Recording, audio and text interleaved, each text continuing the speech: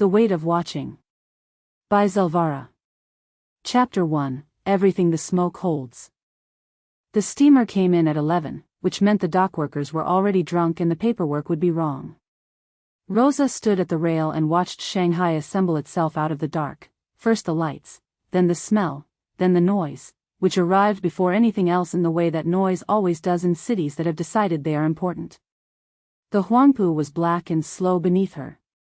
Across it, the Bun's buildings rose in a row like men at attention who had been waiting so long they had forgotten why. She catalogued it the way she catalogued everything, exits first, then threats, then assets. The exits were obvious, water on 3 sides, the interior a maze she would learn. The threats were atmospheric and therefore everywhere. The assets were theoretical and therefore more interesting. She had a name. A place. 11 days before her first scheduled contact. The courier ahead of her was jostled by a family with too much luggage and too many children, and she moved aside without being asked, not because she was kind but because she had spent 8 years learning that the person who makes room is the person no one remembers.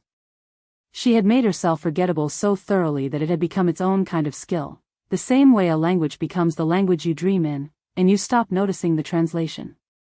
Her French was better than her cover required. Her Mandarin was better than she had declared.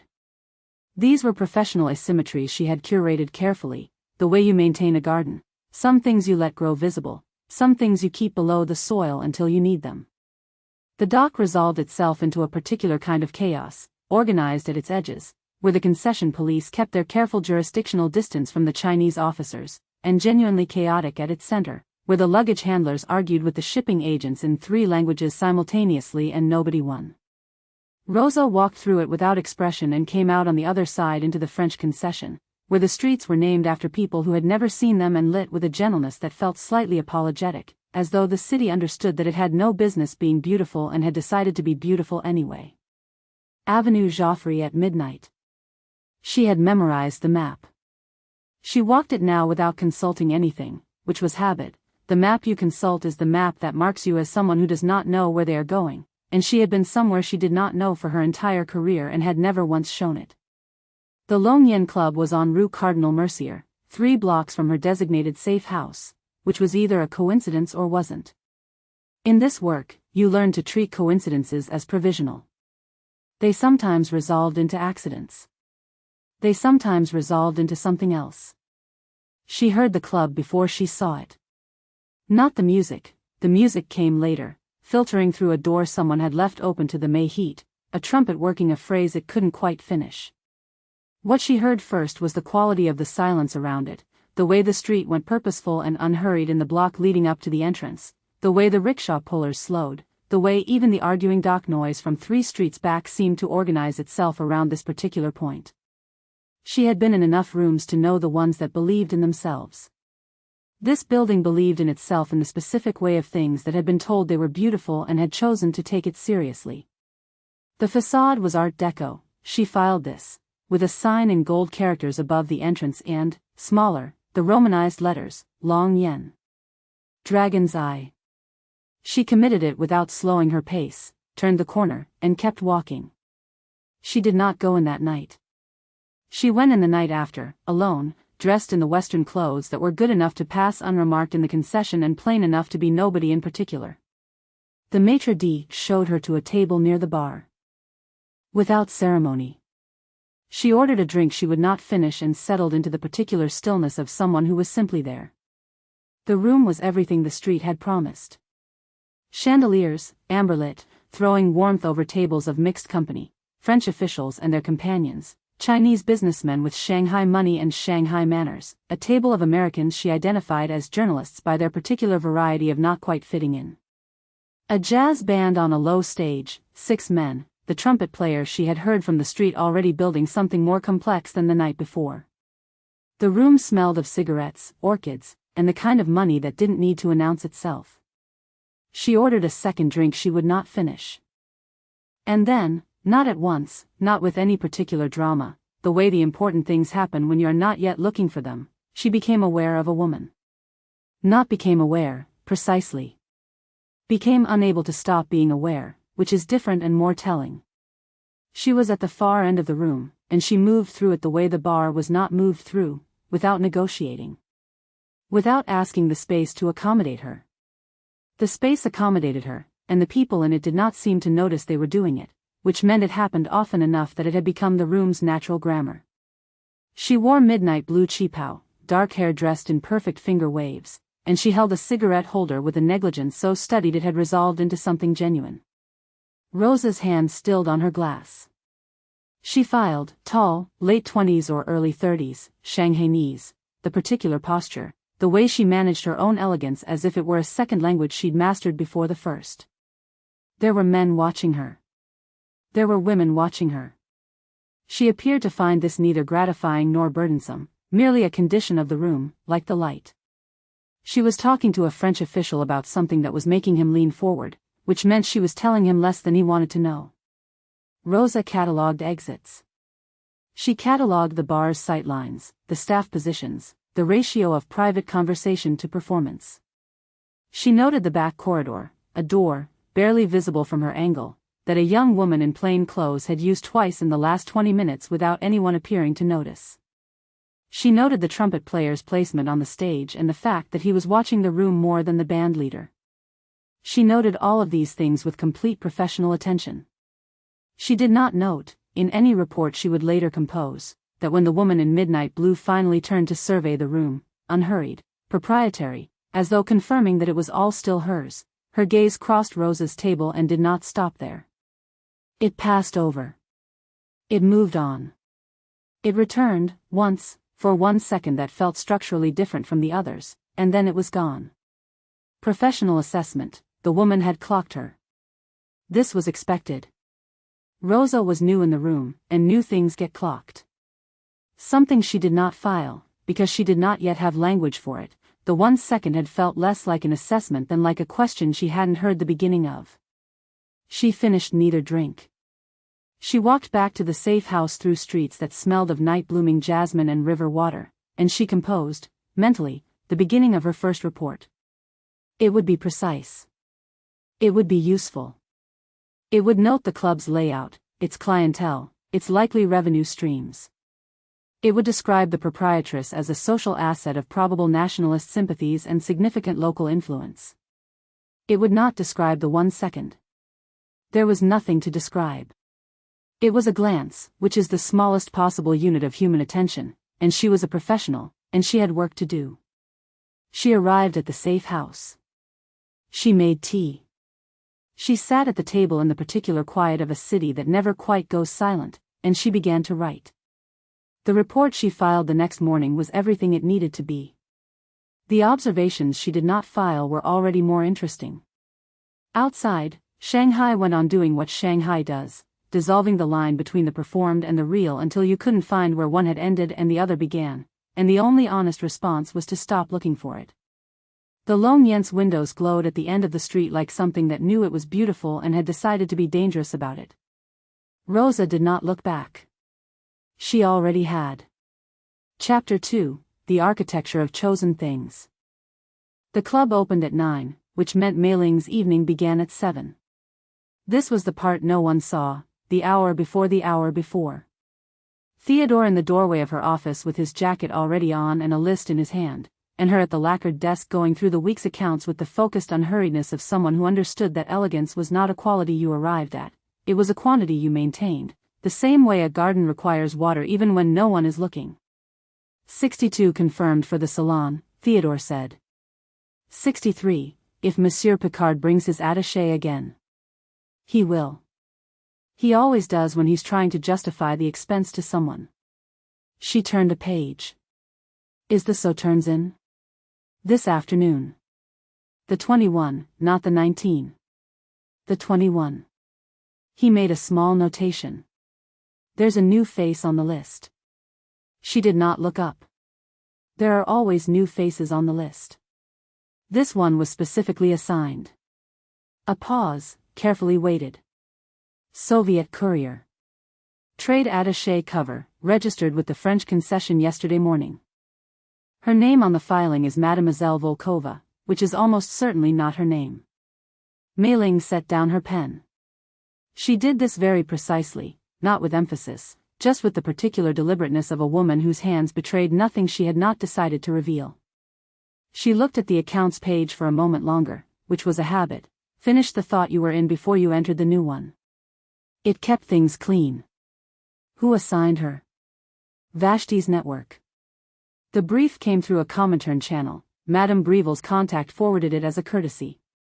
He said this the way he said most things that required careful handling, gently, as though the information itself were breakable. She's been here twice already. Sits near the bar. Drinks very little. Watches. Mei-Ling considered this. She had known there was Soviet interest in the network. There was Soviet interest in everything in Shanghai, the same way there was French interest and British interest and nationalist interest, overlapping circles of attention that she had spent 4 years learning to move between without touching the edges. A courier was not a surprise. A courier assigned specifically to her was flattering in the way that threats often were. It meant someone had done the math and arrived at her name. She watches well? Theodore considered. She watched the back corridor. Twice. And then she watched you. Mei-Ling allowed the silence to sit for a moment. Outside, she could hear the early kitchen sounds, the prep cooks beginning, someone dropping something metallic and the subsequent rapid Shanghainese that followed. The club had its own metabolism, and she had tuned herself to it over 7 years until she could tell the time by the sound of it. Let her, she said. Theodore looked at her. This was not the look of a man who had not understood. It was the look of a man who had understood exactly and was deciding how to say so. She recognized it because she had catalogued it over 15 years, the same way she had catalogued the particular silence of the accounts book and the specific weight of a conversation she would have to finish on her own. You're going to let her watch, he said. Not a question. A confirmation, which was different, because it meant he was already past the point of argument and into the territory of contingency. Everyone watches. She picked up her pen again. The interesting question is what they're really looking for. Theodore was quiet for a moment. Then, she came twice in the first 2 days, which is either professional thoroughness or personal interest. The bar sightline she chose gives her the room and the back corridor and you, which is either excellent tradecraft or something else. It is excellent tradecraft. And the something else? Mei-Ling looked up at him then. He had been with her long enough that she did not need to explain most things, which was both its own intimacy and its own economy. He already knew what she was going to say. She said it anyway, because between them, saying things out loud was how they made them official. I haven't decided yet, she said. That's why I want her to keep watching. He straightened an invisible crease in his jacket sleeve. This was his tell, not anxiety, exactly, but the physical equivalent of a sentence he was choosing not to complete. She had learned to read it the way she read everything, as information. Leifen is running the back corridor Tuesday and Thursday, he said. I know. If the courier is mapping the network. I know, Theodore. He nodded, once, and moved to leave. At the door he paused, which meant there was one more thing, which there always was with Theodore. He delivered things in order of ascending difficulty, and the last item was always the real one. She has good posture, he said, for someone pretending to be relaxed. Mei-Ling did not smile, because she was alone and there was no one to perform for, and she had long since stopped performing for herself. But something shifted in her expression that Theodore, had he still been watching, would have filed under the category of things to pay attention to later. Send old Fong to check the second-floor storage before 9, she said. And tell the kitchen the Picard table gets the good butter regardless of whether he tips. Theodore left. She returned to the accounts. The accounts were real. She had never used the club as a fiction, which was partly principle and partly practical wisdom. A cover that is also true is a cover that cannot be disproved. The Lóng Yǎn turned a genuine profit from its genuine clientele, and the genuine profit paid for genuine things, staff wages, the sauternes, the trumpet players, the orchid she replaced weekly because she had decided early that the club would smell like something living. The rest, the other accounts, the ones that did not appear on any document that could be subpoenaed, she kept in a separate architecture entirely, one that existed only in the relationships between things, in the movements of certain people on certain evenings, in the rhythm of a network that looked, from the outside, exactly like the social life of a successful Shanghai socialite. This was her particular genius, and she knew it. She had no false modesty about it. False modesty was a performance, and she was very selective about what she performed. Her brother had called it architecture once, 3 weeks before he was killed. She had been showing him the accounts, the real ones, the double ones, the way the numbers told different stories depending on who was reading them, and he had looked at her with an expression that was partly awe and partly something that might have been concern. "You built this," he said. "We built it," she said. He shook his head. "No. You built it. I helped you carry things." He was wrong, but she had not argued. 3 weeks later she did not have the opportunity to argue, and the thing she had been building acquired a different weight, not heavier, exactly, but denser. More load-bearing. She had looked at the network and understood that it was no longer something she was building for an idea. It was something she was building over a wound, and the building had to be good enough to hold. She was 32 years old and she had been doing this for a decade, and she was very tired in a way that she was not going to examine because examination was a luxury she could not currently afford. She finished the accounts. She changed into the midnight blue, her standard for salon evenings, because it read as confident without being aggressive, and because it was the color she had been wearing the night she understood she was good at this, and she was not superstitious, but she was consistent. Consistency was its own form of superstition. She had made her peace with this. She pinned her hair. She checked the result in the mirror with the dispassion of an engineer reviewing a finished piece of work, not vanity, assessment. The face she showed the world was a tool, and tools required maintenance. At 8:45 she walked the floor. This was ritual, the club before it opened, in the 20 minutes between the room being ready and the room being full. The chandeliers were on their evening setting, amber and warm. The band was doing its final sound check, old Fong's trumpet working a phrase from the second set arrangement, trying something slightly different at the turn. She stopped near the stage and listened to him try it twice. The second time was better. She met his eyes and he nodded, which was the entirety of their exchange and completely sufficient. She checked the bar setups, the table arrangements, the placement of the orchids, one vase slightly off-center, which she corrected without breaking stride. She confirmed with the head waiter which tables were reserved and which were open, and she did this in 3 languages in the space of 4 minutes, which was not showing off. It was efficiency. At 9 o'clock exactly, she gave the nod, and the doors opened. The first hour of any salon evening was her favorite, before the room reached full temperature and became a single collective entity. In the first hour, you could still see the architecture of it, who had come with whom, who had come to see whom, who was pretending not to see whom. She moved through it the way she always did, present at each table long enough to be felt, absent long enough to be wanted. She smiled at the right people and was amused by the right people and allowed herself to be briefly diverted by Monsieur Picard's attaché, who was young and enthusiastic and had opinions about the situation in Nanjing that were approximately 1 month behind the actual situation in Nanjing. She listened to him as though this were not the case. The courier arrived at 9:30. Mei-Ling knew because she felt the room adjust around a new element, the way a room always does when it contains something that doesn't quite fit its vocabulary. Not wrong, just not yet legible. She did not look. She continued her conversation with Picard's attaché for exactly the time it required to be courteous and no longer, and then she turned in the natural direction of turning, toward the bar, the far end of the room, and she saw her. Gray eyes. Short dark hair. Western clothes that were entirely correct and somehow wore slightly wrong, the way a costume is slightly wrong, not in the fit, but in the investment. This woman had dressed to disappear into a particular category and had done it competently, which meant she knew exactly what she was doing, which meant she was not what her paperwork said. Good posture, Theodore had said.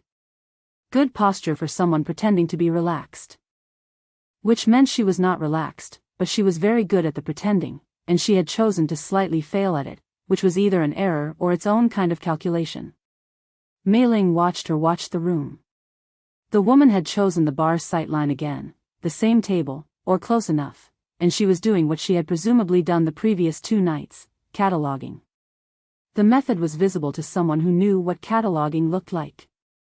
The eyes moved in a particular order: exits, then the crowd structure, then the staff patterns, then, with a pause that was fractionally longer than the others, the back corridor door. Then her. For a fraction of a second, the woman's gaze rested on Mei-Ling, and Mei-Ling did the thing she had trained herself to do in this specific situation. She let it rest there. She did not redirect. She did not look away. She held exactly the expression she was already wearing, pleasant, unhurried, in the middle of surveying her own room, and she let herself be looked at for that fraction of a second before she moved on to the next table. She moved on to the next table. She was smiling at Madame Duval's eldest daughter and asking after the trip to Suzhou, and she was aware, with the back of her attention, that the gray eyes had not moved on yet. She found that she did not mind. This was new information. She filed it. The salon proceeded. Picard's attaché did eventually tip, adequately if not generously. Old Fong found his variation in the second set and played it 4 times until it was right, and then played it right for the rest of the evening. Leifen made her corridor run at 11 without incident, a small canvas package under one arm that Mei-Ling tracked from the corner of her eye and confirmed had reached its destination via the brief nod from the kitchen end contact. The courier stayed until almost midnight, drank 2 drinks with great restraint, and watched. When she left, she did not look back. Mei-Ling noticed this. She noticed it the way she noticed everything: filed, categorized, held at a slight remove to be examined when she had the time and space to examine it honestly. She finished the last 20 minutes of the salon with her full attention on the room, because the room required her full attention, and she had not survived this long by giving things less than they required. After closing, she sat at the bar while Theodore counted the till, and she had a glass of the 21 sauternes, which she had denied herself all evening on principle. "Well?" Theodore said, without looking up from the count. "She's good," Mei-Ling said.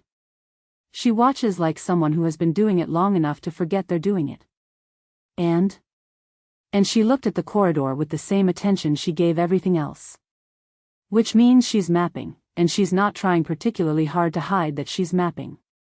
Which means either she's less careful than she should be, or she wants me to know she's looking, so I'm watching her look instead of watching what else she might be doing." She swirled the glass. "The second." Theodore looked up then. He had the expression he wore when he agreed with her assessment and found it inconvenient. "She's clever. She's very clever. That is not," he said carefully, "an uncomplicated thing to be pleased about." "No," Mei-Ling agreed. "It isn't." She finished the sauternes. Outside, somewhere in the French concession's approximation of quiet, a motorcar started and moved away into the dark, and Shanghai went on being Shanghai, layered, loud even in its silences, already composing the next version of itself over the ruins of the last one. Theodore turned off the till light. "Same instructions for tomorrow?" he asked. Mei-Ling set down her glass. "Same instructions," she said.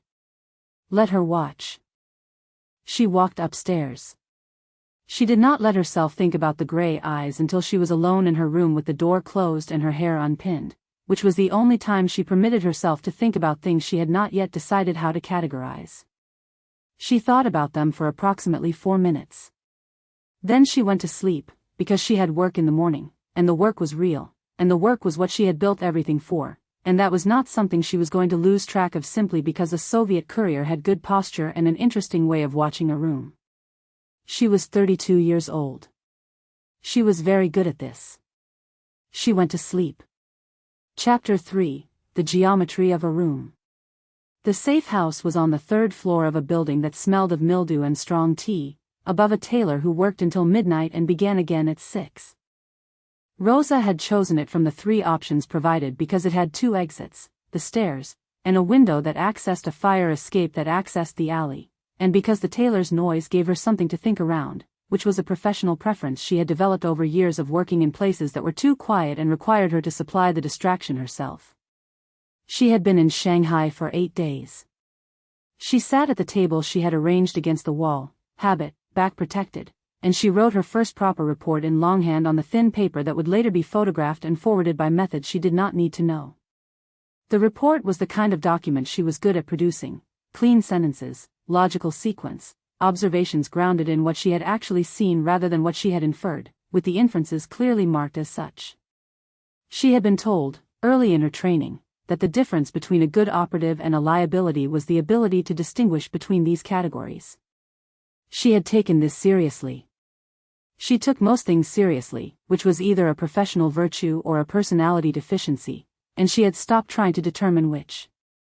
The Lóng Yǎn Club, she wrote. Revenue model appears threefold: salon admissions, bar receipts, private dining. Clientele mixed: French concession officials, Chinese merchant class, international transient. Owner/proprietress, Chen Mei-Ling, age approximately 30 to 33, educated abroad, Parisian French, near native, family background unclear but resources substantial. Social capital significant, she appears to function as a social hub for the concession's most connected residents, which makes the club's role as an information clearinghouse self-reinforcing. She paused. She had written this much in her head already, on the walk back from the club 3 nights running, composing and revising with the methodical care she brought to everything that mattered. The next section was harder, not because she lacked the observations but because she was aware, with the precision of someone trained to monitor her own reliability, that some of the observations were beginning to acquire a quality she did not entirely trust. Staff of note: trumpet player, possibly 60 to 65, positioned upstage left, habit of watching the room over the band leader's shoulder. Not a musician distracted from his work, a musician whose work includes the room. Assess as probable long-term confidant of proprietress, present in pre-opening hours without apparent operational function. Back corridor, accessed via service door, northeast corner of main floor. 3 instances of courier pattern movement in 5 nights of observation. Young woman, 20s, Shanghainese, plain dress, not staff, not guest, transit function only. Packages small, canvas or paper, carried under one arm. Contact at corridor terminus not yet identified, kitchen access suggests internal receiving point. She was writing around something. She recognized this the way she recognized most things about her own process, without pleasure but with accuracy. The report contained everything it needed to contain. The observations she was declining to include were observations about the proprietress that had, over the course of 5 nights, shifted in their nature from tactical to something she was choosing not to name. The proprietress moved through the room like she owned the oxygen in it. Roza had thought this on the 3rd night, standing near the bar with an untouched drink in her hand, watching the woman cross from one table to another with that unhurried proprietary grace, not performing ease but simply at ease, which was different and rarer. She had thought it and then immediately subjected the observation to the kind of rigorous interrogation she applied to intelligence that came from unreliable sources. Is this observation accurate? Is it relevant? Does it serve the operation or does it serve something else? It was accurate. It was not relevant. She had filed it in the category she maintained for things that were true but not useful, and she had moved on. She had moved on several times now. The observation kept arriving back. She added a final section to the report: cover is holding. No indication of operational interest from club security or management. Recommend continued presence through end of month to fully map social network and establish baseline for financial flow analysis. Request background file on proprietress, family history, property records, known associates outside the concession. She did not write. She looked at me twice on Tuesday and once on Thursday, and both times I felt she was not cataloging me the way I was cataloging her. She sealed the report. She would drop it at the pharmacy on Rue Molière in the morning, in the false-bottomed caddy behind the aspirin, which was not a sophisticated dead drop but was effective precisely because it was not sophisticated. The best drops were the ones that looked like part of the furniture. She made tea. She thought about the geometry of the room, the Lóng Yǎn, specifically, its proportions and how they worked. It was a genuinely well-designed space, the stage set back far enough that the music filled the room without dominating it, the bar positioned so that the bartender had sight lines over the entire floor, the lighting warm enough to flatter without obscuring. Someone had thought carefully about how to make people feel watched and not minded about it. Comfortable under observation. This was not an accident in a room that functioned partly as an information clearinghouse. It was architecture serving function serving architecture, the whole thing so well integrated that you had to know what you were looking for to see it. She found this professionally impressive. She found the person who had built it. She was quite sure it was the same person who ran it, more interesting than she had expected to find her. She put the tea down. She went to the window. The tailor's light was off, which meant it was past midnight, which meant she had been sitting at the table for longer than she had intended. Outside, the concession streets were still moving, rickshaws, a pair of Frenchmen arguing in the cheerful way of men who disagreed about something that would not affect either of them, a woman in a red dress moving along the far pavement with the decisive stride of someone who knew exactly where she was going and found it satisfying. Roza watched the street for a while. She had grown up in Leningrad, where the streets were wide and serious and the buildings looked at you. She had worked in Warsaw, Budapest, Vienna, Brussels, cities that were European in the specific way of cities that had been fought over enough times to become resigned to it. Shanghai was none of these things. Shanghai was something she did not yet have a word for. It wanted things from you and didn't say what, and it was beautiful in the way of places that have decided beauty is cheaper than honesty, and it was full of people living 3 different lives simultaneously and finding this ordinary. She understood why someone had decided to build a room in it that made people feel comfortable being watched. She pulled the curtain. She went to bed. In the morning she was at the pharmacy on Rue Molière at 7:45, browsing the cold remedies with the mild distraction of a woman in mild health, and she placed the report in the caddy and selected a tin of throat lozenges she did not need and paid for them with correct change and left. She spent the morning establishing her cover in the practical sense. She appeared at the trade attaché's office building on Avenue du Roi Albert, signed the relevant registrations, was politely boring to 2 different consular staff members, and drank a cup of terrible coffee in the waiting room while reading a month-old copy of Le Figaro. She did all of this with complete attention and found it completely unremarkable, which was the point. She spent the afternoon on reconnaissance that was not the club. The Lóng Yǎn was one thread. There were others. Vashti's briefing had identified 3 potential points of Soviet nationalist intersection in the concessions financial district, and Roza spent 3 hours walking the relevant streets and noting relevant buildings and tracking the flow of people in and out of relevant offices, and at the end of 3 hours she had added 6 entries to her mental index and flagged 2 for follow-up. None of these entries were as interesting as the ones she was maintaining about the club. She was aware that this was a data point about herself and treated it accordingly. At 4 o'clock she stopped at a tea house on Rue du Consulate and sat at a window table and drank a proper cup of tea. And reviewed what she knew, which was a thing she did regularly as a kind of professional housekeeping. She knew the club's layout and staff patterns.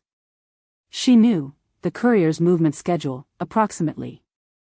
She knew the proprietress's social network was more extensive and more structurally significant than her profile had suggested, and that Vashti's assessment of her as a secondary target was likely an underestimate.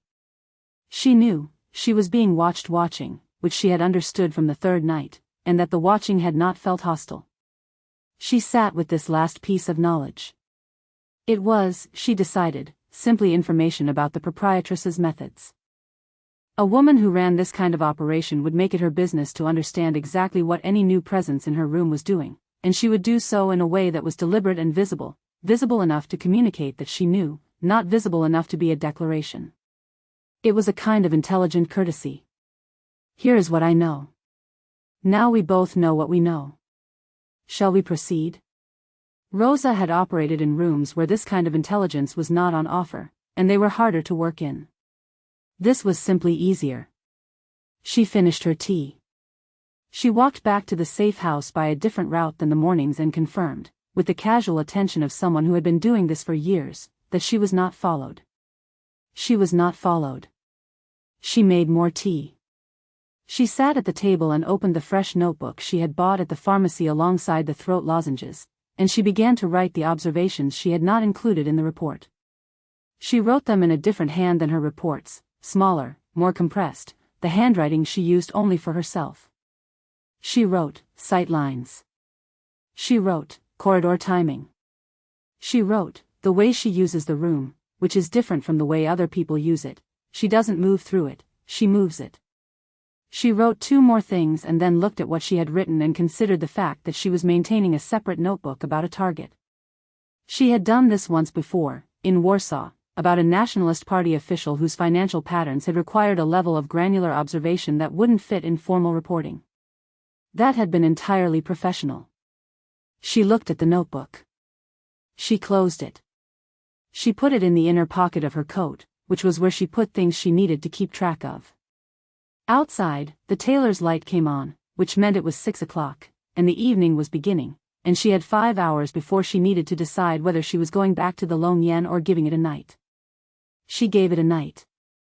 She sat at the table and read the Warsaw operational files she had brought and ate the bread and cold cuts she had bought that morning and listened to the tailor's careful industrious sounds and did not think about the club.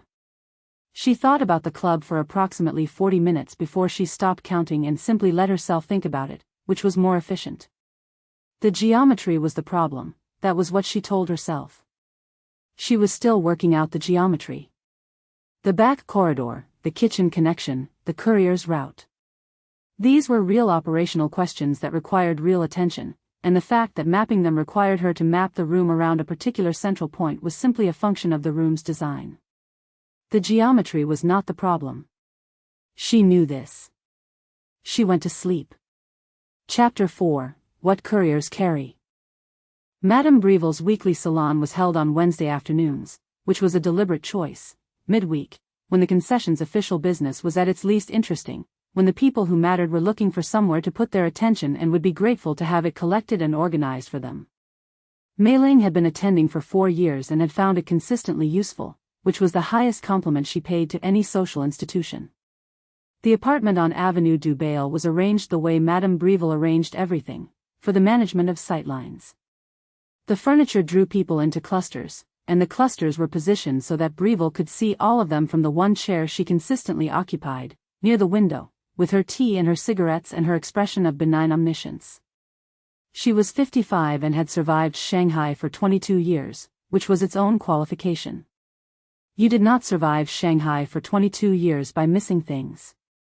Mei-Ling arrived at 3, which was when the salon opened. She had learned, early, that arriving on time when everyone else was fashionably late was its own statement. It gave her 20 minutes with Breville before the room filled, 20 minutes in which actual information was occasionally exchanged, wrapped in the pleasantries like a knife in silk.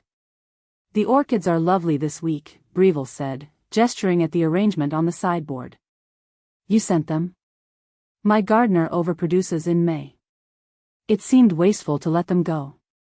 How thoughtful. Breville poured tea without being asked. I heard the club had a full house Tuesday. We're usually full on Tuesdays. Full with an interesting composition, I understand. The Picard boy, the Duval family, a pair of Belgian journalists. She handed Mei-Ling the cup with the exactness of a woman who had never spilled anything in her life. And a new face. Trade attaché. Soviet. Mei-Ling received the cup. She came the week before as well. I know. Breville settled back. She came with good credentials and unremarkable conversation, and she filed her papers at the consulate in good order, and she is precisely the sort of person who is not what she says she is. A pause. Which you already knew. I did. And you're choosing to find it interesting rather than inconvenient. This was the thing about Breville, she did not ask questions when she already had the answers. She made observations and let you decide how much to confess to them, which was its own kind of control. Mei-Ling had recognized this on their first meeting and had spent 4 years enjoying it, the way you enjoy sparring with someone who is genuinely good at it. I find most interesting things inconvenient, Mei-Ling said. That doesn't make them less worth attending to. Breville smiled with her mouth and assessed with her eyes, which were the 2 entirely separate operations she ran simultaneously. Your operations manager seems less sanguine. Theodore worries. It's one of his functions. And Leifen? Mei-Ling looked at her. Leifen is running messages, not forming opinions. Dear, said Breville, with a warmth that was entirely instrumental, Leifen has been forming opinions since before she understood what she was forming them about. She is 22 and she has her cousin's intelligence and somewhat fewer of her cousin's defenses, which is either an asset or a problem depending on your current requirements. The first guests were arriving now, voices in the entrance hall, the sounds of wraps being taken, the barometric shift of a room beginning to fill. Breville did not move from her chair or redirect her attention. "What do you want, Mei-Ling?"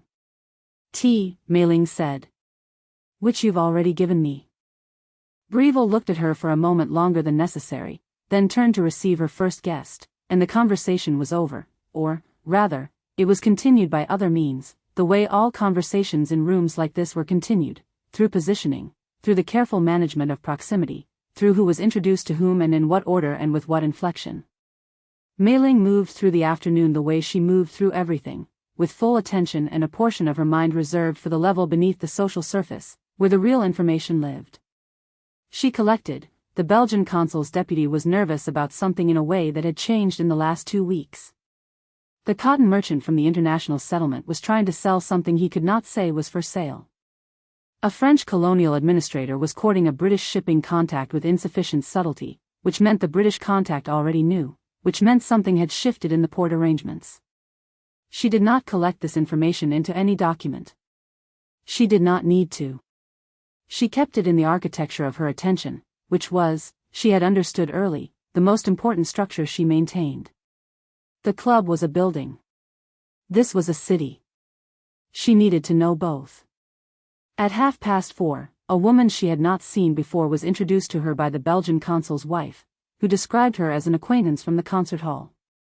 She was small, quiet, with the deliberate unremarkability of someone who had decided on it as a strategy. She shook Mei-Ling's hand and said her name was Madame Lefebvre, and her French had a quality to it that Mei-Ling filed under Eastern European origin, and her handshake was the handshake of someone who had been trained to offer it correctly, which most people hadn't. They spoke for 6 minutes about the concert hall and the weather. In 6 minutes, Mei-Ling determined, she was not Belgian, she was not French, she was not primarily interested in the concert hall. She was primarily interested in something she would not name, and she had been placed in this room deliberately, and Breville, who had introduced the Belgian consul's wife to this particular social occasion, had either arranged this or had permitted it to be arranged, which came to the same thing. After the woman moved on, Mei-Ling looked at Breville across the room. Breville was engaged with 2 French officials and gave no indication of having noticed this exchange. She had, of course, noticed everything. The salon wound down at 6, as it always did, Breville thanking each guest with the precisely calibrated warmth of a woman who understood the exact emotional value of each departure. When the last guest left, she turned to the room and found Mei-Ling still there, which she had expected, the same way she had expected the tea to be good and the orchids to be correctly arranged. "Madame Lefebvre," Mei-Ling said. "Acquaintance of the Walcourts," Breville said pleasantly. "She is recently in Shanghai. She has interests in—" "No." Breville considered this. "No.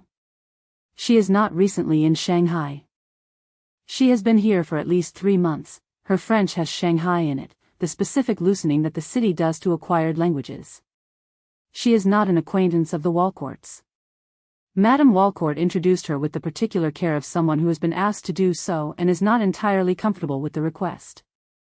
Mei-Ling set down her cup. "Who sent her?" Breville lit a cigarette, a deliberate choice, in front of Mei-Ling, which meant she was choosing to perform trust. "She came with Vashti's recommendation," she said, "and asked to be placed in proximity to you. I was curious whether you would notice." Vashti. The name arrived with weight. Mei-Ling knew the name the way she knew all names in the network's periphery, abstractly, assembled from pieces, a shape without a face. Senior Comintern handler. Soviet intelligence, stateless, operating from the interstices of multiple jurisdictions. The kind of person whose existence was structural rather than personal. The kind of person who sent couriers to watch nationalist socialites. "She's running 2 assets in the same room," Mei-Ling said, "which is either confidence or carelessness. With Vashti, it is generally confidence." "What does she want?" Breville blew smoke with great elegance toward the high ceiling. "She wants what they all want, to understand the flow of money and materials. She wants to know whether your network can be useful to her network, or whether it needs to be neutralized, and she is collecting information on which answer is correct. A pause. Your Soviet courier is one instrument for this. Madame Lefebvre is another. You now know about both. Which you have told me. Which I have told you. Breville met her eyes. Because I find neutralization untidy, and I find you, on balance, more useful functioning than otherwise. This was, in its way, the most direct compliment Breville had ever paid her. Mei-Ling accepted it with the same composure she accepted everything, without visible gratification, with complete internal attention. And the courier, she said. What does Vashti expect from her, specifically? Proximity. Information about the financial structure of your operation. Breville tapped Ash. She is very good, by all accounts. Careful, contained, genuinely committed to the work. Vashti considers her the finest placement in the region. Mei-Ling thought about this. She thought about gray eyes and good posture and the careful, unhurried method of someone who had been watching long enough to make it look like not watching. She thought about the bar sightline, chosen with precision. She thought about the fact that she was thinking about these things in the context of Vashti's operational intentions and finding, despite her best efforts, that the context did not entirely contain them. Is she likely to be recalled? She asked. Breville looked at her with the expression of a woman who had understood more than she'd been given. Not if the operation is producing results. Mei-Ling stood and collected her wrap from the back of the chair. Then I'll make sure it produces results, she said, which was entirely true and entirely not what she meant. She walked home through the early evening streets, through the May warmth that was already beginning to acquire the first edge of Shanghai summer, that particular heat that felt like the city pressing itself against you, demanding something. She thought about architecture. She had built the network to hold weight, to distribute load, to present a surface that was structurally sound from every angle.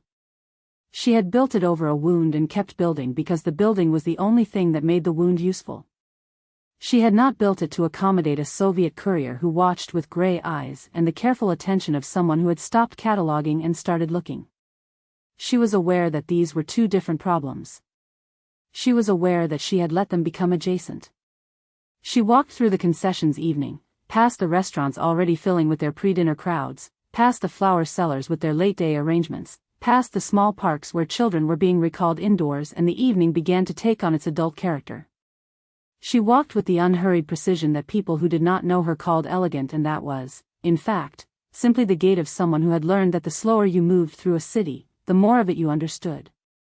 She turned onto Rue Cardinal Mercier. The Lóng Yǎn's exterior lights were on. They came on at 7, an hour before the doors opened, so that the building was lit and present and waiting. She stopped for a moment on the opposite pavement and looked at it with the dispassion she tried to maintain about things she had built. It was a good building. It had served its purpose well. She was 32 years old. She crossed the street and went inside to begin the evening. Upstairs, in the back corridor, Leifen was waiting with a question in her expression that Mei-Ling did not have the time or the inclination to answer yet. She passed her cousin with a brief touch on her shoulder, not reassurance, acknowledgement, and continued toward the office. There was work to do. There was always work to do. She sat down at the lacquered desk and opened the accounts, and for a moment, just a moment, before she became fully herself again, she let herself sit with the knowledge that Vashti's best placement in the region was a woman with gray eyes who had chosen the bar sightline because it gave her the room and the back corridor and the stage. And her. She opened the accounts. She began. Chapter 5, Useful and Interesting. Oscar arrived on a Thursday. He was not supposed to arrive until Friday, which was either an error in communication or Oscar being Oscar, arriving early to specific places and late to specific conclusions, in patterns that appeared random and were, in fact, deliberate. He was standing in the doorway of the tea house on Rue du Consulate when Roza came in, already holding a cup he had somehow obtained despite having been in Shanghai for presumably under an hour, and he looked at her with the mild satisfaction of a man who had made a bet with himself and won. "You're early," she said. "You're here every day at 4. He gestured at the table he had taken, window seat, wall at his back, which was either professional habit or the fact that she had taken the same table every time and he knew her. Both. I was early yesterday but you weren't here, which meant either your routine had changed or your Thursday is different from your Wednesday. I preferred to assume the Thursday. She sat. The Thursday. He had the look of a man who had been traveling for 3 days and was choosing not to show it, which was a kind of performance she recognized because she sometimes did it herself. Broad, fair, slightly rumpled, his clothes were never quite assembled, in the specific way of a man who was very good at seeming less composed than he was. He spoke 4 languages with what sounded like cheerful carelessness and was, in fact, complete precision. She had worked with him in Vienna 18 months ago and had considered him reliably useful, which was not a description she used lightly. How was the crossing? She asked. Educational.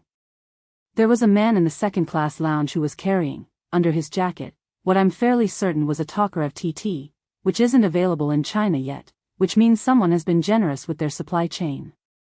I thought you'd want to know. Did you note his appearance? Everything. Already written up.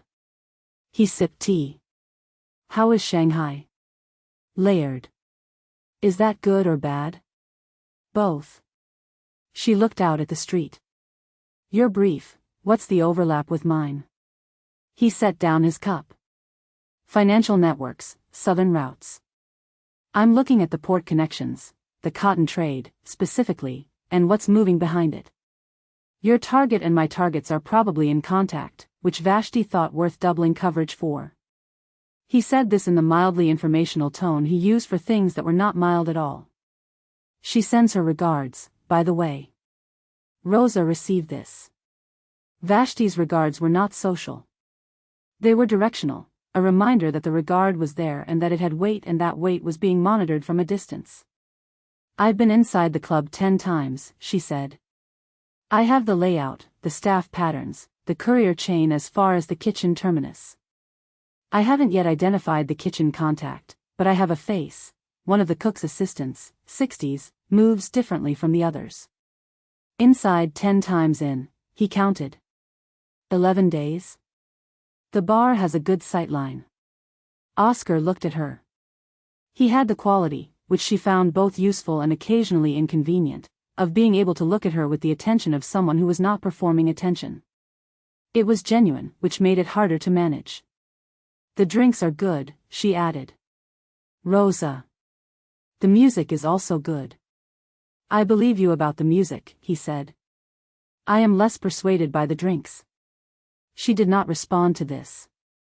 Outside, a rickshaw negotiated around a motorcar that had stopped in the middle of the street for no apparent reason, and the driver expressed his opinion about this at some length in Shanghainese, and then the situation resolved, and the street continued its business.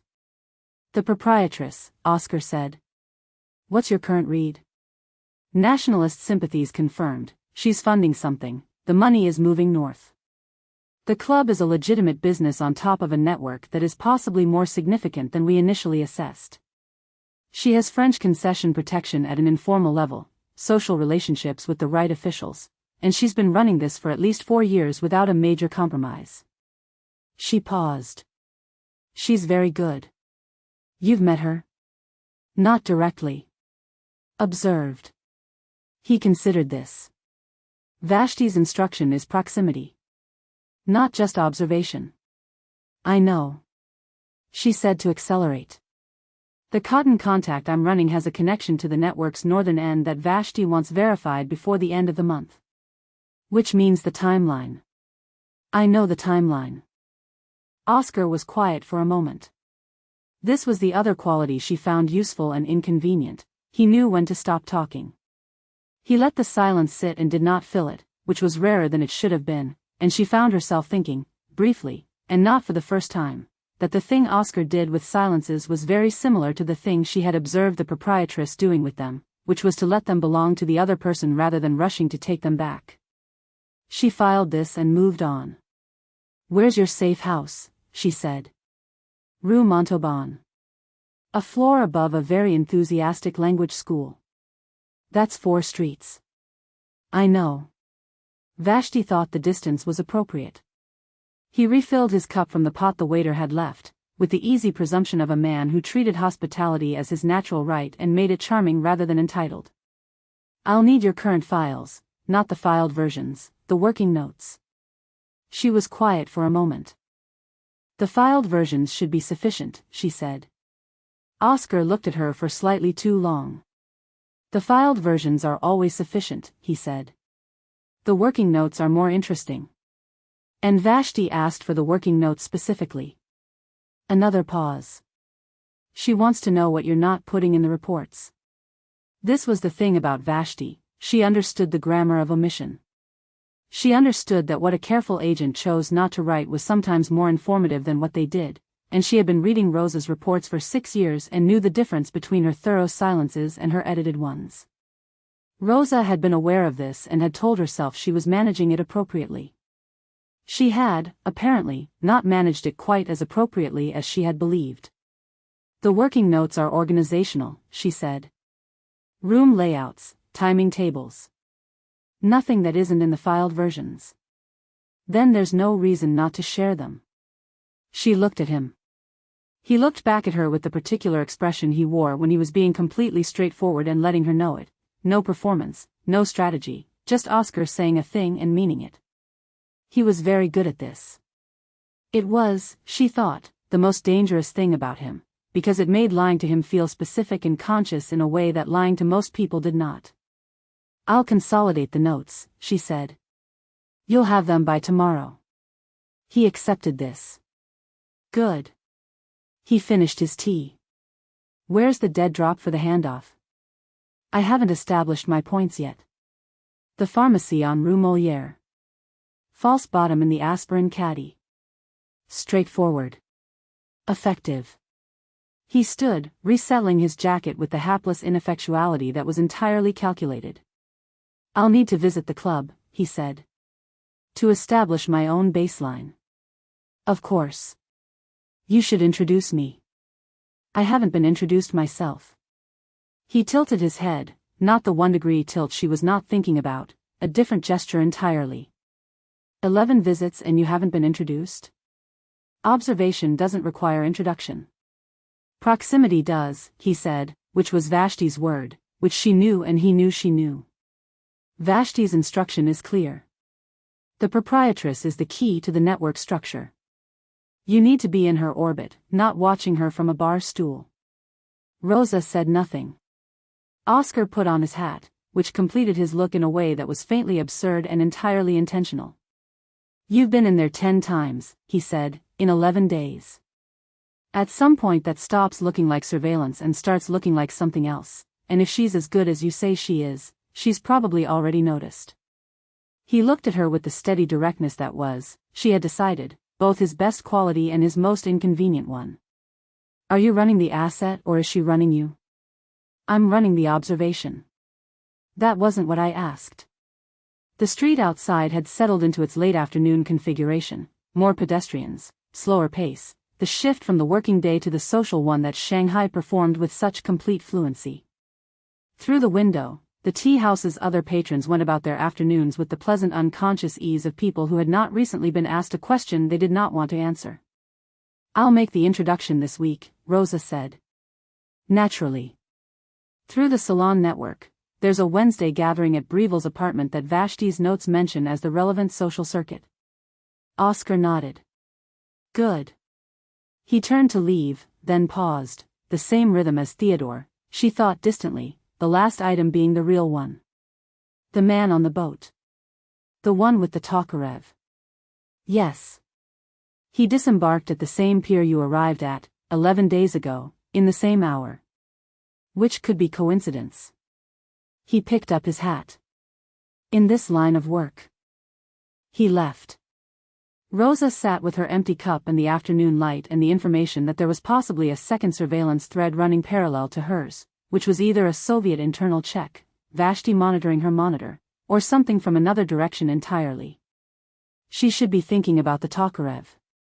She should be consolidating the notes she was going to hand to Oscar tomorrow, which meant deciding, with some precision, how much of what she had written about the proprietress she was going to transfer to paper that another person would read. She was thinking about the question he had asked. Are you running the asset or is she running you? The honest answer was that she had not yet determined the category into which the proprietress fell. Target was accurate but incomplete. Asset was provisional. The operation would require access, would require some version of the woman's cooperation, and that cooperation would be managed rather than coerced. That was the plan.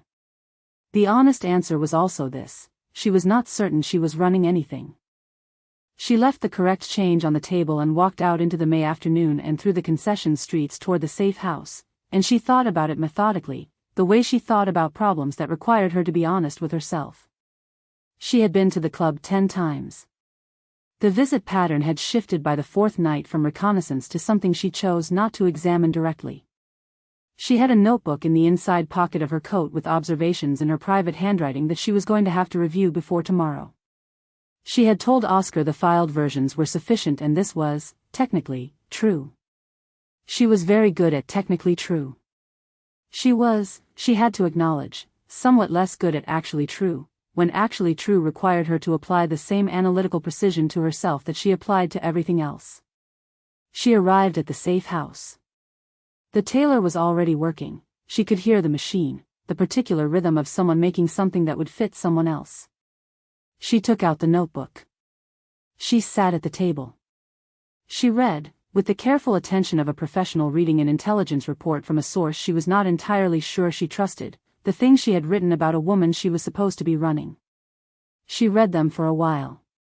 Then she got up and made tea and consolidated the notes for Oscar with the precision and the economy and the selective accuracy she had spent 8 years perfecting, and when she was done the notes were complete, and useful, and contained everything an operation required.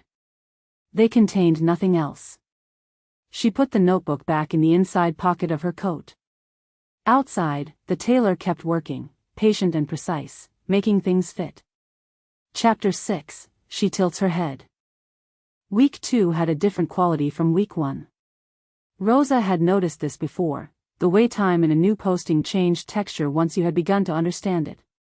The first week was always translation, unfamiliar systems requiring constant attention, every detail asking to be filed and cross-referenced and held. By the second week the translation was still happening, but it had moved lower, to the level where language lives once you have learned it, and the upper part of your mind was freed for the things the first week hadn't let you reach. What the second week freed her for, in Shanghai, was observing the things she had been too busy categorizing to actually see. She saw the club differently now. She had been in it 11 times, and the room had resolved from a geometry into a character. It had moods, she had learned, the way buildings do when they are genuinely alive rather than merely inhabited. On salon nights it was formal and crackling, the way expensive things are when they know they are being looked at. On the quieter nights, Tuesdays and Thursdays, she had established these as the lighter evenings. It was something else, looser and more itself, the jazz drifting rather than performing, the regulars occupying their usual corners with the proprietary ease of people who had helped make a place what it was. She preferred the quiet nights. She was aware that this was information about herself. She had arrived at 9:30 on a Thursday, which was becoming the kind of habit that required monitoring. She had noted it, in the private notebook, under the heading patterns to examine.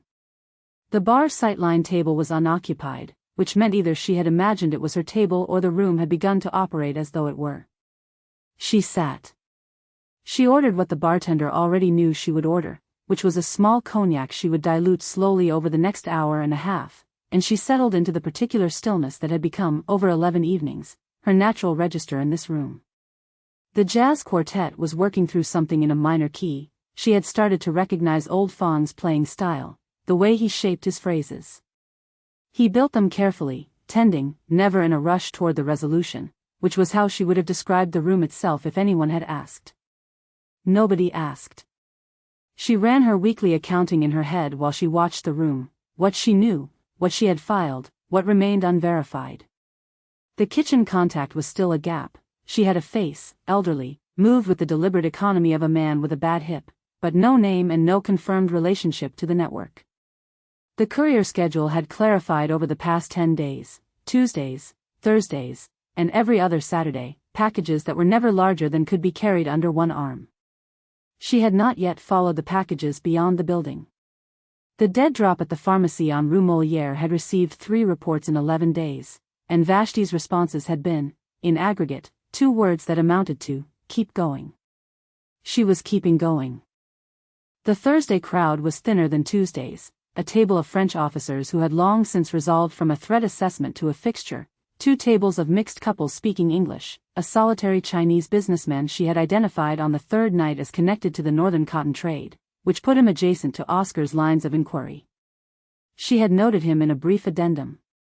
Let Oscar follow it. She was watching the stage, Old Fong specifically, the way his eyes moved over the room on a count that didn't quite match the music, when she became aware that the room had changed. Not loudly. Rooms didn't change loudly when Mei-Ling entered them. They changed the way the atmosphere changes before a shift in weather. You noticed, after the fact, that the pressure had altered, and you were already adjusting without having decided to. Roza's hand was still on her glass. She did not look immediately. She allowed herself 3 seconds, which was discipline, not hesitation. She was clear about the distinction, and then she turned her attention toward the room in its entirety, which included, in the natural sweep of the thing, the far end where Mei-Ling had emerged from the direction of her office. The midnight blew again. She was crossing toward the French officer's table, a social obligation, apparently. Something in their angle suggested they had requested an audience rather than simply hoped for it, and she moved with that characteristic unhurriedness, the room accommodating without being asked. Roza tracked the trajectory the way she tracked everything, knowing where it was going and where it was not going, calculating the likely path against the likely stops. It was not going to intersect with the bar. She returned to the accounting in her head, the courier schedule, the kitchen contact, the cotton merchant at his corner table. She was constructing a mental map of the communication chain's likely structure when she heard the pause and footsteps that meant someone had stopped. Not everywhere in the room. Just near her. She counted, 1 second, 2. You've been watching me for 11 days. Roza did not flinch. She had been trained, among other things, not to flinch, and training had become reflex, and reflex had become simply how her body operated, but she noticed, in the way she noticed everything about herself with complete accuracy and no warmth, that her hand had stilled on the glass with a completeness it had not had a moment before. She looked up. Mei-Ling was 2 feet away. Not approaching, stopped, precisely, mid-route between the back of the room and the French officer's table, turned toward the bar by what would have appeared, to anyone watching, to be a casual pause. The cigarette holder in her left hand. Her right hand at her side, relaxed, in the way that meant she had decided to be relaxed rather than arrived there naturally. Her eyes were the problem. Roza had registered them at a distance across the room a dozen times, had filed them under intelligent, present, not to be underestimated. At 2 feet, they were something she did not have an adequate filing category for. Too direct. Too knowing. Not hostile, not even assessing, exactly. The qualities she had assigned to them across the room had been cataloging, and she now understood she had been applying her own methodology to someone who was doing something different. She was being seen. The distinction landed with the precise silence of something that had been approaching for 11 days. The bar has a good sightline, Roza said. Her voice came out level, which it would, because this was what she trained for. Mei-Ling tilted her head, 1 degree to the right, barely perceptible, the thing she did when she was deciding something. Her expression did not change, but something behind it did, a small internal adjustment that lasted approximately 1 second and then was gone. To what? She said. The question was not hostile. It was genuinely interested, which was worse. It was the question of a woman who had already identified the answer and was curious whether Roza would offer it. Roza did not answer. She held the silence the way she held most silences, as territory that belonged to her. She was aware of the room continuing around them, the jazz, the French officer's laughter, the cotton merchant turning a page, and she was aware that this particular 2 feet of space had acquired a quality entirely distinct from its surroundings. Mei-Ling studied her. 3 seconds. Roza counted them, not because she was composing herself but because she had learned, years ago, that counting things was a way of remaining in her own body when her body had opinions she had not requested. Then Mei-Ling continued toward the French officer's table without another word. She did not look back.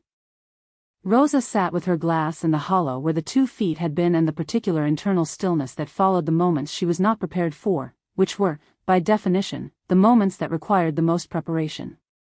She had not flinched. She had not answered. She had not moved, not looked away, not betrayed anything that she was aware of, and Roza had a thorough understanding of her own betrayals, which she catalogued with the same rigor she applied to everything else. She was not certain she had not betrayed anything. Old Fong was watching her from the stage with an expression of complete neutrality that she now understood was probably its own kind of message. She met his eyes for 1 second and then returned her attention to the room. The room was the same room it had been 10 minutes ago. The French officers were pleased to have Mei-Ling at their table. The cotton merchant had ordered another drink. The jazz quartet had moved to something in a major key, which felt almost ironic. Roza finished the cognac. She did not order another. She sat for 20 minutes more, long enough to not be visibly unsettled, which was a calculation she recognized as both professional and absurd, and she had stopped several months ago trying to divide these 2 categories when they overlapped, and then she left. On the street, the night had cooled. May in Shanghai had this quality in the evenings, a temperature that felt like a consideration, like the city mulling something over. She walked the 3 blocks to the safe house with her hands in her coat pockets and the cognac warmth in her chest and the accounting she had been doing, which had been interrupted, and which she needed to resume. She climbed the stairs. She sat at the table. She opened the private notebook. She wrote, in the small compressed handwriting she kept for herself, Week 2. She knew. She has known, probably since the first night, or close to it.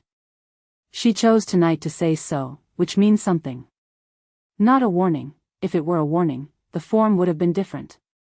The question was genuine. She stopped. She looked at what she had written. To what? She had asked, to what? Not, why, not, on whose orders, not, what do you want? To what?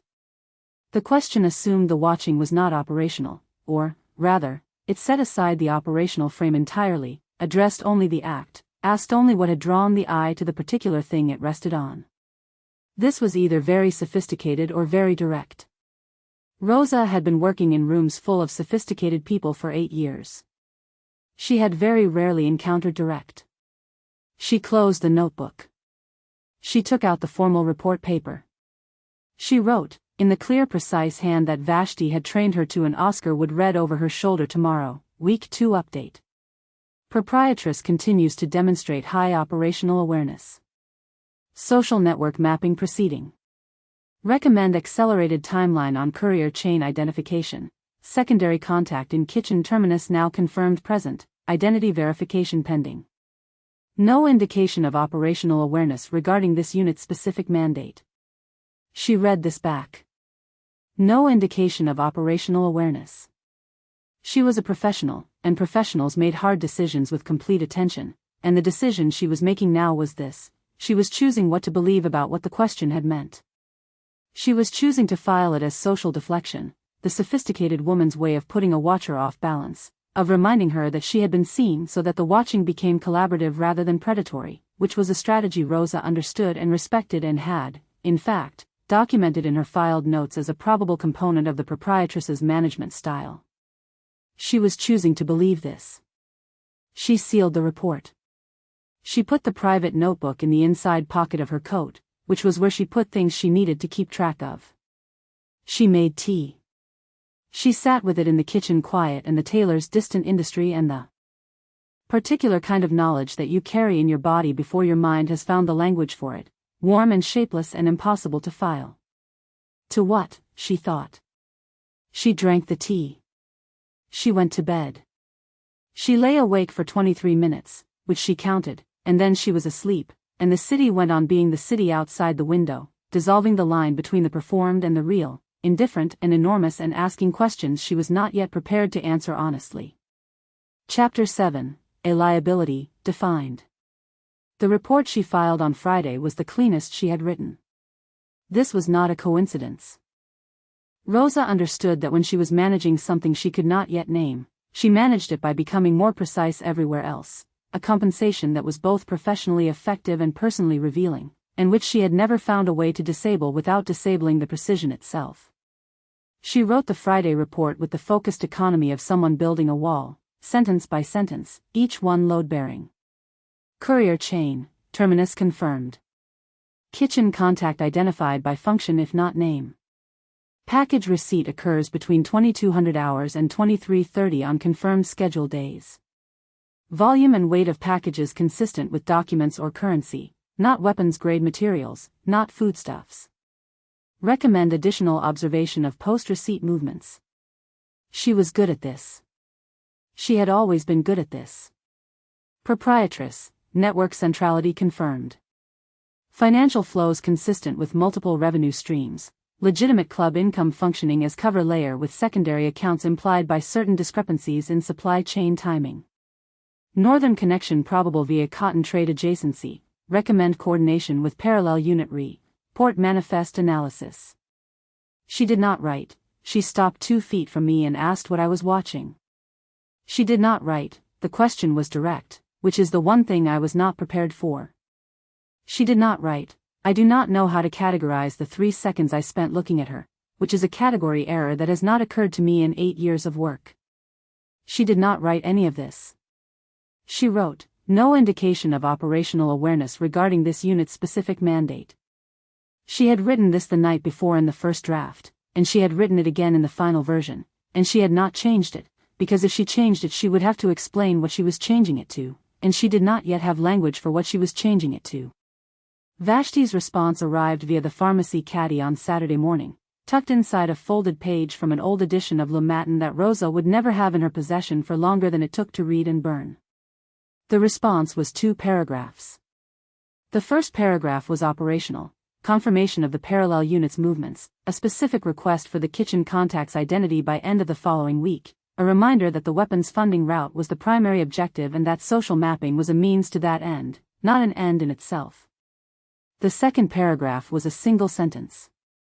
Accelerate proximity, the target may be more accessible than initial assessment suggested. Roza read this sentence standing in her kitchen with the folded newspaper in her hand and the morning light coming through the window at the angle it always came through on Saturdays, which she had catalogued without intending to, the same way she had catalogued many things about this particular room, this particular city, this particular window and its view of the rooftop where pigeons convened in early morning with the unhurried confidence of creatures who had decided they owned the altitude. Accessible. She set the newspaper down. She put the kettle on. She stood at the window and she let herself think, with the precision she usually reserved for field problems, about the word Vashti had chosen and what it meant that Vashti had chosen it. Accessible. Not cooperative, not exploitable, not vulnerable. Accessible, which implied that the route was available, that the distance could be closed, that there was a way in which had not previously been considered. Vashti used language the way she did everything else, exactly, and with intent. She had written accessible because she believed that proximity was achievable through means she was leaving unnamed, which meant she had already named them in her own assessment and was giving Roza room to arrive there independently. She had assessed, from Roza's reports, that there was something to accelerate. The kettle boiled. Roza made tea. She sat at the table with it and the open notebook and she worked through, systematically, what Vashti's assessment would have been built on. The reports. The working notes she had handed to Oscar, carefully curated. The pattern of visits, 11 visits in 11 days was a pattern that spoke for itself, and Vashti read patterns. The nature of the omissions, Vashti had said this explicitly, once, in training, what you don't write is what you know, and Roza had spent 6 years writing around the things she knew and Vashti had spent 6 years reading the shape of the space they left. So, Vashti believed the proprietress could be accessed personally. She was directing Roza to accelerate this access. She was leaving the method unspecified, which was either respect for Roza's field judgment or a deliberate avoidance of naming the thing she expected Roza to do, and Vashti never did anything accidentally. Roza stared at the word accessible in her mind. She put it away.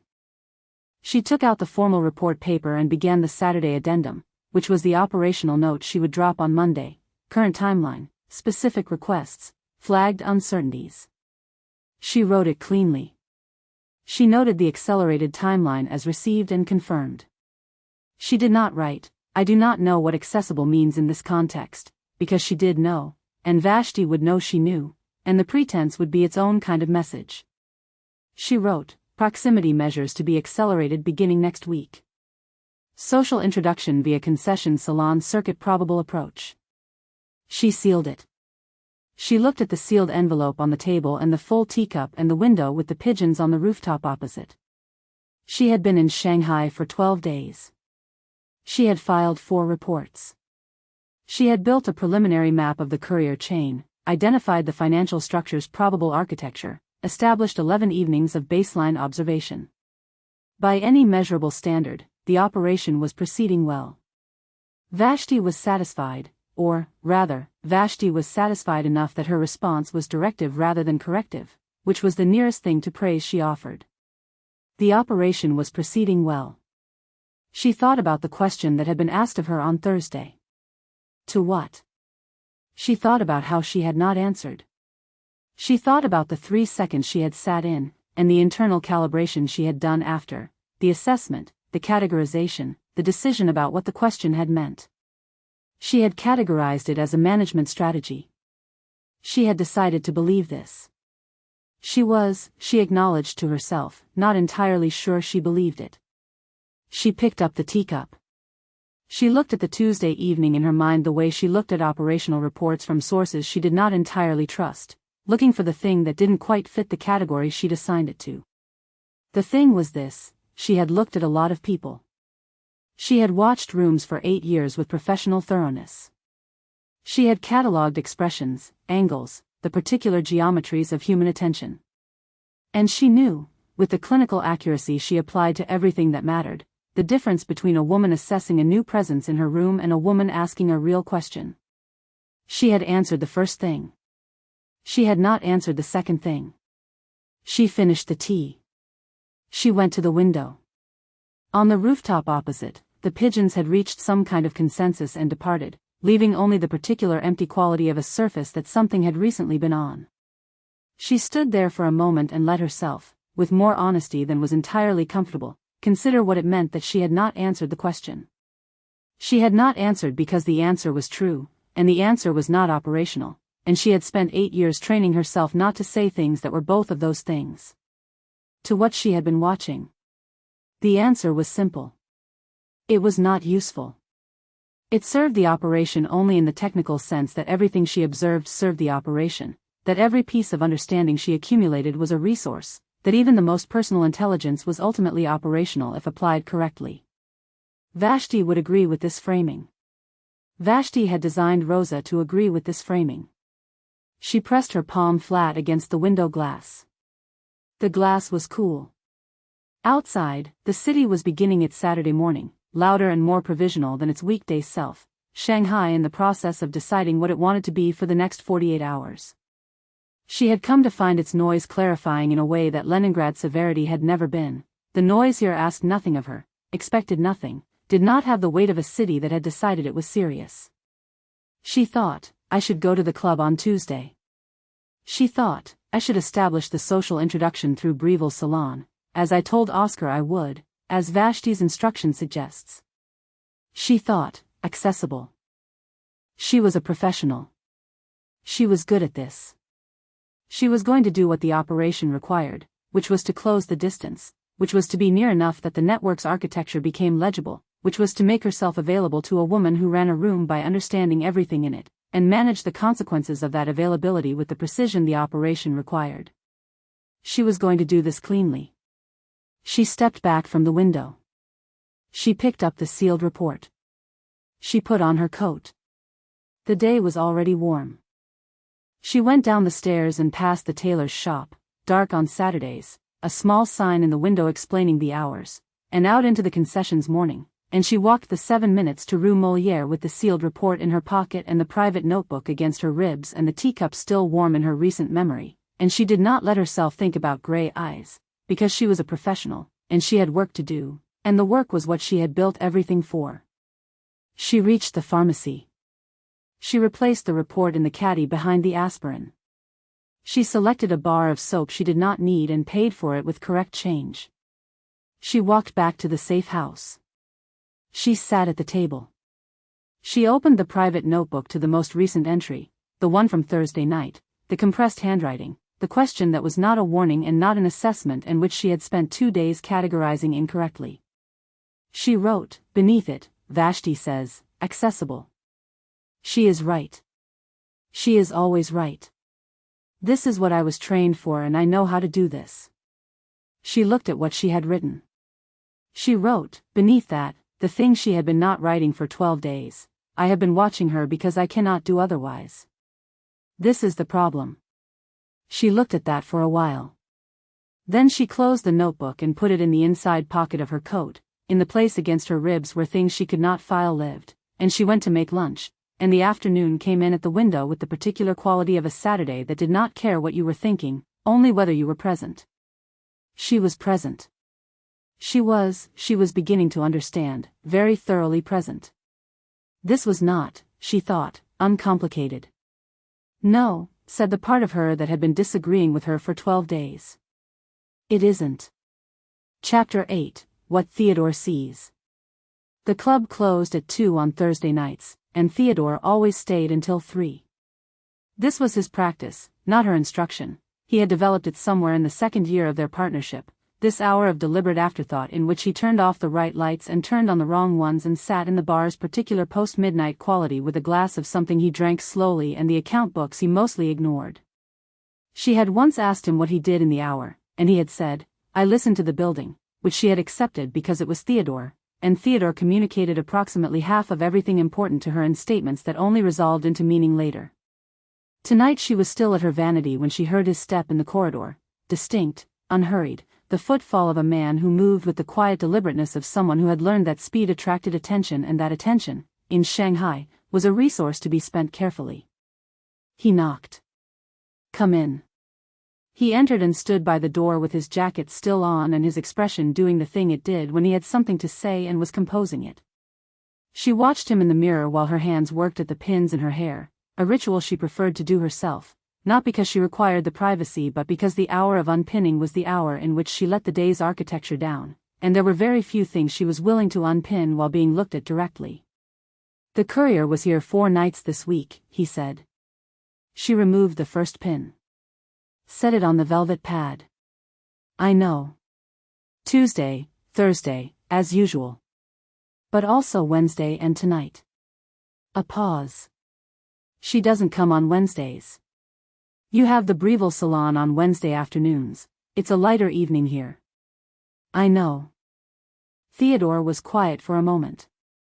She could see his reflection, the careful neutrality of a man choosing his pace. He straightened the collar of his jacket, which was already straight, because this was what he did when he was selecting the right words from a set that included both the polite and the true. She sat in a different place tonight, he said. Not the bar sightline. The table by the second pillar, which is a closer angle. Another pause. Which she would know gives less view of the back corridor and better view of, he stopped. Of you, he said. Specifically. She removed the second pin. Set it with the first. The mirror gave her back the room, the good lacquered chest, the lamp with the red shade, Theodore by the door with his jacket on and his expression doing its work. She looked, in the mirror's amber light, at the version of herself that the evening had produced, not quite Mei-Ling in full salon armor and not quite the woman who sat in this room alone with her hair down, but the woman in between, the one who had spent 4 hours being completely herself in the public sense and was only now remembering what the private sense cost. She has very good posture, Mei-Ling said, for someone pretending to be relaxed. Theodore did not smile. He very rarely did when they were in the territory of information he found inconvenient. She does. Sit down, Theodore. You look like you're guarding the door. He took the small chair in the corner, the one she had put there years ago for exactly this purpose, the after-hours conversation chair, where he sat when they were being honest, and he folded his hands in his lap with the composure of a man preparing for a long discussion and hoping it would be a short one. She asked one of the waiters about you, he said. Indirectly. She asked how long the club had been open and who had founded it. What did he say? He said 7 years, and Madam Chen. He said the name the way she heard it in reports, as a public fact, a profile rather than a person. She thanked him and did not ask anything else. Mei-Ling set down the third pin. She looked at the row of pins on the velvet, small precise things, each one carrying a specific weight in the architecture of her public self. She was aware that she was studying them with more attention than they required, which was a tell she identified without pleasure. She was composing something in the pause. She's useful, she said. Theodore waited. He had learned, over 15 years, that when she said something was useful she was either finishing a thought or beginning one, and that the difference was worth determining before he responded. She turned from the mirror to look at him directly. She may be more than that, she said. He looked at her for a moment with the expression he wore when he had already arrived at a conclusion and was deciding whether to offer it or let her find it herself.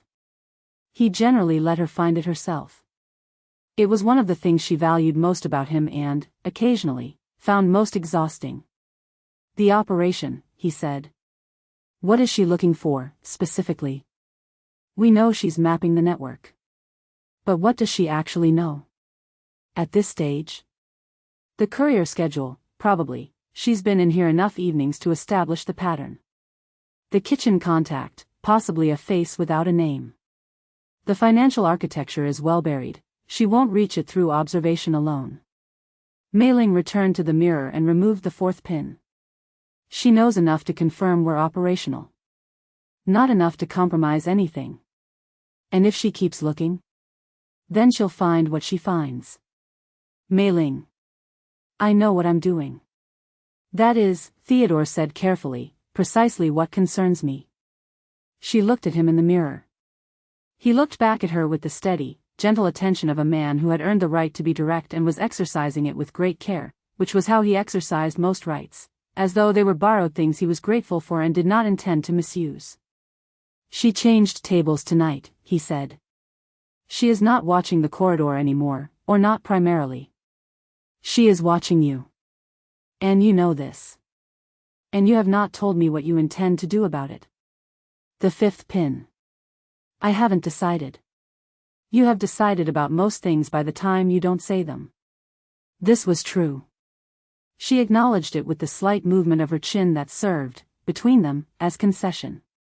She finished unpinning her hair and let it fall, and for a moment she was simply a woman in a room, which she allowed herself to be exactly as often as the work permitted, which was not often.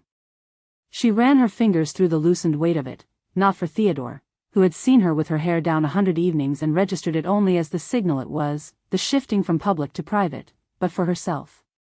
The small private fact of being unarmored. She came back after Wednesday, Mei-Ling said. She doesn't have a Wednesday reason to be here.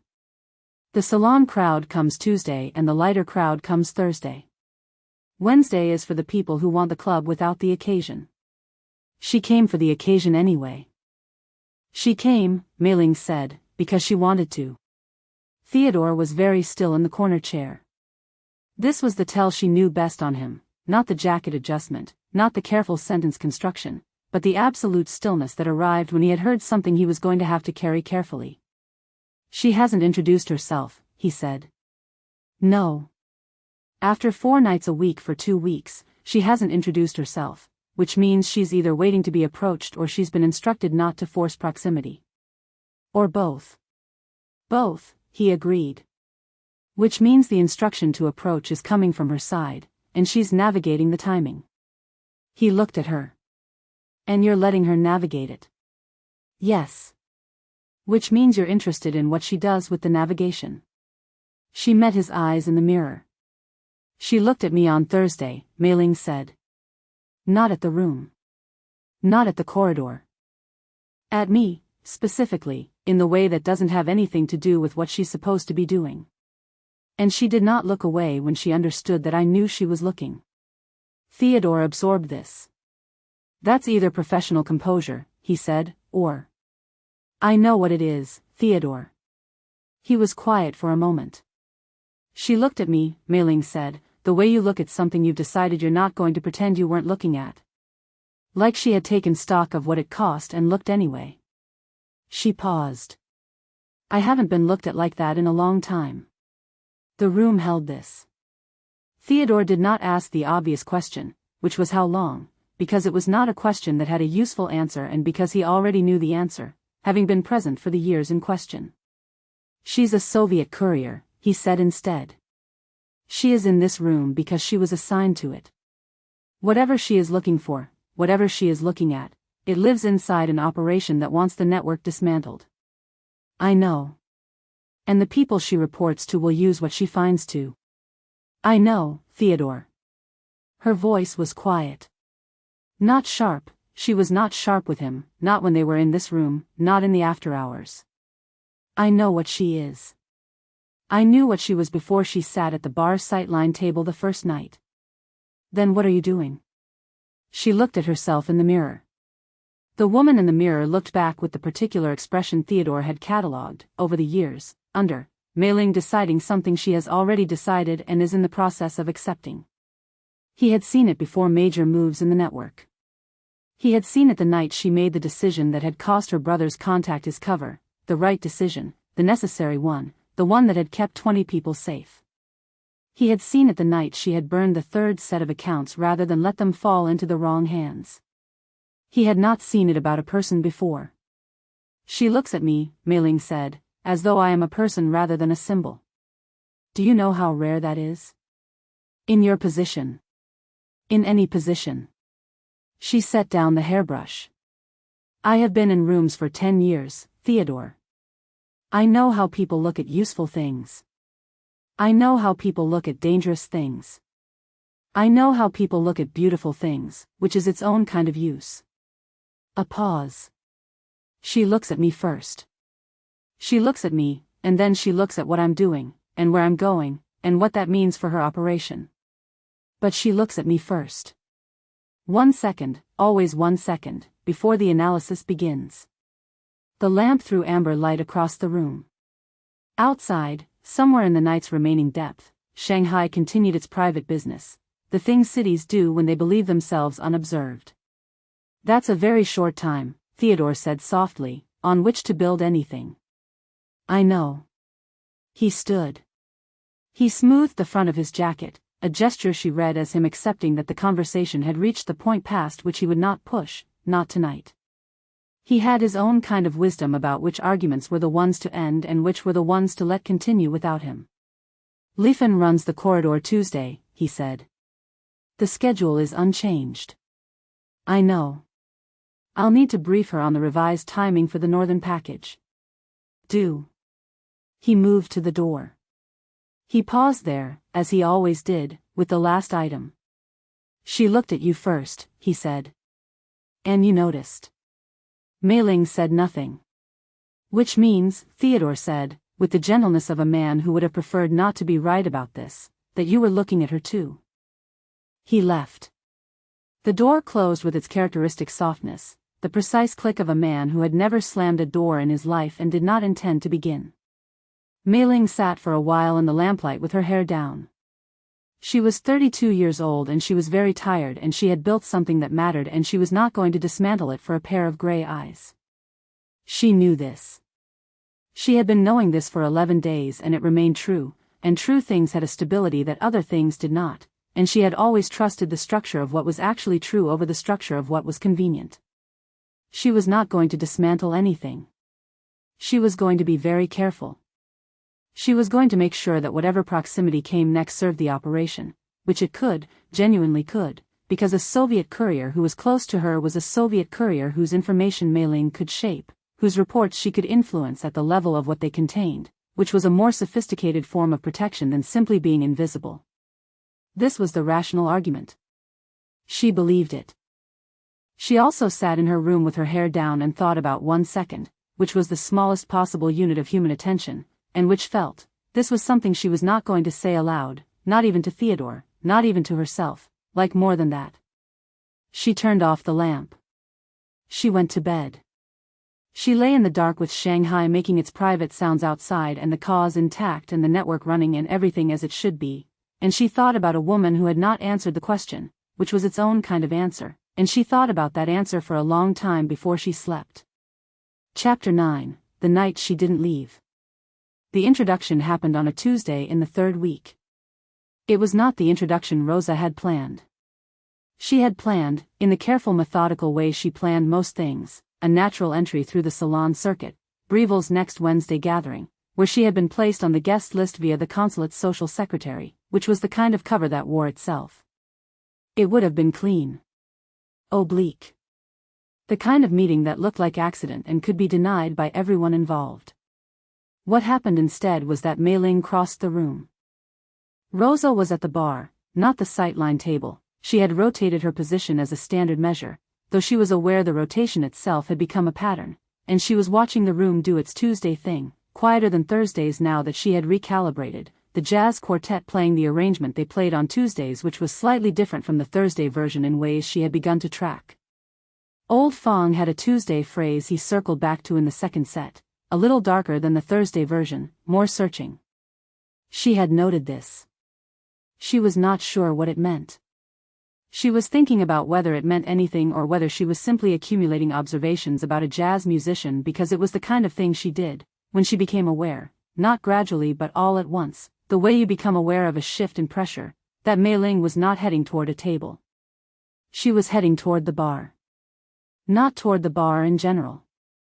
Toward Roza's specific position at the bar, with the directness of someone who had made a decision and was executing it, which was a quality Roza recognized because she used it herself. She had 3 seconds. She arranged herself. This was not performative, it was professional. She was clear about this, into the version of herself she wore publicly, the minor trade attaché, the good French, the mild social interest of someone who had been to the club enough evenings that her presence was unremarkable. She was good at this. She had been good at this for 8 years. The version of herself who had been maintaining a private notebook was in the inside pocket of her coat, and she left it there. Mei-Ling sat at the bar beside her. Not across from her. Beside her, which left only the geography of adjacency between them, a foot and a half of air, 2 glasses, the bar's warm amber light overhead. She signaled the bartender with a minimal gesture that produced immediate and attentive response, and she ordered something in Shanghainese that Roza understood and did not indicate she understood. Then she turned, not the full-body turn of someone beginning a conversation, the slight pivot that acknowledged another person's existence without demanding anything of it. Mademoiselle Volkova, she said. In French, which was a choice. Roza looked at her. Madame Chen. You know my name? I asked. Something moved briefly in Mei-Ling's expression, not surprise, but the acknowledgement of a point conceded. She collected her drink from the bartender with a nod that was, Roza noted, genuinely warm, not performance, the warmth of someone who knew the man's name and his children's names and the particular thing about his Tuesday shift that made it harder than the others. This was information. She filed it. You've been attending for 3 weeks, Mei-Ling said. You know the room reasonably well by now. I find it comfortable. Most people find it comfortable. That's the point. A pause, the kind she used to let other people fill. Roza did not fill it. But most people who find it comfortable have told me their name by now. You know my name, Roza said. I know the name on your papers, Mei-Ling said pleasantly, which is not quite the same thing. There it was, the acknowledgement of the game, offered without aggression, without accusation, in the tone of a woman making a social observation at a cocktail party. She had a particular gift for this, the truth, delivered in a register that made refusing it feel like poor manners. Roza, she said. Mei-Ling considered this. Just Roza. It's sufficient. It is, Mei-Ling agreed. I find I prefer sufficiency to excess. In names and in most things. She swirled her glass, unhurried. What brings you to Shanghai, Roza? The climate? The work. Trade attaché work. Something like that. Mei-Ling looked at her then, not the cataloguing look from across the room, not the assessing look she had worn the night she had stopped and asked her question. This was something Roza had not yet encountered from her, and it took her a moment to categorize it. It was attentive without being analytic. It was interested without being instrumental. It was the look of someone who had decided to see what was actually there. Roza held it. 1 second, 2. I'm going to tell you something, Mei-Ling said, that I don't generally tell people. All right. I like this room best after closing. She looked away, at the room in question, the chandeliers, the band, the tables of people having the various conversations that Tuesday evenings in the Lóng Yǎn produced. Not for any operational reason. Simply because I built it and I like seeing it when it doesn't need anything from me. Roza considered this. Why are you telling me, she said. Because you've been watching me for 3 weeks, Mei-Ling said, and the watching is not entirely professional, which means you're watching me with a part of yourself that I find more interesting than the professional part. And I am tired of interesting things happening at a distance. This was the most direct thing anyone had said to Roza in 8 years of working in rooms full of careful people. She understood, with complete clarity, that it was also the most strategically sophisticated thing anyone had said to her in 8 years, and that these two facts were not contradictions. They were both true. The woman beside her was a nationalist operator who ran a weapons network through a Shanghai nightclub, and she was also someone who was tired of interesting things happening at a distance, and both of these were real. Roza did not answer immediately. She was aware of the operation. She was aware of Vashti's instruction, accelerate proximity. She was aware that this was the proximity Vashti had intended, that she was being offered the acceleration she had been directed to pursue, and that the right professional response was to accept it with the calculated warmth of someone who was moving toward access. She was also aware that she had no idea what she was doing. The closing is at 2, she said. Yes. That's 3 hours. There's good music, Mei-Ling said, for the first 2 of them. The band finished the phrase Old Fong had been working toward and resolved it cleanly, the room exhaling slightly, and Roza sat with her glass and the adjacency and the most direct conversation she had had since arriving in this city, and she made the decision that she would not, afterward, be able to determine was professional or not. She stayed. Theodore appeared at some point after midnight. She had lost the precise tracking, which was itself a data point, and set a small plate of something between them without being asked, and then removed himself back into the club's operations with the quiet efficiency of a man who knew exactly what he was doing and had decided it was all right. Old Fong finished his second set at 1:15 and then sat in the corner of the stage and did something quiet and exploratory with the trumpet that was not performance. It was practice, or thought, or both. She watched him for a while. He's been playing here since before you opened, she said. 7 years. He was playing on the street outside the building when I found it. Mei-Ling was looking at the stage.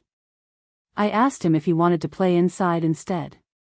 He said he'd think about it and was back the next day. He watches the room. He's always watching the room. Something in her voice shifted, not softening exactly, but becoming more itself, the faint Parisian lilt that appeared when she had stopped deciding how to sound. He told me once that music only makes sense in the context of the people hearing it. That you can't separate the song from the room it lives in. Roza considered this. That could be said of most things, she said. Mei-Ling turned to look at her. She was close enough that the detail of her was legible in a way it had not been across the room, the particular intelligence in her eyes, yes, but also the small line of tension at the corner of her mouth that the public face smoothed away, the way her hands had settled on the bar without the careful deliberateness they wore when the room was full and watching. Her hands were still. Not controlled. Simply still. You're not from Paris, she said. But you spent time there. The way you hold your glass. 2 years, Roza said. A posting. Which you found. Cold, she said. In the way that cities with something to prove are cold. As though the beauty is an argument you're required to concede. Mei-Ling was quiet for a moment. I loved Paris, she said.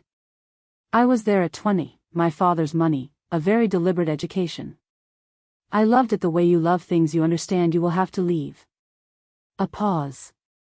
I understood that from the beginning. Which possibly made the loving easier. Or harder. Both, she said, and there was something in her mouth that was not quite a smile, more like the shadow of one, the place a smile might have been if the room had been less itself. They closed the club at 2. Theodore locked the front doors and turned off the chandeliers and left the back lights on, the working lights, amber warm and lower, which gave the room a different character, more honest, somehow, without the performance of the chandeliers. Old Fong was still on the stage.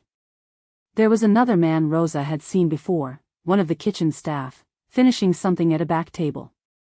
Mei-Ling did not ask her to leave. This was not a dramatic moment. It was simply the absence of the expected thing, the polite closing time gesture, the courteous ending of the evening. Theodore moved through the room without looking at them directly, which told Roza he had been told or had determined that not looking was the right approach, and she found this, the staffing of a social situation, the careful provision of privacy in a public space, to be its own kind of intimacy. She knew she should file this. She did not file this. She stayed until 3. They talked, not about the operation, not about the network, not about Paris or Leningrad or anything that had the quality of professional intelligence.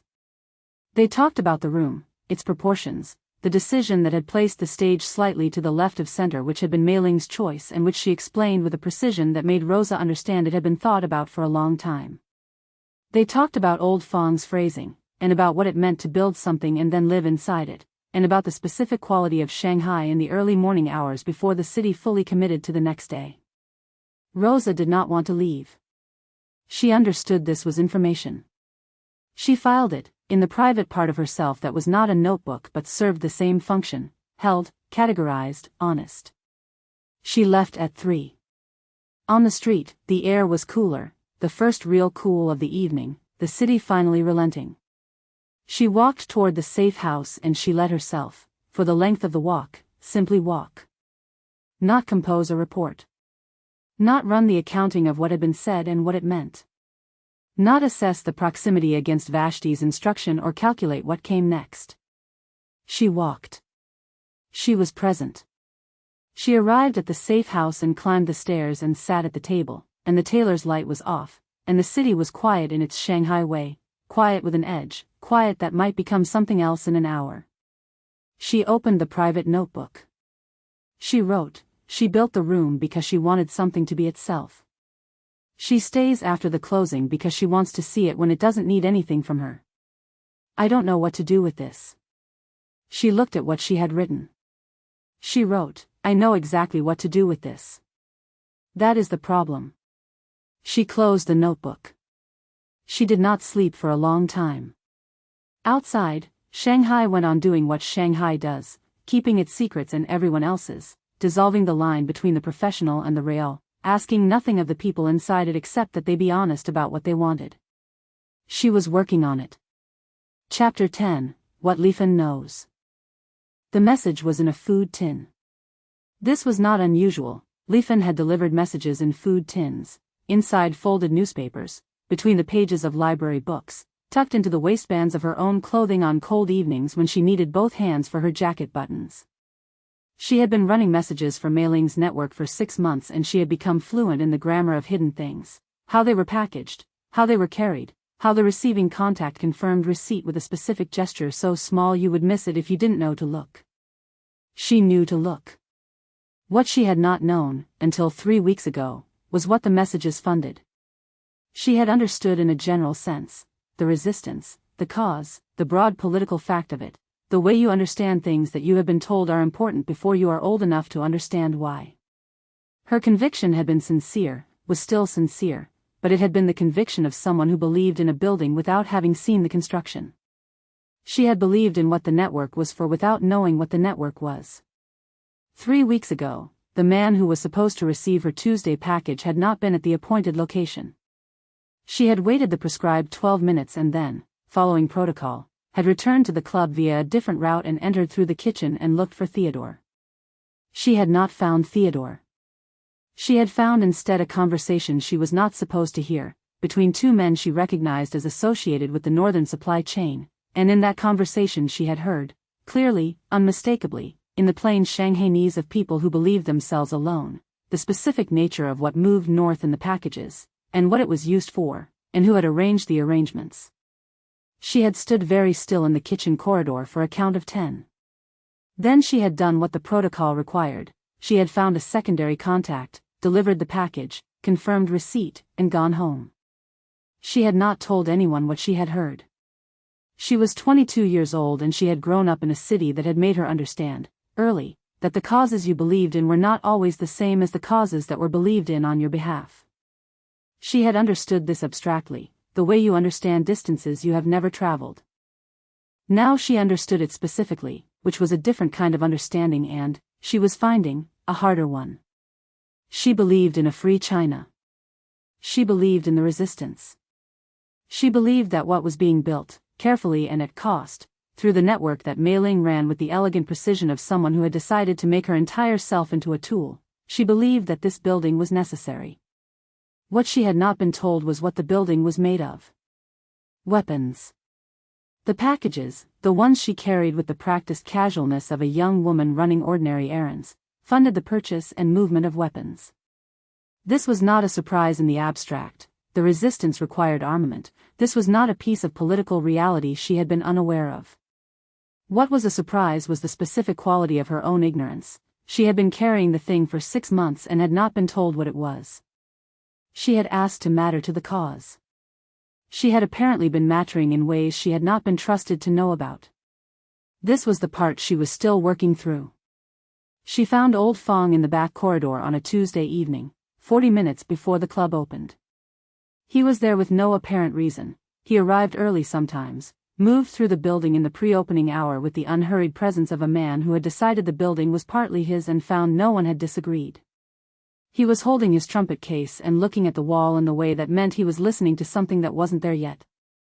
"Old Fong," she said. He looked at her. She had thought about how to say this. She had composed several versions on the walk over, in the careful way she had learned from watching her cousin, the specific framing, the tone that communicated what you needed without giving away what you felt.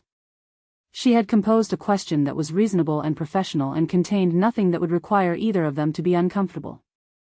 She said, "She didn't tell me what I was carrying." Old Fong looked at her with the quality of attention she had only ever seen from him, completely present, completely without judgment, in the way he listened to music, not to assess but to actually hear. He did not say anything immediately. He set his trumpet case down on the small bench near the corridor wall and he waited. "I've been carrying it for 6 months, Leifen said. And she didn't tell me." "No," Old Fong said. "She wouldn't." "Why not?" He was quiet for a moment. The corridor had the backstage quality of a theater before performance, not empty, but waiting. Somewhere in the kitchen, someone was beginning the pre-opening work, the steady rhythm of preparation. "Because she protects people," he said, "by not letting them close enough to protect her back." Lefen stood with this. She had been raised with Mei-Ling in the specific way of cousins who are close in age and temperament and who have loved each other since before they could articulate what love was, the wordless, comprehensive love of children who know each other's sounds. She knew Mei-Ling's silences better than most people knew her speech. She knew the one that meant "not now" and the one that meant "I've already handled it" and the one that meant "I need you not to ask." She knew, with the accumulated knowledge of 22 years, that Mei-Ling's way of keeping people safe was to keep them from knowing what they were being kept safe from. She had always found this reasonable. She was finding it, at this moment, somewhat less reasonable. "She uses people," Lefen said. "She uses me." "Yes. And the using is real even when the caring is also real." "Yes," Old Fong said again.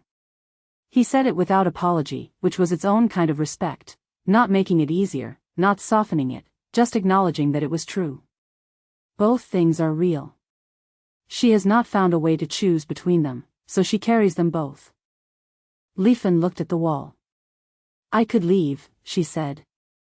"I could stop running the packages and go back to my mother's house in Suzhou and be someone who does not carry things she does not know the weight of." Old Fong said nothing. He did not say, "You won't," or "You couldn't," or "The cause needs you." He simply waited, with the patience of a man who had learned that some things needed to be said aloud in order to be truly examined. She heard herself say it and she examined it. She would not leave. This was not because she was afraid, or because her cousin's pull was stronger than her own will. It was because she believed in what the building was for, and she was angry about the construction and she was not angry enough to abandon the thing being built. These were two separate feelings and she was capable of holding them both, which was, she was discovering what adulthood felt like. "I want to know," she said. "Going forward. What I'm carrying." "Tell her," Old Fong said. "She'll say it's safer not to." "Yes. And it may be true that it's safer not to." "It may be," he agreed. "She is usually right about safety. But I want to know anyway." He looked at her with the look she had seen him use on Mei-Ling across a crowded room, the particular attention of a man who had been watching someone long enough to know what they were capable of before they did. "Tell her that," he said. She nodded. She started to go, and then she stopped, because there was the other thing, the thing she had been carrying alongside the first thing for 2 weeks now, and she was not going to leave without saying it because she was not, whatever else she was, the kind of person who carried things she could set down. "The courier," she said. Old Fong waited. "The Soviet woman. I watch her." "I know," he said. "Everyone watches. I watch her watching." Leifen looked at the wall. "She is not watching the corridor anymore." "She was, at first. She clocked the Tuesday runs. I know she did. I've felt her attention on the back corridor from the first week. But she's stopped. Or rather, she paused, finding the right word. She's watching the courier chain the way you watch something you've already understood and are now watching for a different reason." "What reason?" "She's watching Mei-Ling," Leifen said. "The way people watch things they don't want to want." Old Fong was quiet for a long moment. Then he said, "Does she know you've noticed?" "No. I'm better at the not noticing face than I used to be." She looked at the trumpet case on the bench. "Mei-Ling taught me that." "And does Mei-Ling know you've noticed?" "Mei-Ling knows everything." "That isn't what I asked." Leifen looked at him. "No," she said. "I don't think she knows that I've noticed her." He nodded, once, which was what Old Fong used instead of saying the thing that didn't need to be said aloud. The kitchen sounds were louder now, the preparation accelerating toward the opening hour. She had letters to sort and a package due Thursday and a conversation with her cousin that she was going to have and had been not having for 3 weeks. She picked up the small canvas bag she had set down to talk. "The courier," she said again. "She's going to find the network. If she keeps looking, and she will keep looking, she'll find it. Probably. And when she finds it, what does she do with it?" Old Fong looked at her steadily. "That," he said, "is the question your cousin has been sitting with." Leifen thought about this. She thought about the way she had watched the Soviet woman at the bar last Tuesday, the gray eyes, the careful stillness, the way she held her cognac with a restraint that was not abstinence but something more complex. The way she looked at Mei-Ling. The way, sometimes, she looked at the room as though she were looking for something and had realized, partway through looking, that she had already found it and didn't know what to do with it. She thought about her cousin's hands in the pre-opening hour, going still when they should not have been. She thought about what it meant to watch a person the way people watch things they don't want to want, and what it meant when the person being watched was doing something similar in return. "This is going to be complicated," Leifen said. Old Fong picked up his trumpet case. "Yes," he said, with the calm of a man stating a fact about the weather. He moved toward the stage door. He paused in the doorframe with the particular gravity that she had learned to recognize as his version of the last important thing. "Leifen," he said. "Tell your cousin what you heard. Not to confront her. Because she deserves to know that you know, and because the people who let us carry things without knowing their weight are not always wrong to do so, but they should know that we noticed." He went through to the stage. She stood in the corridor for a moment. She thought about weight. About what you carry and what it means when you understand you have been carrying it, when the understanding comes after the carrying has already made its marks on you. She thought about her cousin, who had built a network over a wound and kept building because the building was the only thing that made the wound useful.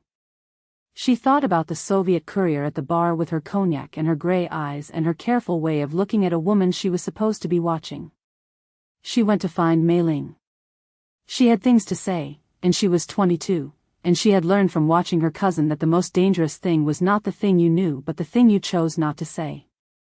She was going to say it. Chapter 11, filed under professional interest. The third week had a different quality from the first two, and the fourth was different again, and by the fifth Roza had stopped marking the weeks as a unit of measurement and started simply living inside them, which was either professional adaptation or something she was choosing not to examine. She examined it anyway. This was a habit she could not disable. What she found, under examination, was this: she had begun attending the Lóng Yǎn on evenings when there was no operational reason to attend. The courier schedule ran Tuesday and Thursday. Wednesday evenings had yielded no additional movement in the back corridor. The Friday nights she had added in week 3 had produced nothing new in terms of the network's architecture, the kitchen contacts patterns, or the financial flows she was supposed to be mapping. She had logged these visits in the filed reports as continued baseline observation and social cover maintenance, which were accurate in the narrow professional sense and which said nothing about why she had ordered a second cognac on a Friday when the room was half full and old Fong was playing something in a minor key that he appeared to be discovering in real time, building it out of some internal structure she could not see but could somehow follow. She was attending because she wanted to.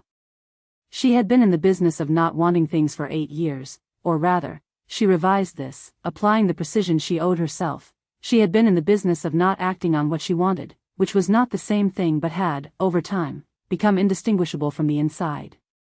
She wanted things. She simply routed them into the operation, filed them as resources, made them useful. The wanting that could not be made useful she set aside. The club was the first place in 8 years where the setting aside had stopped working cleanly. She was there 6 nights in the third week. She recorded 4 of them in her reports. The 2 she did not record were Wednesdays, the first a quiet evening in which she sat at the bar for 2 hours while old Fong ran the quartet through new arrangements, the second a night when Mei-Ling did not appear on the floor for the first hour and Roza found herself tracking the door to the back corridor with an attention she recognized, with some discomfort, as waiting. She had noted this in the private notebook. She had not filed it anywhere. What she was learning, in these weeks, was the grammar of a specific woman's attention. This was, technically, the operation. Proximity required understanding the target's patterns of behavior, her tells, the small physical vocabulary she used to communicate what her face was not communicating. Roza had been doing this kind of work for 8 years. She was good at it. She could read a room, a body, a conversation's subtext with the clean accuracy of someone trained to look past the performed and into the structural. With Mei-Ling, the problem was that the structural and the performed were the same thing. She had spent 2 weeks watching the woman manage the room and had not yet found the place where the management ended and something else began, had not found it because she was beginning to suspect it did not exist in the way she had expected. The warmth Mei-Ling offered a waiter she had worked with for years was not a performance of warmth. The focused attention she gave to a first-time guest was not a technique applied over indifference. Both were real. The calculation was also real. She had never encountered someone in whom these were not opposites. The tilted head was the first thing she recorded in the private notebook under the heading, specific. It happened in the 4th week, on a Thursday, when the French officer's table requested something from the kitchen that the kitchen was not currently capable of providing. Roza was close enough to observe. The head waiter presented the problem quietly, Mei-Ling received it without visible reaction, and then, as she considered her response, her head tilted 1 degree to the right. Not more. Precisely that much. The angle of someone whose thinking had moved from reception to decision, whose mind had shifted gears and whose body had logged the shift with this single small motion. It lasted 4 seconds. Then she had the answer, delivered to the waiter in the same unhurried tone she used for everything, and she moved on. Roza looked at what she had written in the notebook afterward. 1 degree right. Always when deciding. Not when listening, when the listening has become something else. When she has reached the point where she knows what she is going to do. She looked at this for a moment. She wrote, "I have logged this and I am not going to put it in any report." This was not a crisis. It was a decision, made with the same precision she brought to all decisions, about the nature of what she was collecting and what it was for. The head tilt was not operational intelligence, it was personal intelligence, the kind that served only one thing, and she knew what that thing was and she was not going to pretend otherwise. She had stopped pretending otherwise sometime around the middle of the 3rd week, in the particular way of concessions that happen slowly and then are simply made. She had made it, was living on the other side of it, and was proceeding as one does when there is no available alternative to the truth. She was watching Mei-Ling the way she had never watched a target. She was watching her the way you watch something that has begun to matter, which is different from watching something that is useful, and the difference was the gap between the private notebook and the filed reports, between what she was writing and what she was saying, between the professional who was producing excellent operational intelligence and the woman underneath, who had stopped filing things because she did not know what category they belonged to. The filed reports remained excellent. She was precise about this. The operation had not suffered. She had mapped 3 additional nodes in the courier chain, had confirmed the kitchen contact's name, Wei Bolin, 62, former merchant marine, and had identified 2 probable financial contact points in the international settlement that Vashti had flagged as significant. The work was good. The separation between the work and the other thing was holding. She was monitoring the separation carefully. Old Fong had begun to play differently on the evenings she sat closest to the stage. She had noticed this in the 4th week and had spent 3 evenings determining whether it was real or a projection, whether she was reading meaning into music because she was in the business of reading meaning into everything and the music was simply there. She had applied the same rigor she applied to any intelligence of uncertain provenance, cross-referencing against prior observation, looking for the pattern beneath the pattern. The pattern was this: on the evenings she stayed past midnight, Old Fong played longer. He played the second set with more patience, built the phrases more slowly, circled back to themes he had established earlier with the particular care of someone who understood that he had time and was choosing to use it. On the evenings she did not stay past midnight, the set was complete and correct and finished. She could not determine whether he was playing for her or whether this was a coincidence she was constructing into meaning because she was lonely in a way she had not previously admitted to herself. Both were possible. She had not resolved it. She wrote in the notebook, either Old Fong has decided I am an audience worth playing for, or I am projecting. I cannot determine which. This is unusual. Under it, after a moment, I am usually very good at determining things. The salon introduction had happened, not via Breville's Wednesday gathering, which she had attended twice now and found instructive on every front except the one Vashti intended, but through the more direct approach Mei-Ling had taken in Chapter 9, and which had settled into a new equilibrium that Roza was navigating with the careful attention of someone crossing ice of unknown thickness. After closing had become occasional. Not a standing arrangement, she did not think of it as a standing arrangement, and she did not think Mei-Ling thought of it that way either, but a possibility that existed on some evenings and did not on others, determined by factors she had not fully mapped. The evenings it happened, Theodore left them the back lights on and the last kitchen staffer found his own way out, and the room became the version of itself that Mei-Ling had said she liked best, not needing anything. In those hours, Roza filed nothing. She had examined this choice with the thoroughness it deserved. She had concluded, and she stood behind the conclusion, even knowing what it was, that some things were not the operations, and that this was one of them, and that drawing the line there was not a betrayal of the work but a determination about what the work was allowed to reach. The work was allowed to reach everything except this. She had made the line, and it was a clean line, and she was going to hold it. She knew, without having to examine it further, that Vashti would not agree with this line. She knew, without having to examine it further, that this was precisely the thing Vashti would call a liability. She wrote it in the notebook in the small compressed handwriting she kept for truths she was not ready to say out loud. A liability is only what it is named. What I am calling it is something else. I have not found the word yet. She looked at this for a long time. She found she did not need the word yet. Outside, the city kept its hours, the rickshaws and the motor cars and the night market vendors and the particular quality of Shanghai in the weeks between May and June, when the heat began to settle in with a permanence that felt like a statement. She had stopped thinking of it as a foreign city. This was information. She filed it. She filed it in the notebook, not the report. That was where it belonged. Chapter 12, The 1-Second Softening. There was a particular kind of attention Mei-Ling had learned to manage. She had learned it the way she learned most things, by doing it badly first, then by understanding the mechanism, then by rebuilding the mechanism from the inside until she could operate it without consulting it. The attention she managed was the kind that came with her position, the watching of powerful men who wanted something she had, the watching of useful men who thought she could be made into something, the watching of women who were working out whether to be threatened or relieved. She had catalogued the varieties. She had calibrated her responses.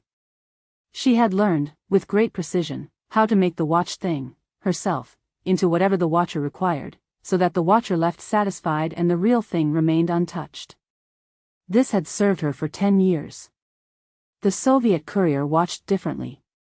She had understood this from the second week, and she had filed it then as a tactical consideration. The courier was more sophisticated than most. Her method of watching was genuinely observant rather than merely interested, and managing her required a different calibration than managing a French official or a Chinese merchant who wanted access to her social network. She had understood it and managed it accordingly, which meant she had chosen what to reveal in the watching and what to keep from it, which she had been doing since she was 19 years old and had decided that visibility, carefully controlled, was its own form of armor. What she had not anticipated was the direction of the calibration error. She had been miscalibrating, not wildly, not catastrophically, but with the particular precision of someone who has identified the wrong variable. She had been managing the watching as though it were a resource to be directed, and what she had failed to account for was that the watching had already changed in nature by the time she had recognized it was changing, and that the recalibration she was applying was being applied to something that was no longer the thing it had been. The courier was not watching the network anymore. She was watching Mei-Ling. Not the Mei-Ling who managed the room, the other one. The one who appeared in the corners of public moments, in the 4 seconds before the answer arrived, in the way she listened to Old Fong on the evening she let herself simply listen. The courier had been watching this with the specific attention of someone who had identified something and was not yet sure what to do about having identified it, and Mei-Ling had watched her watch it, and somewhere in the 5th week this had stopped being a tactical calculation and become something she could not file under any operational category. She was performing less. She had noticed this first with Theodore, who noticed most things about her and who had the particular talent for being right about her in the ways she most wished he weren't. He had said nothing directly, he rarely said things directly, preferring the observation and the pause, letting her close the distance to the conclusion herself. But she had seen the way his attention sharpened in the 2nd week when she walked the floor before the opening hour, and she had seen the look he wore on the 3rd Tuesday after closing, when she had stayed later than usual at the bar with the courier and had spoken with a directness she did not typically deploy in the club's public rooms. He had looked at her the way he looked at things that required his careful management. She had looked back at him with the expression that meant, "I know. Don't." He had not. The performing less was not a failure of discipline, she was precise about this. Her management of the room was not degraded. Her reading of the clientele remained exact. She had not made an error in the network's operations, had not softened any of the structural decisions that kept 20 people's safety intact. The performing less was specific and contained. It occurred when the courier was in the room, and it occurred at the level of the thing she performed for herself, which was different and harder to explain. She had always been the most rigorous audience of her own performance. She had built the performance as a tool and she used it as a tool and she also watched herself using it, which was both a professional habit and a personal discipline, a way of maintaining the distance between the self who managed things and the self who was managing. The distance was, she had decided early in her career, essential. You had to know who was doing the work. You had to know the work was not the person. When the courier was in the room, the distance collapsed. Not dramatically. Not in a way that was visible, she was certain it was not visible, or she would have stopped it before now. But internally, in the private architecture of her own attention, the curator and the curated thing stopped having a clear boundary, and she found herself simply in the room, simply at the bar or crossing the floor, without the layer of management that usually ran below everything. Not performing. Present. This disturbed her. It disturbed her because she had not chosen it, which meant it was not under her control, which meant it was a vulnerability of the type she had spent a decade eliminating from herself. She had eliminated them systematically, the attachments that could be leveraged, the wants that could be read and used, the readable moments that gave anyone with enough patience a way in. She had eliminated them not because she was cold, which she was not, but because she was careful, and caring in her position was a thing that required armor or it became a thing that could be touched. She had believed herself fully armored. She was finding, in the 5th week, that she had been armored against the things she recognized. The courier was a thing she had not, it turned out, been armored against, not because she was a woman, not because she was a Soviet operative, not because of the gray eyes or the quality of her stillness or the precise way she used silence as territory she refused to surrender. These were things she could have armored against if she had known to. What she could not armor against was the 1 second. She had named it this in the privacy of her own mind, which she maintained with the same rigorous exclusivity she maintained everything private, the 1 second that preceded the courier's analysis. The 1 second before the gray eyes moved from her face to the room's architecture, before the professional interest engaged and began its inventory. 1 second in which the courier looked at her without looking for anything. Simply looked. Mei-Ling had been looked at in every register that existed in the social vocabulary of this city. She had been looked at with desire and calculation and envy and respect and the particular Shanghai combination of all four that manifested in the gaze of men who wanted her influence and would have preferred to want something simpler. She had been looked at by people who saw the chi-pow and the finger waves and the cigarette holder and thought they had understood her, and she had used this assumption systematically, which was its own kind of mastery. She had not, in 10 years, been looked at without agenda. The 1 second had no agenda. This was the problem, this was precisely the problem, which she could state with the clinical accuracy she applied to problems she could not solve by analysis alone. Theodore had noticed. He had not said so in terms. He had said, in the 3rd week, while reviewing the Tuesday door count, the courier changes your ratio. She had looked at him. He had continued with the door count.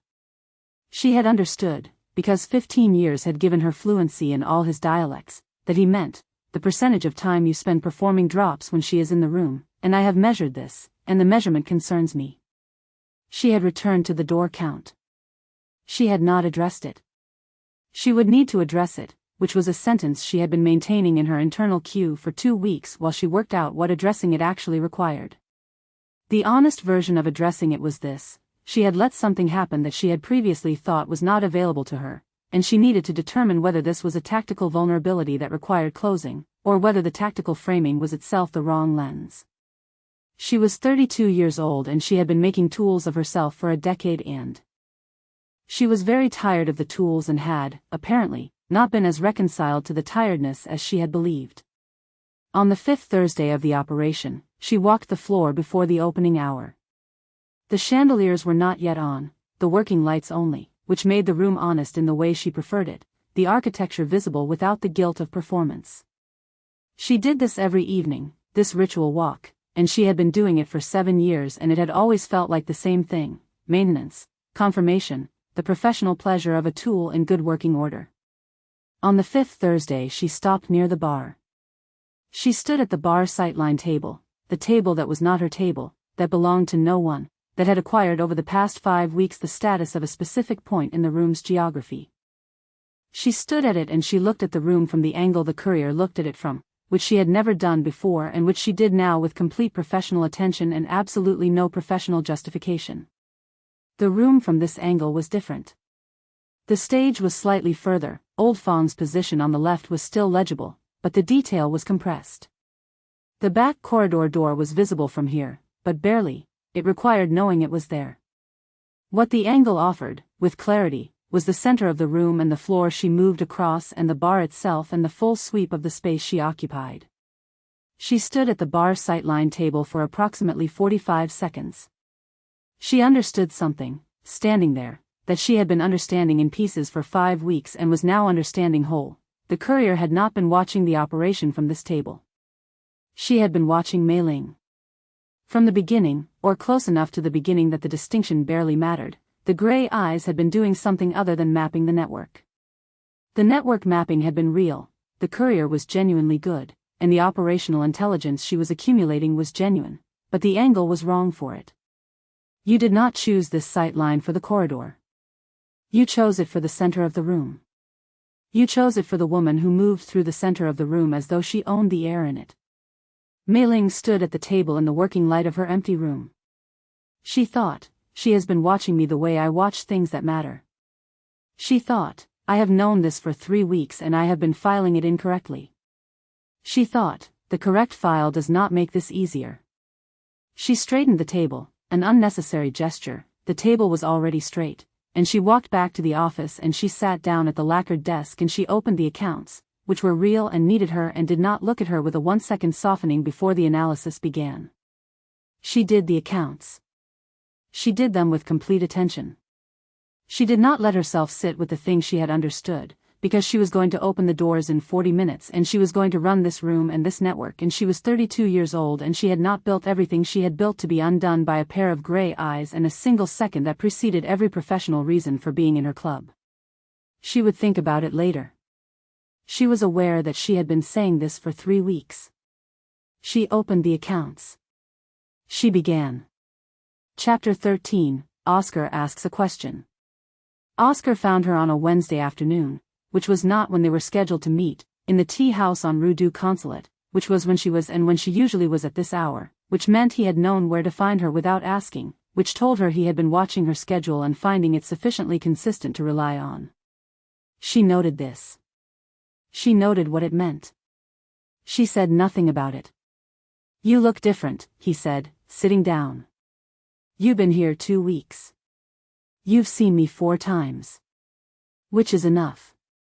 He gestured for tea with the easy authority of a man who had decided all public spaces were his to be comfortable in, which was a quality she found both useful and occasionally exhausting. "Specifically, you look like someone who is actually in a city, rather than someone who is working in one.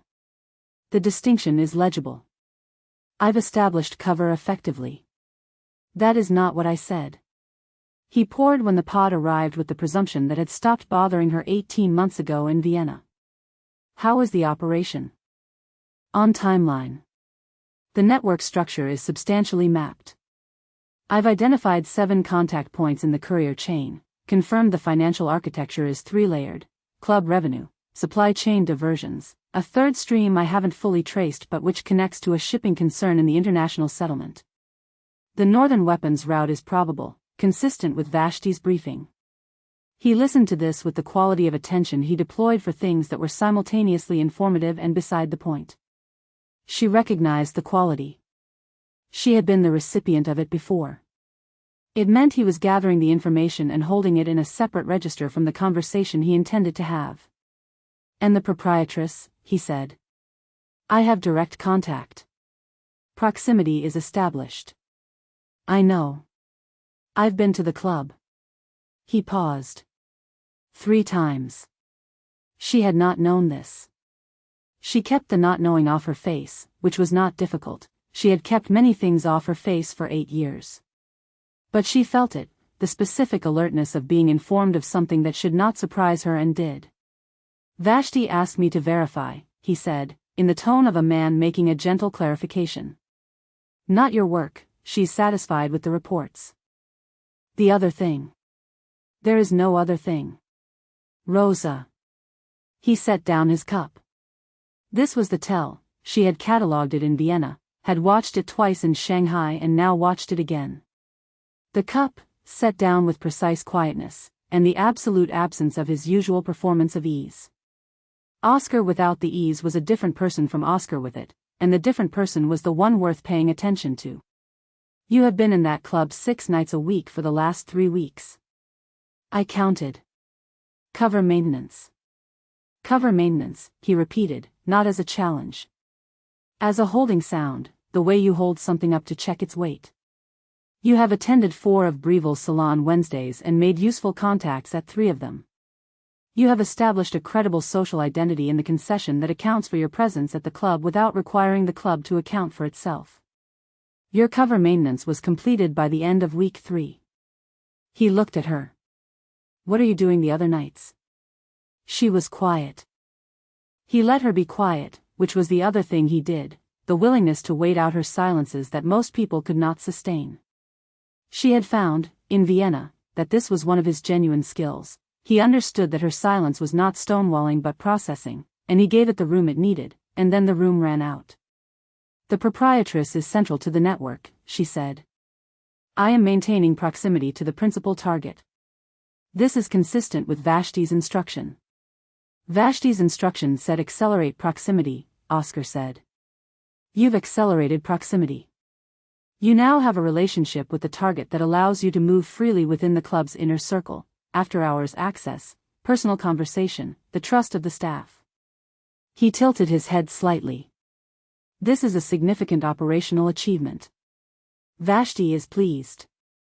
Then. I'm not talking about the operation. He said this quietly, in the register that had no humor in it. I'm talking about you. I've seen you work 6 postings, and I know what you look like when you're running an asset, and I know what you look like when something else is happening. In Vienna, with the attaché, you maintained the same expression whether you were in his office or in a field debrief. The same. He looked at her with the steady directness she had never found a way to redirect, because it was not aggression and therefore had nothing for her deflections to push against. In there, 3 times I watched you, Roza, you have a different expression for when she's in the room. The tea house moved around them, the other tables, the waiter clearing a corner setting, the afternoon light through the window at the angle it always came at on Wednesdays. What expression, she said. It was not quite a question. Present, he said. Like someone who is actually there. She looked at the window. He was right. She had known he would be right before he said it, which was the thing about Oscar. She had never successfully constructed an incorrect picture of him and then been surprised by the accuracy of the correct one. She knew what he was going to say because she already knew what was true, and Oscar went to the same place she did, which was the place where the true things lived. Are you running the asset, he said, or is she running you? I'm running the operation. She said this clearly and meant it. The intelligence is good, the access is real, the timeline is holding. Nothing in the network has been compromised by my presence. If anything, my relationship with the proprietress has given me access that would have taken 3 months through any other approach. That's not an answer. It's the answer that matters. Roza. He said her name with the particular weight that meant the performance part of the conversation was over and the real part had begun. He only ever used this register when he was genuinely concerned, and Oscar's genuine concern was rarer and more useful than most people's stated alarms. I am not worried about the operation. Vashti is not worried about the operation. The operation is fine. A pause. I'm worried about you. She looked at him. Vashti will pull you, he said, if she thinks you've been turned. I haven't been turned. I know. He said this without pause, without the hesitation of a man who was not sure. He was sure. She understood that he was sure and was grateful for it in the particular way you are grateful for accurate things in the middle of a conversation that is trying to destabilize you. That's not what I'm worried about. She waited. He picked up his cup, the ease settling back in, but differently now, as a choice rather than a default. He was choosing to soften the next thing because he had decided the real thing had been said and the next thing was supplementary. The Shanghai posting is 3 months, he said. You have 6 weeks remaining. In 6 weeks you file the final report, you extract, you debrief in Moscow. Whatever has developed, it ends. He said this without cruelty, which was worse than cruelty would have been, because cruelty would have given her something to push against. You know this. I know this. And the proprietress knows this too. She's a sophisticated woman managing a sophisticated operation. She understands exactly what you are. And she has, he stopped. Go on. She has allowed something, anyway. He looked at his cup. Which is either strategy or something else, and I cannot determine which, and I suspect you cannot either, which is the part that concerns me. Not the operation. The not being able to determine. Roza was quiet for a moment. The not being able to determine was the most accurate description she had heard of the problem she had been maintaining in her internal queue for 5 weeks, filed under, examine later. She had been examining it and she had not determined it, and she was a person whose entire professional value resided in the ability to determine things, and the indeterminate question was sitting at the center of everything she was doing in this city, and she was proceeding anyway. What do you want me to do? She said. He looked at her, the genuine look, the one without performance. I want you to know what you're doing, he said. Not what you're filing. What you're doing. And I want you to have thought about what it costs. She did not answer. He nodded, as though this were an answer. Perhaps it was. The Tokarev man, he said, returning to the easier register, the shift deliberate and kind. I've identified him. Soviet internal, Vashti's oversight, not a counter-operation. She's running her own check on the posting. You were going to find this. I assumed. The network's northern contact surfaces in 2 weeks. My cotton trade cover should reach him by then. He pulled the jacket straight that didn't need straightening. I'll need a meeting point. The pharmacy is clean? Clean. He stood. He put on his hat, which completed the performance of him, the slightly rumpled, slightly absurd, entirely deliberate man who was also, underneath, one of the most careful people she had worked with. Oscar, she said. He looked at her. What expression, she said again. He was quiet for a moment. Then, with the gentleness of a man who only deployed gentleness when the alternative was unkind, like someone who has found something they weren't looking for, and is trying to figure out what to do about having found it. He left. She sat with her cooling tea in the afternoon light and the weight of an accurate description, which was always heavier than an inaccurate one because it had the additional density of being true. She had found something she was not looking for. She was trying to figure out what to do about it. She acknowledged to herself, precisely, without warmth, with the accuracy she owed herself, not at all certain she was going to be able to do anything about it, and was less certain every day that she wanted to. She left the correct change on the table. She walked out into the city's afternoon. The 6 o'clock crowd was assembling on Avenue Joffre, the rickshaws and the late shoppers and the first of the evening's people, beginning their rotation from the day's self to the night's one. She watched them for a moment from the pavement, all these people moving through their ordinary lives in this extraordinary city, and she thought about a woman who had let her stay after closing and talked about Paris and the particular quality of leaving things you love. She thought about 6 weeks. She walked. She did not go to the club that evening. She went to the safe house and she sat at the table and she opened the private notebook and she wrote, in the small compressed hand, the thing Oscar had given her. She has allowed something, anyway. I cannot determine whether it is strategy or something else. I think she cannot either. I think that is precisely the thing. She looked at this. She wrote under it, I know what I am doing. I am not certain it is what I should be doing. I am not certain those are the same question. She closed the notebook. She made dinner.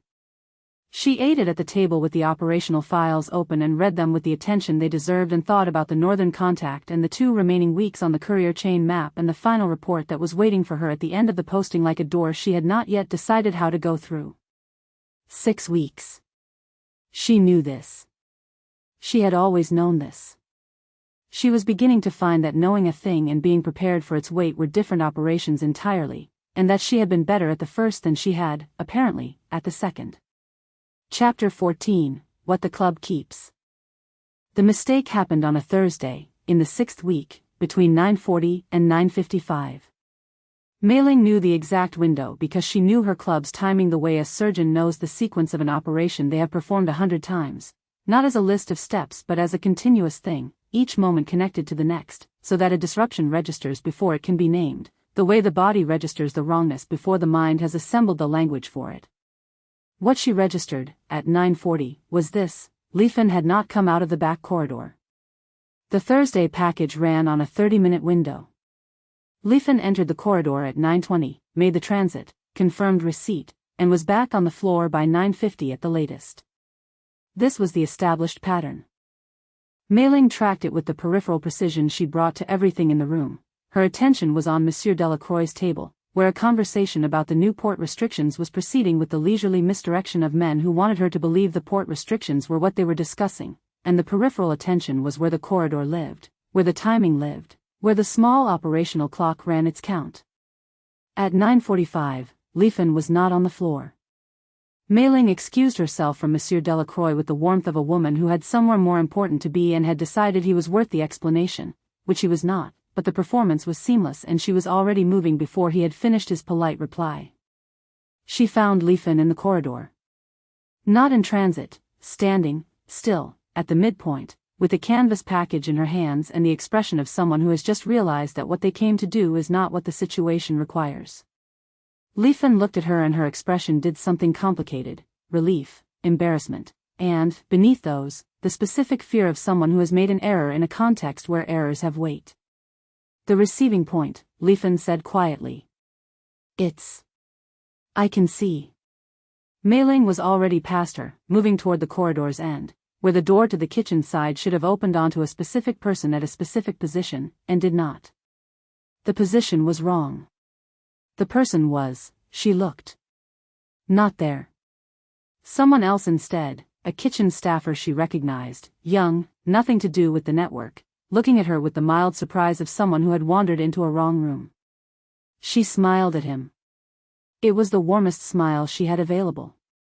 "Wrong floor," she said, in the easy tone of her own minor error. "I'm looking for Wei."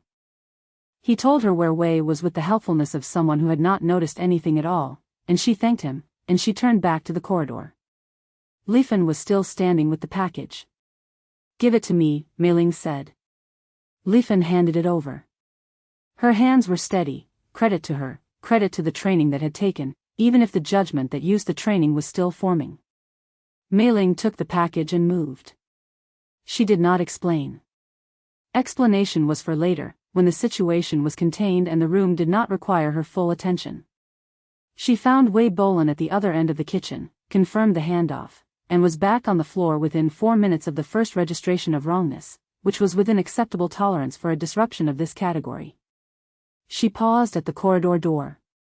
She had 4 minutes before Monsieur Delacroix would notice her absence had exceeded the expected duration for a brief social diversion, and she used 2 of them to run the accounting. The package had arrived at the correct terminus, confirmation received, deviation from the planned receiving point managed without incident. The kitchen staffer who had been in the wrong position had seen nothing that required management. Lefen had held the package correctly and not moved when she should have not moved, which was correct instinct even if the trigger was incorrect judgment. The error was recoverable. She was returning to the floor when she understood that she had been watched. Not by Lefen she could account for. She ran her attention across the room with the quick efficiency of someone doing a security check: exits, staff positions, clientele distribution, the particular quality of the crowd's attention, which told you whether the crowd was focused on itself or had been recently distracted by something external. It was focused on itself. Good. Then she looked at the bar. The courier was there. Not at the sightline table, she had been rotating positions, which Mei-Ling had tracked without acknowledging, because a courier who only ever sat in one place had stopped thinking. Tonight she was at the bar itself, the far end, with her cognac. She was watching the room. She was watching Mei-Ling. Not the corridor. She had looked at the corridor. Mei-Ling understood this with the cold precision of reconstruction.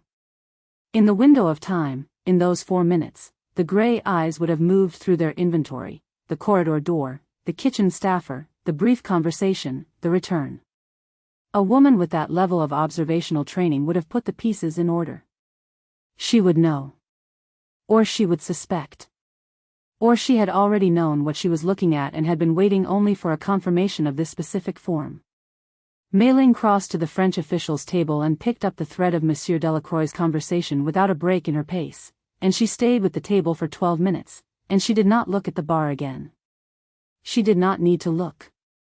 She knew where the gray eyes were. Afterward, after closing, after the chandeliers went down, after Theodore locked the front doors and confirmed the last staff had gone, she sat at the bar and she did not pour herself the sauternes because the sauternes was for the evenings that went right, and she was being precise tonight.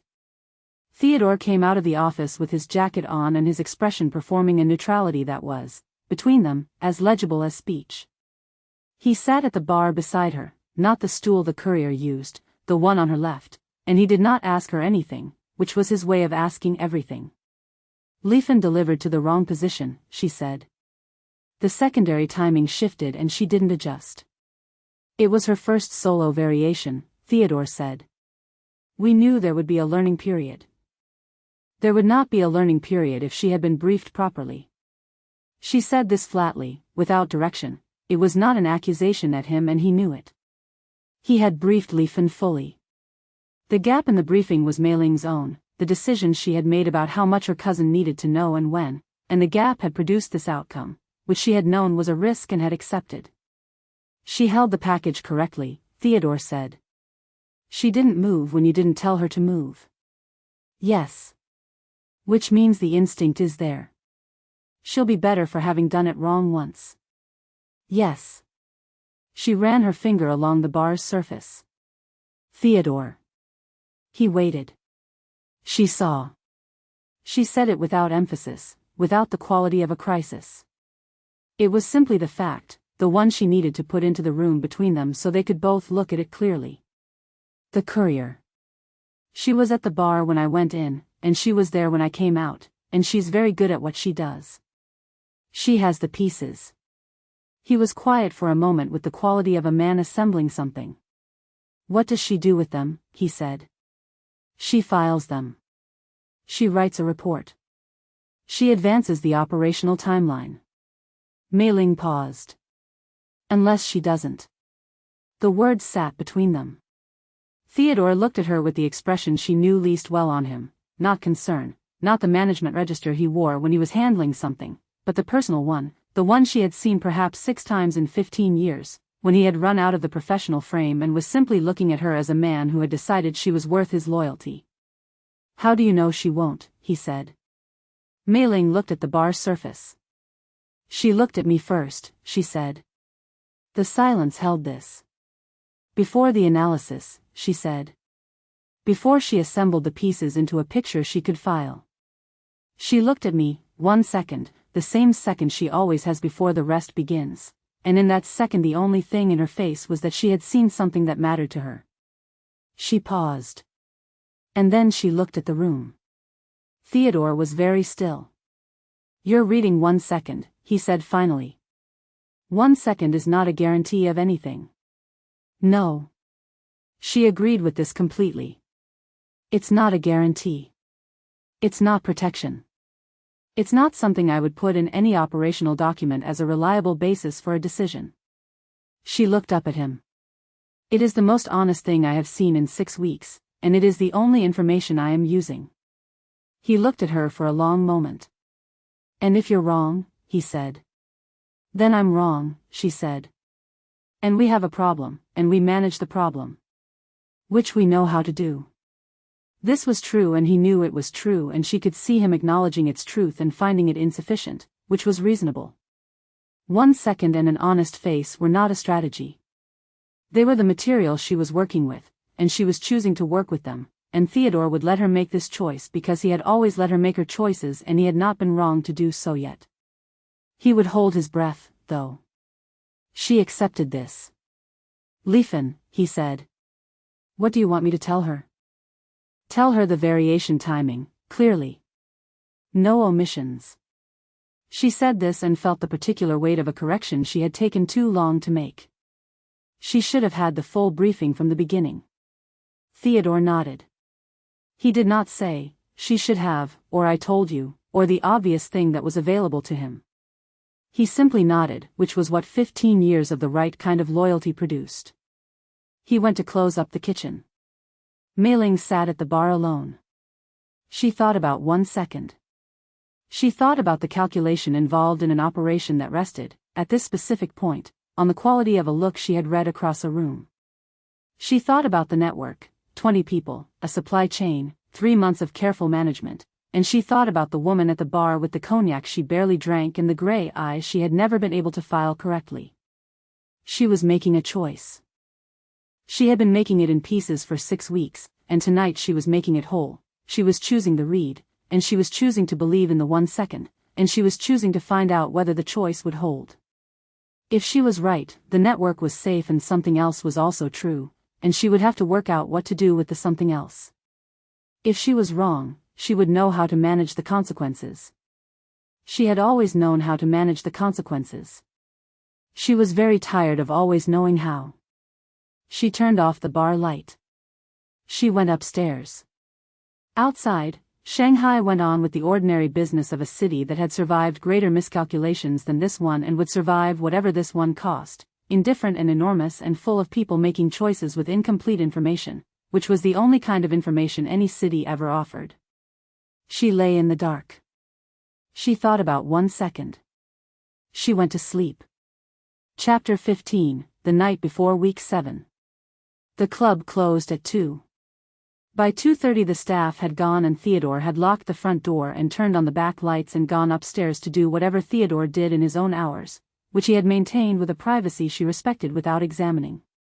Old Fong was still on the stage, or rather, on the edge of the stage, seated on the low platform with his trumpet in his hands and 3 candles on the table beside him, which was a configuration he assembled on certain nights and which she had learned to read as, "Not done yet." She had never asked him to stay. He stayed when he stayed. Roza was at the bar. Not at the sightline table, she had stopped thinking of it as hers, or had stopped thinking about whether she was thinking of it as hers, which was the same as stopping, but at the bar itself, on the stool she had used the night Mei-Ling had come and sat beside her for the first time. She did not think this was deliberate. She noted that she was not certain. Mei-Ling came out of the office at 2:35.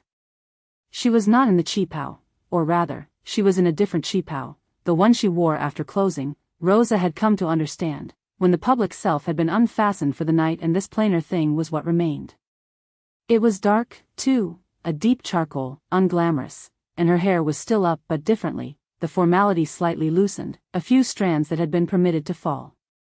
She came to the bar. She sat beside Roza. Not across. Beside, the same configuration as before, the 1.5 feet of air between them, and the bar's surface and the 3 candles from the stage and old Fong doing something quiet with the trumpet that was not performance and not practice but some third thing she had not yet named. They did not speak immediately. This was not unusual. They had learned each other's silences over the past 5 weeks in the way that people learn the silences of someone they are spending real time with, not managing them, not filling them with tactical conversation, simply living in them together until one of them had something that wanted to be said. Roza had found, to her ongoing surprise, that she did not feel required to fill the silences. She had spent 8 years filling silences as a professional courtesy, as a form of control. The person who fills the silence is the person who sets the next direction, and she had been very good at it and she was discovering that she preferred this to it. Old Fong played 4 notes and stopped. He considered them. He played them again, differently. He does that, Mei-Ling said. Take something apart to see where the piece went wrong. He'll have it by the 3rd time. What's he looking for? The phrase he heard. She had her glass, not the sauternes tonight, something simpler. He hears the right version in his head before he plays it, and then the playing is the work of finding the version that matches the one he heard. He says it's never exactly the same. Is that frustrating? He says it's the point. A pause. He says if it were exactly the same, he would have stopped needing to play. Old Fong played the phrase a 3rd time. It was not the same as the 2nd, and it was not the same as the 1st, and it was closer to what it was looking for, and he stopped again and sat with it. Roza looked at the stage and thought about the phrase that is never exactly the version you heard, and the work of finding the version that comes closest, and the fact that the closeness is not failure. Paris, she said. Mei-Ling looked at her. She had the expression she wore in the private hours, not the salon face, not the management face, the one underneath those that Roza had been watching emerge over the past 5 weeks with the care of a person watching something unfamiliar and choosing not to rush it. What about it? You said you loved it the way you love things you know you'll have to leave. I've been thinking about that. Have you? How did you know you would have to leave? You were there at 20. You could have stayed. Mei-Ling was quiet for a moment. She set her glass down and she looked at the bar's surface in the way she did when she was not performing composure but actually composing, finding the thing she wanted to say instead of the thing that was available. I knew, she said, because everything in Paris was in French. Including what I was becoming there. And I'm not in French. I can speak it, I can think in it, I could have built a life in it. But the thing underneath that, the part that built the network and chose the cause and knows what the club smells like at 6 in the morning when no one else is in it, that's in something older. Something Shanghai. She picked up the glass again. I knew at 20 that the part of me that mattered would always come back. So I let myself love Paris and left it and came home. Roza thought about this. Leningrad, she said. Tell me. The opposite, I think. She looked at the candles on the stage, 3 of them, burning with the calm patience of things that had been given a purpose and were executing it. Leningrad was where I was from. The buildings looked at you.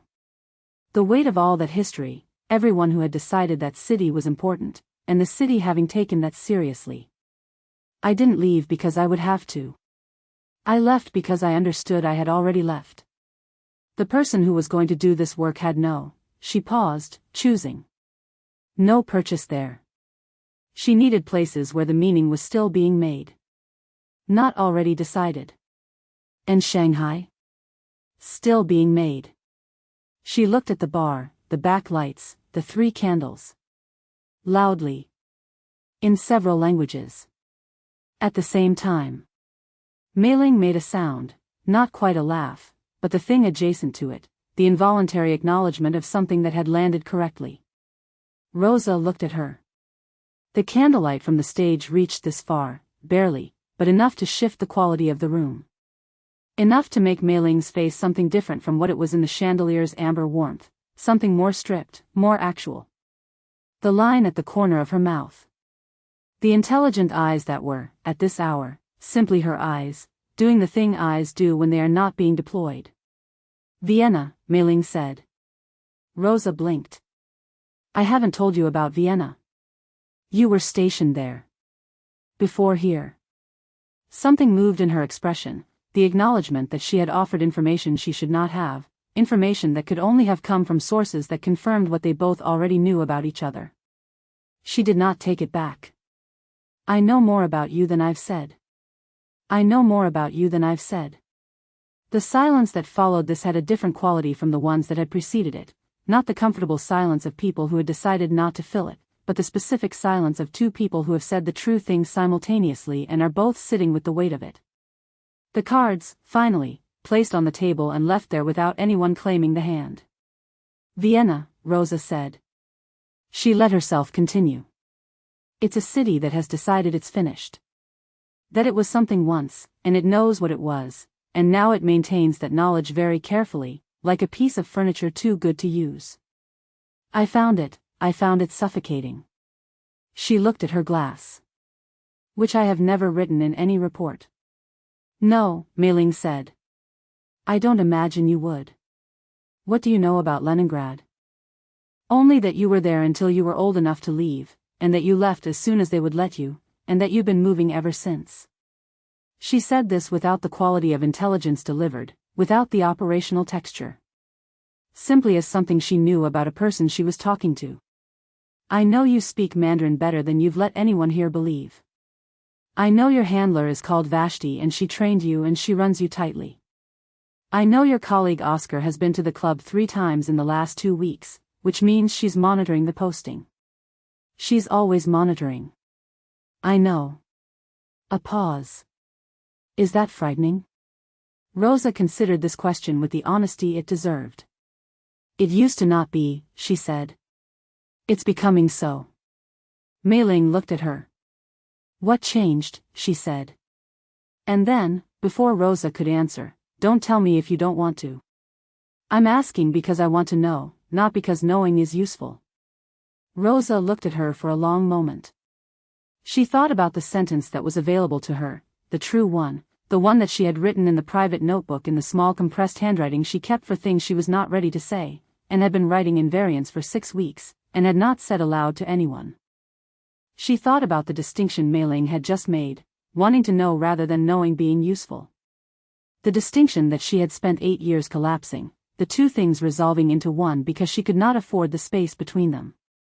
She thought about the space. I think, she said, with the care of someone taking apart a phrase and finding the right version of it, I have been frightened for a long time and told myself it was something else. And somewhere in the last few weeks, the other name stopped working. Old Fong played the phrase again. This time it was right, she could hear the rightness in it, the way the resolution arrived not as a surprise but as an inevitability that had been earned. He played it through, and then he set the trumpet down, and he sat with it for a moment in the way of someone who has found what they were looking for and is taking a breath before going on. Mei-Ling was very still beside her. "The other name," she said. "Discipline," Roza said. "I told myself it was discipline. The managed life. The contained one." A pause. "I'm a professional. I contain things." "You do," Mei-Ling said. "You contain them very well. You sit at a bar in Shanghai for 6 weeks and you file your reports and you maintain your cover and you are completely and exactly what the operation requires." She looked at her own glass. "And then you stay after closing and you talk about Leningrad and the phrase that is never quite the one you heard, and the containing stops being the point." Roza said nothing. "I know what that is," Mei-Ling said quietly. "I know what it costs." "You do it too." Roza looked at her. "You run the room. You manage what everyone sees. And then the room closes and you sit in it and you like seeing it when it doesn't need anything from you. And that, the room when it doesn't need anything, is the only part that's actually yours." A long silence. "Yes," Mei-Ling said. It was the simplest thing she had said to her in 6 weeks. One word, said without the Parisian lilt and without the management tone and without any of the architecture. Said the way you say something when the architecture has come down and the word is all that is left and it is enough. Roza sat with it. She did not file it. She did not compose the sentence that would make it operational, make it useful, make it the kind of thing that lived in reports rather than in the specific weight of this particular hour in a particular room with 3 candles and old Fong sitting quietly with what he had found. She did not want to do that. She was aware that she did not want to. This was, she let herself understand this, wholly, without the mediation of professional language, the most frightening thing that had happened to her in 8 years. Not because it was dangerous, though it was dangerous. Because it was real, and real things, she had been told young, were liabilities. She was finding that she was no longer persuaded by this framing. Mei-Ling looked at her. In the candlelight, her face was the face beneath the face, the one Roza had been watching emerge in pieces over weeks, present now without the intermediary. The intelligence was still there, the intelligence was always there, it was not a performance and did not go away when the performance did. But underneath the intelligence, the thing that the intelligence usually managed, a woman who was tired. A woman who had built something enormous over a wound that had never healed and had kept building because the building was all she had, and who was sitting in a candlelit room at 2 in the morning and had stopped building, for this hour, and was simply here.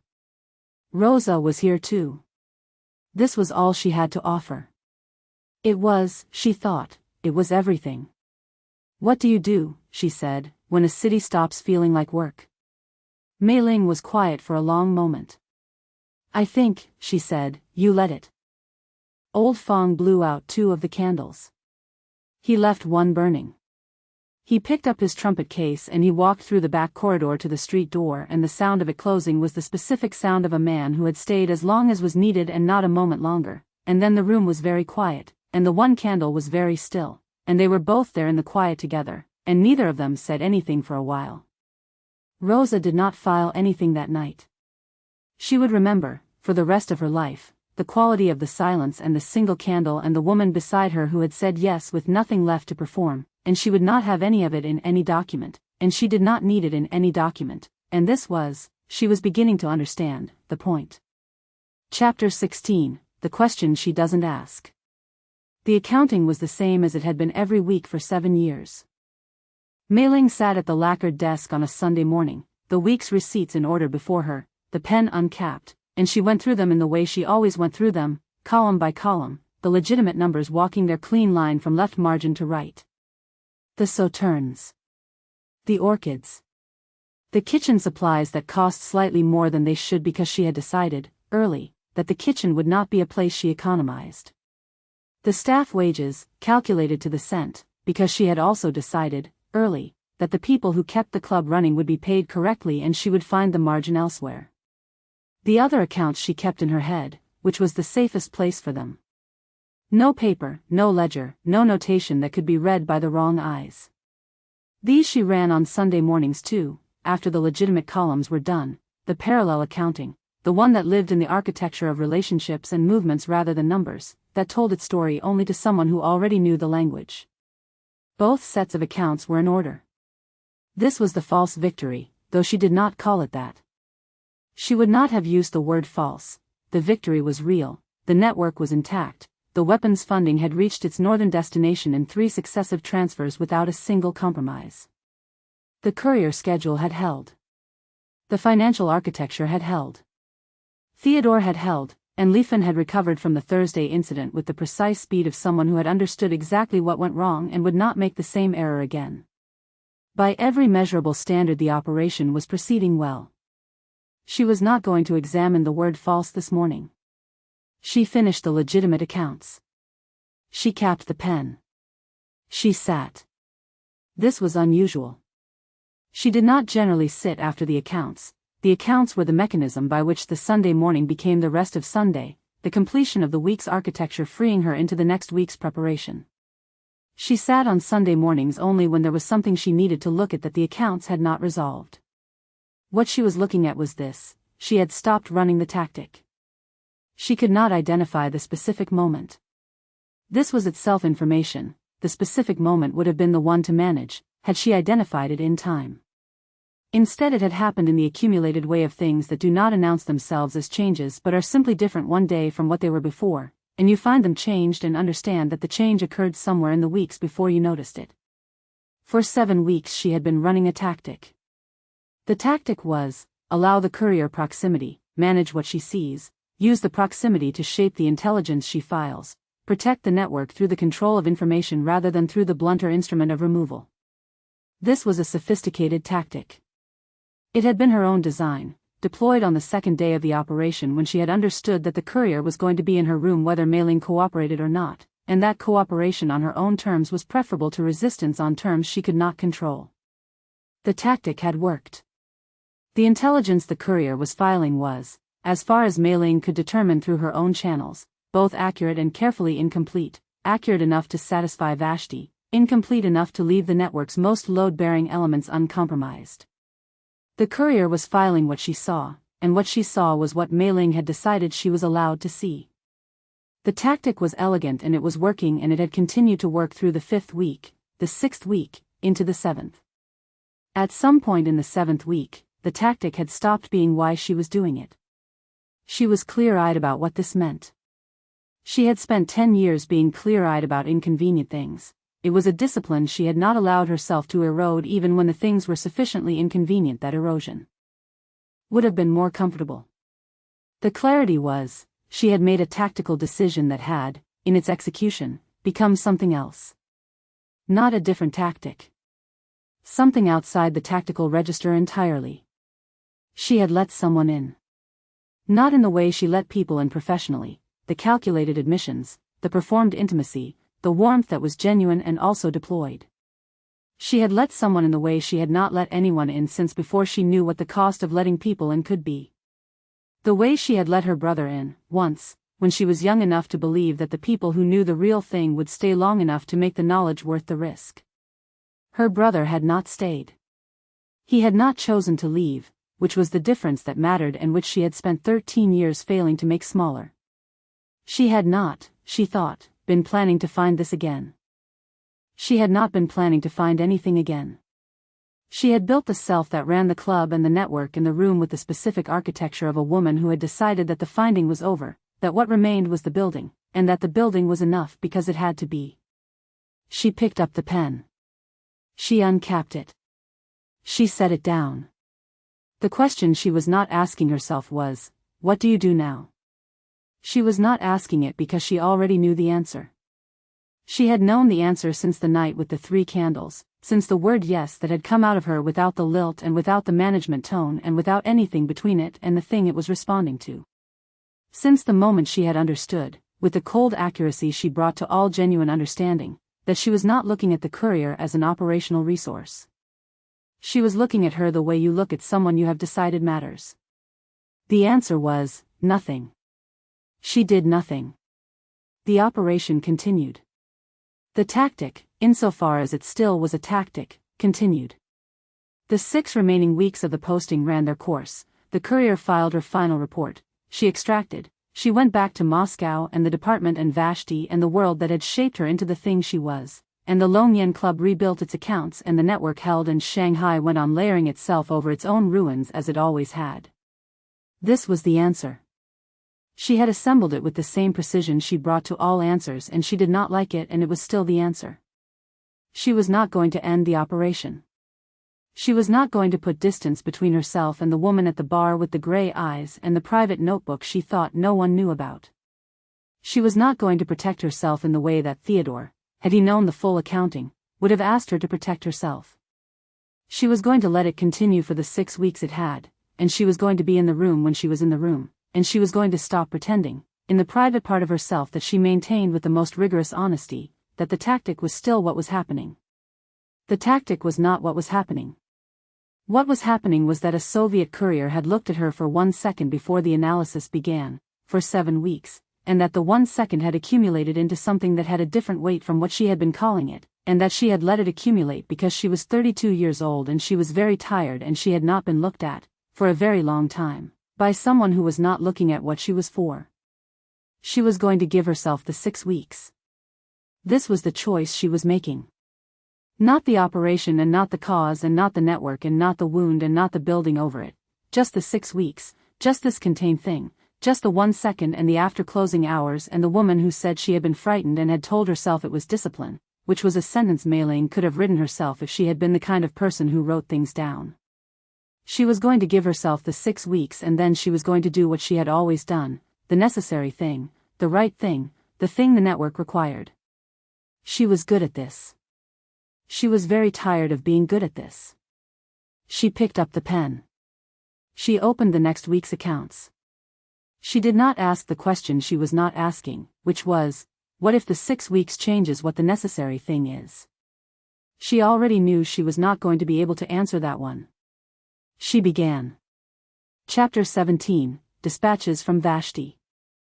The dispatch arrived on a Tuesday, folded into the pages of a month-old copy of illustration that had been left at the pharmacy for her. This was not the established method, the aspirin caddy was the established method, the caddy was clean, the caddy had a logic to it that she had tested and trusted.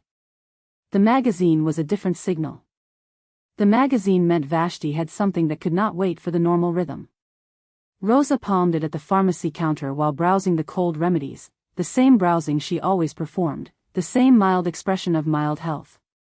She paid for a tin of lozenges she had no use for. She walked back to the safe house by the route she used when she expected to be followed and confirmed, in the 8 minutes it took, that she was not followed today. She was not always certain this meant she was not being watched.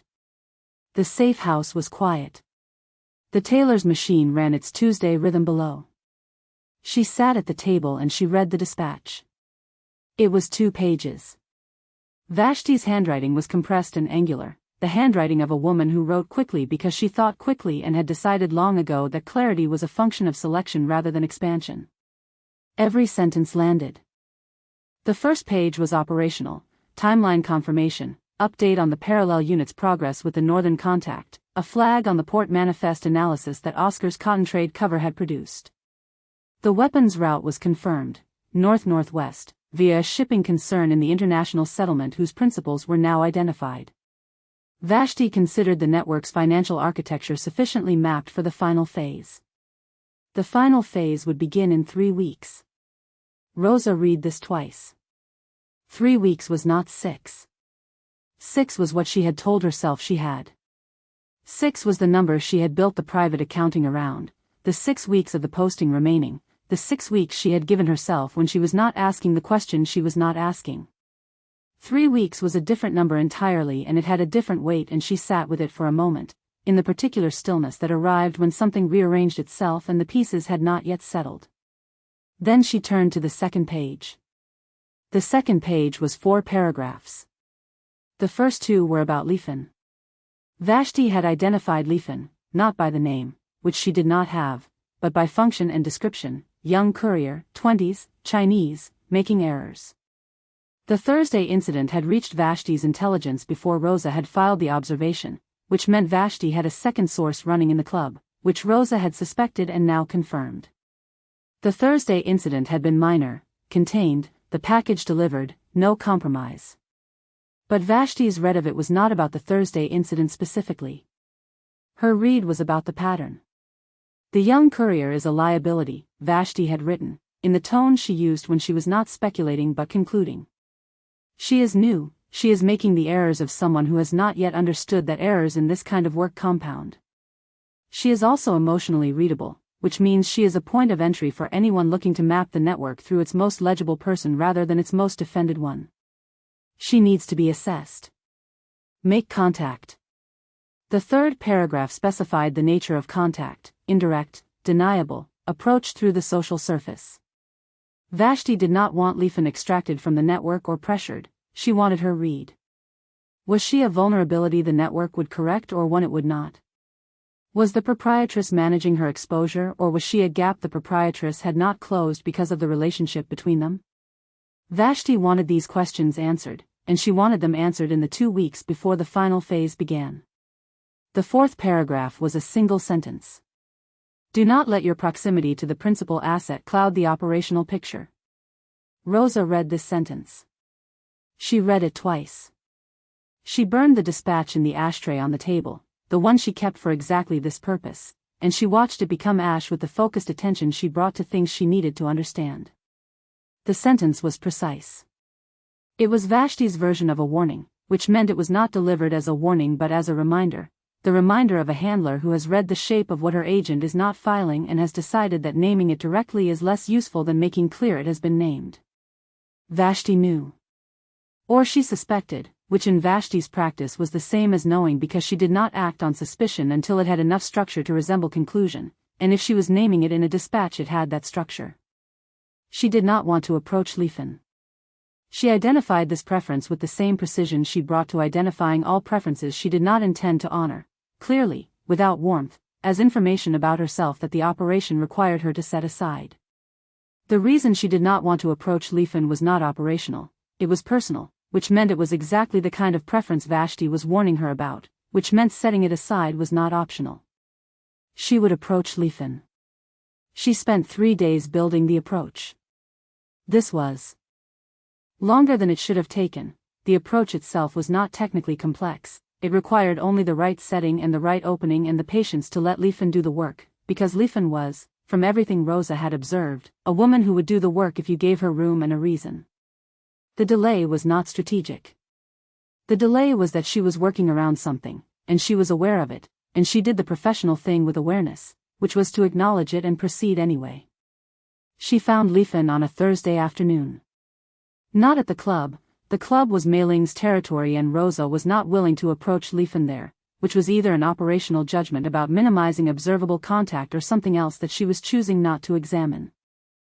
She found her instead at the small market on Rue Stanislas, 2 streets from the club, where Leifen came on Thursday afternoons to collect the kitchen's weekly fresh herbs. Roza had established this from 3 weeks of peripheral observation, noting the routes of the club's adjacent personnel as part of the network mapping, telling herself it was the network mapping, which it was, among other things. She did not approach directly. She was in the market before Leifen arrived, at the dried goods stall, which gave her the market's full sight line and positioned her as a fixture rather than a presence. When Leifen came through the entrance with her canvas bag and her quick-moving attention, Roza allowed 2 minutes to pass and then closed the distance in the natural way of a market, moving from stall to stall, arriving at the herb sellers at the moment Leifen was there, which looked like coincidence and was not. The coriander is better at this stall, Roza said. In French, which was a choice. The one on Rue Montauban cuts it too green. Leifen looked at her. She was not surprised. Roza had been prepared for surprise, had her response to surprise ready, but what she found instead was the look of someone who had been expecting this and had arrived at the market today without knowing whether it would happen and half expecting it might. The look of someone who had already done the math. I know who you are, Leifen said. In French. Her French was good, not Mei-Ling's immaculate command, but fluent in the practical way of someone who had learned it for use. I know, Roza said. A beat. The herb seller was occupied with another customer. The market moved around them with the organized noise of a Thursday afternoon. What do you want? Lefen said. She said it without hostility. This was the thing about Leifen that Roza had observed over 8 weeks of peripheral attention. She had a directness that was not her cousin's precision, which was a different quality, not controlled, but honest. She did not perform indirection. She asked the question that was there to be asked, and she waited for the answer, and she read the answer with the mobile, unguarded face of someone who had not yet learned to keep their conclusions off their expression. Roza looked at her. She thought about the dispatch.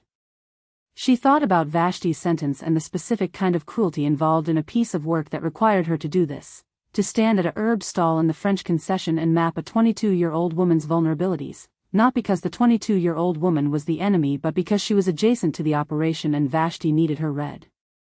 She thought about the fact that she was going to do it, because she was a professional and the operation required it and the alternative was the thing Vashti was already warning her about.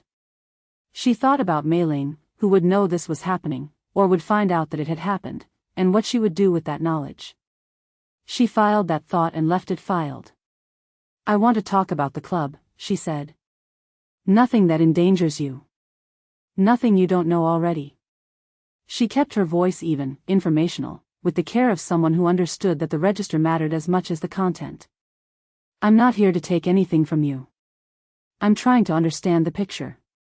Lefen was very still for a moment. Then she selected coriander from the stall with the deliberate calm of someone who had made a decision and was continuing with her errand while the decision settled. She paid for it. She put it in her canvas bag. Come to the tea house on Rue du Consulate, she said. In an hour. I'll be at the window. She left. Roza stood at the herb stall and watched her go and felt, in the precise way she felt things she could not file, the quality of what she was doing. It was clean. It was professional. It was exactly what the operation required and it was going to reach Mei-Ling, not today, maybe not this week, but it was going to reach her, because Lefen was not the kind of person who kept things from her cousin for reasons of loyalty when the things involved the operation, and Mei-Ling was not the kind of person who would find out her cousin had been approached and not reckon with it. She bought the coriander she did not need. She went to the tea house. She sat at the window and she waited for Lefen, and she conducted the conversation she had prepared, and Lefen told her things she mostly already knew, and she confirmed 2 connections in the network she had suspected and verified one she had not, and she was careful and professional and correct throughout. She walked back to the safe house afterward. She did not open the private notebook. She sat at the table for a long time in the particular quiet of a person who has done the necessary thing and is finding that necessary things do not always feel the way necessary implies. She made tea. She did not drink it. Outside, the tailor worked, patient and precise, making things fit. Chapter 18, What Madame Breville Noticed. The invitation arrived on a Wednesday morning, delivered by hand to the club rather than to Mei-Ling's private address, which was Breville's way of reminding her that the club was what she was being invited about. The note was 3 lines, tea on Friday, 4 o'clock, the apartment on Avenue du Bail. Not the salon, this was not a salon day, not the weekly gathering, not the managed social occasion. This was Breville alone, which meant this was something Breville did not want managed. Mei-Ling sent her acceptance and spent 2 days deciding what she was prepared to say. She arrived at 4 precisely. Breville's maid took her wrap and showed her to the sitting room, which was arranged differently from the salon configuration. 2 chairs, the low table between them, the window at Breville's left giving the afternoon light its usual quality of mild interrogation. The flowers on the mantel were gardenias, which was Breville's personal choice rather than her usual carefully impersonal orchids. Gardenias meant this was not entirely professional. Gardenias meant she was being offered something approaching candor. Mei-Ling sat and received her tea and said nothing until Breville said something, because with Breville the person who spoke first was always the person who had decided they needed something, and she had not yet decided what she needed from this conversation. Your Soviet friend, Breville said, setting down her cup with the exactness of a woman who had never set anything down carelessly in her adult life, is very attentive. My guests often are. She said this in the pleasant tone she used for openings, which they both understood were not the conversation. This one is attentive to you specifically.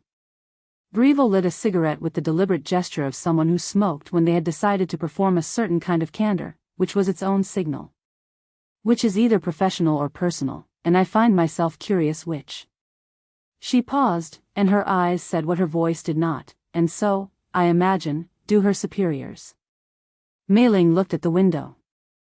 The afternoon was doing what Shanghai afternoons in this season did, pressing itself against the glass, the late summer heat still present despite the hour's suggestion of evening. The light had that quality she associated with the weeks before autumn arrived and changed the city's texture, something unresolved in it, still making up its mind.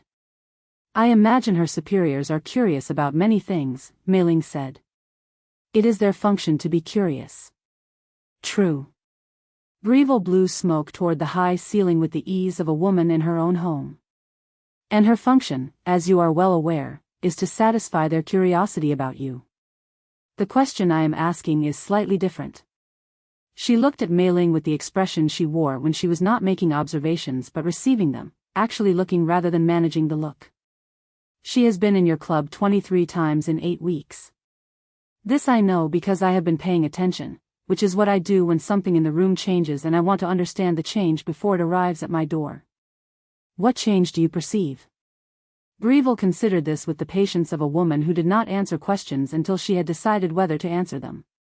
She smoked. She looked at Mei-Ling across the low table and then at the gardenias on the mantel and then back at Mei-Ling with the particular attention of someone who has run the comparison and found it informative. You are less managed, she said. Not visibly, not to anyone who doesn't know the vocabulary. Your salon performance is flawless. Your social contacts are maintained at their usual precision. The club runs as it runs, which is very well. A pause. But you have always managed yourself for other people, and what I notice now is that some of the managing has a gap in it.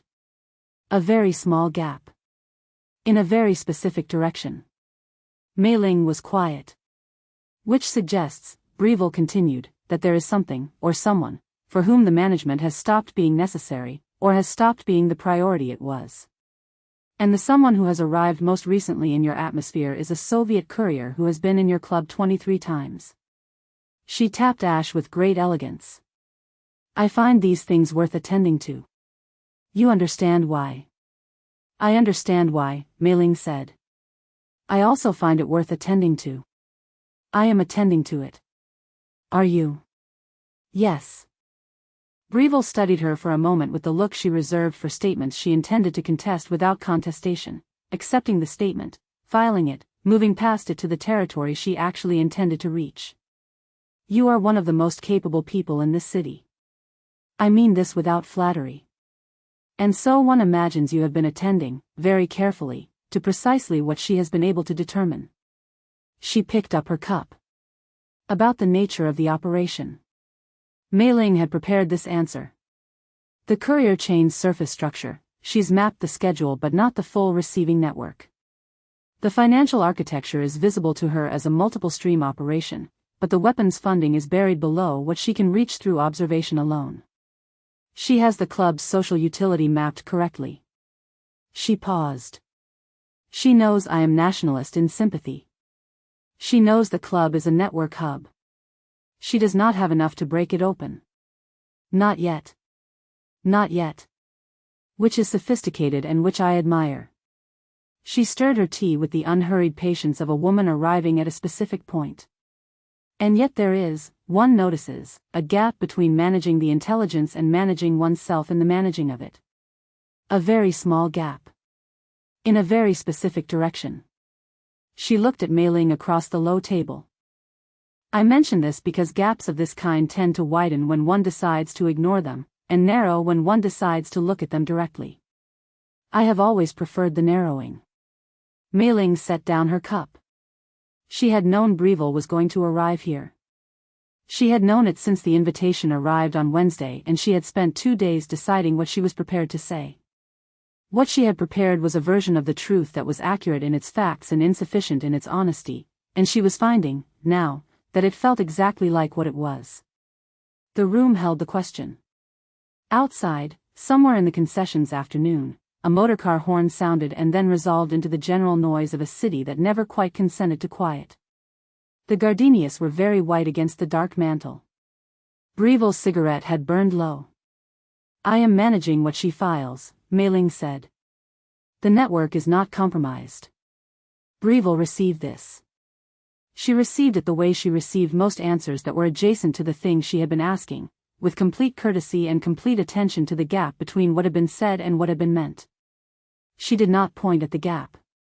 She simply let it sit, which was its own kind of pressure. Mei-Ling felt it sit.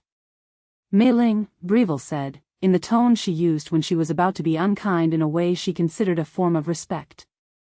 I have been in Shanghai for 22 years. I have watched a great many people convince themselves that they can separate the personal and the operational because both things are real and real things deserve their own space. They are usually correct that both things are real. They are usually wrong that the space is available. She lit a fresh cigarette. But tools develop tolerances, and tolerances become failure points, and the failure points tend to appear not in the operation itself but in the very small decisions that surround it. Mei-Ling said nothing. The very small decisions, Breville said, like who you permit to stay after closing. Like the gap I can see in the managing, which is very small and very specific and which has been growing since week 3 of this posting, if I am reading the weeks correctly. She was reading the weeks correctly. What is it that you want me to do? Mei-Ling said. She said it plainly, which was not her usual register with Breville. Usually they spoke in the language of implication, of observations and admissions, of the thing said sideways. She was saying this directly because she had decided that direct was what the conversation required, and because she was sitting across from the one person in this city who would give her a direct answer. Breville looked at her for a long moment. I want you to know what you're doing, she said. Not what the operation requires. What you are doing.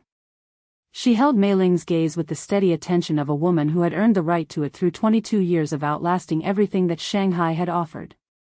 Because in 3 weeks the operation ends and she goes back to Moscow, and I want you to have been clear-eyed about what that means before it means it. Not after. The clock on the mantel marked the quarter hour.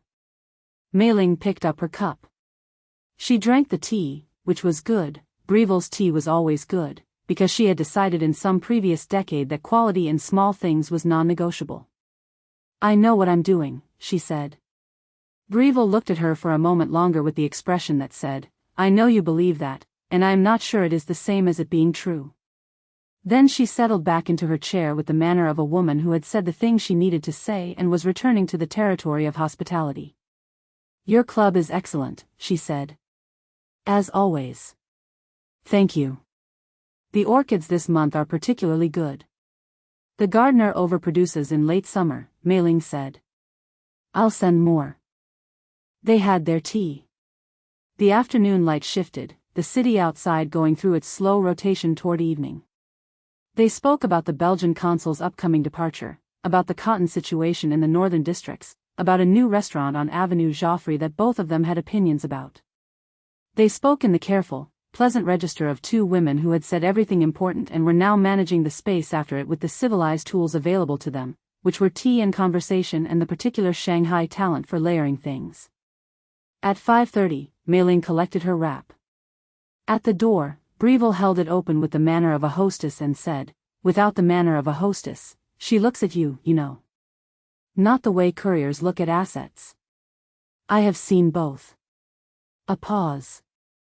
I mention this because you will tell yourself it doesn't matter, and I want you to have been told, at least once, by someone who has been paying attention, that it does. Mei-Ling stood in the doorway. She thought about 3 weeks. I know, she said. She walked home through the concessions early evening, through the streets she had been walking for 12 years since she came back from Paris, through the city she had chosen and which had chosen her back, through the particular weight of a Friday that had acquired the quality she had not been able to manage, the quality of being almost over.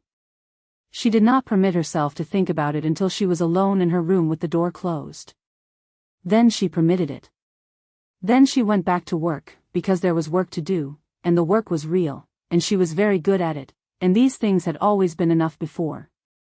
She was finding that before was losing its usefulness as a category. Chapter 19, What Leifen Carries. The tea house on Rue du Consulate was where Leifen had told her to come, and Leifen arrived 3 minutes before the hour and chose the window table, which was the table the courier used, She had seen her there half a dozen times, the woman who sat at windows because windows gave you the street and the room simultaneously, which Leifen had read as the habit of someone trained to know what was behind them, and she chose it deliberately, which was its own message, though she had not decided yet whether the message was directed at the courier or at herself. The courier arrived exactly on time. She came in without theater, without the performance of arriving that most people conducted, the adjustment of clothing, the scan of the room that announced itself as a scan. She came in, she found the table, she sat. That was it. Leifen had been watching people arrive in rooms for years, had catalogued the way entry revealed character, and this woman's entry revealed someone who had been doing this long enough that the doing had become the person, and the person was not performing the doing, they were simply being it. She sat across from Leifen and she said nothing and she waited. Leifen had prepared for this too. She had walked the 20 minutes from the market to the tea house and spent 19 of them composing how the conversation would go, which questions, in which order, at what distance from the thing she was actually curious about. She had composing practice. She had learned from her cousin that the shape of what you said was inseparable from the effect of what you said, and that arriving at a conversation without the shape was arriving without a tool. She had arrived with the shape. She said, "You know, I'll tell her." The courier looked at her. 1 second, 2. The gray eyes doing the thing they did, the inventory, the read, but differently up close than across the room. Up close the inventory was faster and what came after it was slower, more genuine, as though proximity burned through the professional layer into the actual one. "I know," the courier said. "And you came anyway. I have instructions." She said this plainly, without apology and without concealment. "I was told to make contact with you and assess the network's exposure through its most accessible person. I'm doing that." A pause. "I'm also telling you I'm doing that, which is not what my instructions specify." Leifen sat with this. It was the most honest opening she had been offered in 8 weeks of watching this woman do everything with great care and revealing nothing. She did not know whether the honesty was itself a tactic. She was 22 and she had learned enough to understand that honesty could be a tactic, that the most sophisticated people deployed it that way, that a woman trained by Vashti would know this. But she had also learned, from watching her cousin and from watching Old Fong and from watching the city do what it did to people over time, that the tactic and the genuine thing were not always different. That you could be honest because it was useful and honest because it was what you meant, and both at once, and that this did not make either less real. She assessed the courier. She thought, "She is telling me she's using me because she does not want to use me." She thought, "That is not nothing." "What do you want to know?" she said. The courier asked her 3 things. The first was about the Thursday incident, the receiving point that had not been where it should have been, the 12-minute wait, the alternative contact. She asked it in the way she asked everything, directly, without the softening that most people applied to questions they thought were uncomfortable. Leifen answered it. The answer was factual and she had nothing to protect in it. The incident was managed and over and Theodore had restructured the variation protocol and she had memorized the new system and she would not make the same error again. The second question was about the northern schedule. She answered this too, but differently, with the care of someone who knew she was answering and had decided how much of the answer was available. Not nothing. Not everything. The geography of what she said and what she left out was a shape she was building as she spoke, and she was aware of the courier reading the shape, and she let her read it, because she was not going to pretend the shape wasn't there. The third question was not a question. "How long has she known about me?" the courier said. Not, "How long has the proprietress known I was watching?" Not, "When did the proprietress become aware of the operation?" How long has she known about me, with the specific gravity of a sentence that understood the difference between the operation and the person in it. Leifen looked at her. She thought about what Mei-Ling had told her, which was not much. She thought about what she had observed, which was more. She thought about the conversation she'd had with Old Fong in the corridor in the 5th week, about watching the Soviet woman at the bar, about the way people watch things they don't want to want. She thought about the evening she had walked through the main floor after the salon closed and had seen the 2 of them at the bar, not doing anything, not saying anything in that moment, simply existing in adjacent proximity with the particular quality of people who have stopped requiring activity to justify their presence together. She thought about her cousin's hands going still. From the beginning, she said. Or close enough. The courier was quiet for a moment. And what she's decided to do with it, Leifen said, is not my information to give you. She said this looking directly at the courier's face, and she watched what happened to that face, the brief, involuntary something that crossed it before the professional layer closed over it again, the 1 second that the courier apparently could not fully contain when the thing that arrived was the specific thing she had not been able to file. It was the same second Leifen had been watching from across the room for 8 weeks. It was the same second she had described to old Fong, the watching that was not watching the corridor. She thought, she knows she's in it too. She just hasn't worked out what to do with knowing. No, the courier said, after a moment. It isn't. They finished the tea. The courier paid. Leifen did not argue about this, which was not acquiescence but a judgment. The paying was not symbolic of anything except that she had been asked here and the other person knew it and the other person was choosing to acknowledge it this way, and the acknowledgement was fine. They said a few things more, practical things, about the market and the route and the cover of the meeting, and then the courier gathered herself in the efficient way she did everything and left, and Leifen sat at the window with the last of her tea in the afternoon moving on the street outside. She sat there for 20 minutes. Then she went to the club. Mei-Ling was in the office. It was the Wednesday accounting. She always did the midweek check on Wednesdays, the midpoint review that kept the legitimate and the other books in alignment. The door was open, which meant, available, which was not always the case, which Leifen understood was a signal of its own. She came in.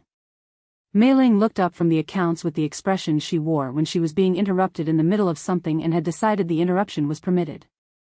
She looked at Leifen's face and the expression shifted into the other one, the one she wore when she was receiving information she had been expecting and had prepared herself for, but which arriving had a different quality from anticipated. Leifen sat down across from the desk. She approached me today, she said. At the market.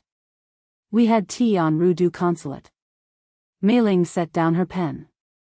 The silence lasted long enough for Leifen to hear the street noise outside and the distant kitchen sounds and the particular quality of a room in which a person is thinking with their full attention and doing it very quietly. What did she ask? The Thursday incident. The northern schedule. Leifen paused. She asked how long you'd known about her. Specifically. What did you say? From the beginning. Mei-Ling looked at the accounts page.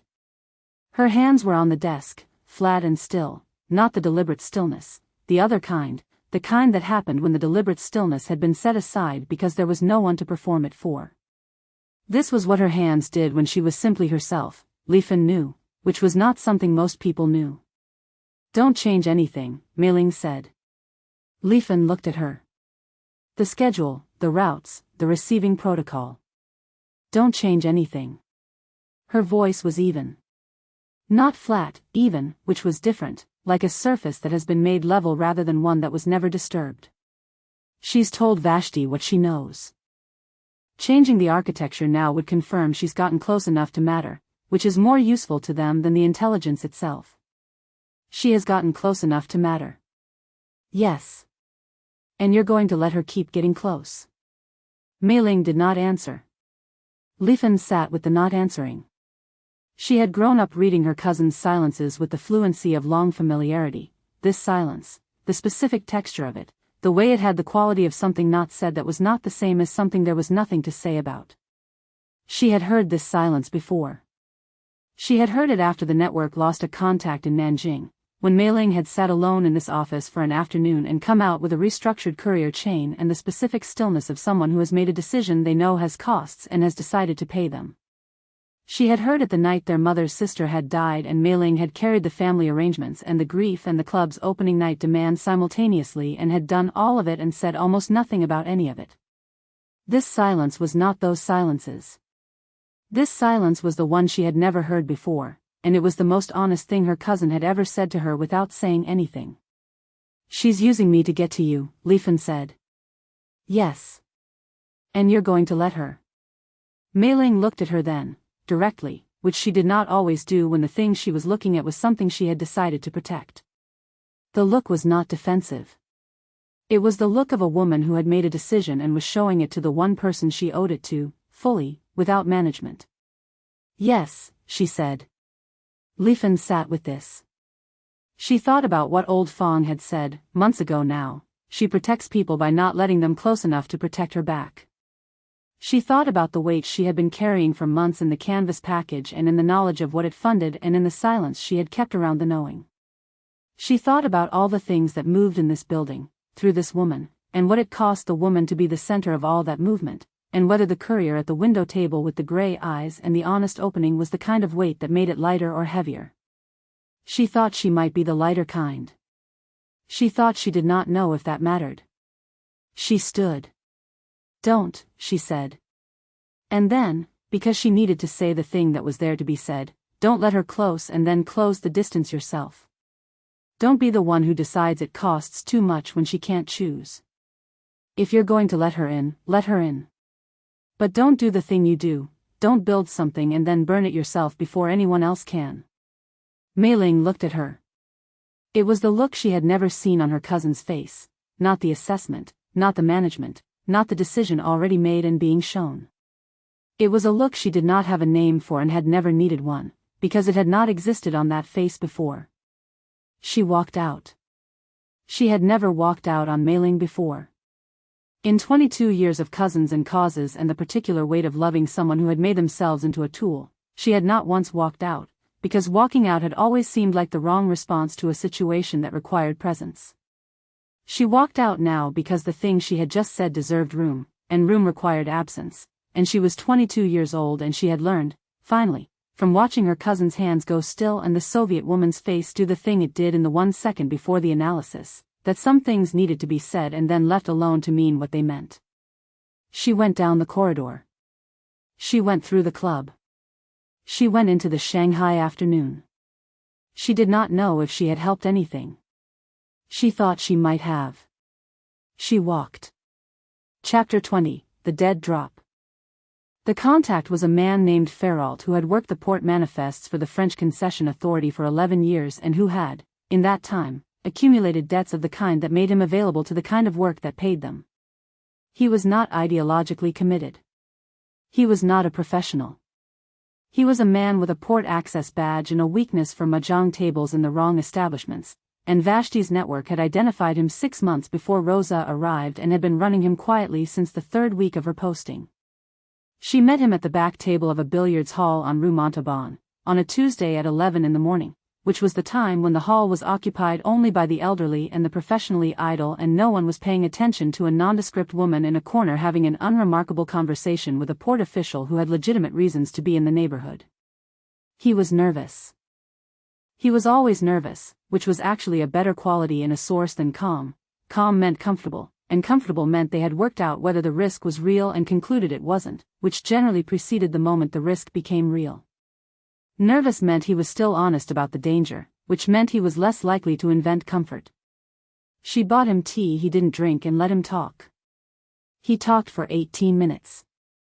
In those 18 minutes, Roza sat across from him with the external quality of a woman receiving administrative information and the internal quality of a woman watching an architecture assemble itself in front of her into the shape it had always had but which she had only now seen from the right angle. The port manifests were the confirmation she had been building toward. She had had the surface structure for weeks, the northern routing, the cotton trade cover, the shipping concern in the international settlement. She had had the financial architecture, the 3-layer system. She had had the courier chain schedule. What she had not had was the connecting piece, the specific mechanism by which the weapons funding left the club's financial structure and entered the supply chain, the bridge between the Lóng Yǎn's accounts and the northern shipments. Ferrault gave her the bridge. It was elegant. She filed this with the professional part of herself that could still acknowledge elegance when it appeared in something she was opposing. The weapons funding moved through a sub-account of a legitimate cotton trade concern, documented as quality assurance consulting fees, authorized by a shell entity whose principles were untraceable through any standard search and which existed only in the relationship between 3 people who all knew what they were doing and had arranged things so that the knowledge was distributed rather than concentrated. She would not have found it through the club's observable accounts. She would not have found it through the courier chain. She had found it because a man with a port badge needed his mahjong debts paid. She confirmed 3 specific details she had already known: the schedule, a name, a location, and let Ferrault go with the money he had been promised and the instruction not to change anything in his routine. She walked to the safe house. She sat at the table. She opened the formal report paper. She had enough. She understood this with the complete precision of someone who had been building toward this moment for 9 weeks and knew exactly what the assembled intelligence meant. She had enough to break the operation open. She had the financial mechanism, the supply chain connection, the weapons route in full. She had the identity of the shell entity's controlling principle, which was a name she had been given by Ferrault with the nervous efficiency of a man who understood he was crossing a line and needed to cross it quickly. The name was Mei-Ling's, which she had known it would be, which she had known since the 4th week and had been filing as confirmed but unverifiable. It was now verified. She looked at the formal report paper. She had been trained to write this report in a single session. The discipline of final intelligence filing was the discipline of doing it before the window closed, before the details degraded, before the mind did what minds do with information they have been holding for too long and begin to edit it toward the version they prefer. She was good at this. She had filed final intelligence reports in Warsaw, Vienna, Brussels, twice in Leningrad, once in circumstances she had never discussed with anyone. She sat down and she wrote the beginning of the sentence and then she stopped. She put the pen down. She sat. The tailor's machine was running below. She had been listening to that sound for 9 weeks and it had become the sound of this room, the background against which everything else happened, and she could not imagine the room without it, which was information about what 9 weeks did to a person. 9 weeks was not a long time. 9 weeks was, apparently, long enough. She did not file the report. She told herself she was letting the intelligence settle, a standard practice, a thing that had a legitimate professional name and a legitimate professional rationale. Recent intelligence filed immediately was sometimes less accurate than intelligence filed after a period of cross-referencing. This was true. She held the report paper and the uncapped pen and she told herself this was what she was doing. She was lying to herself, which she recognized with the unflinching accuracy she tried to maintain about all things including herself. She had been very good at not lying to herself for 8 years, and she was lying to herself now, and the lie had a specific shape.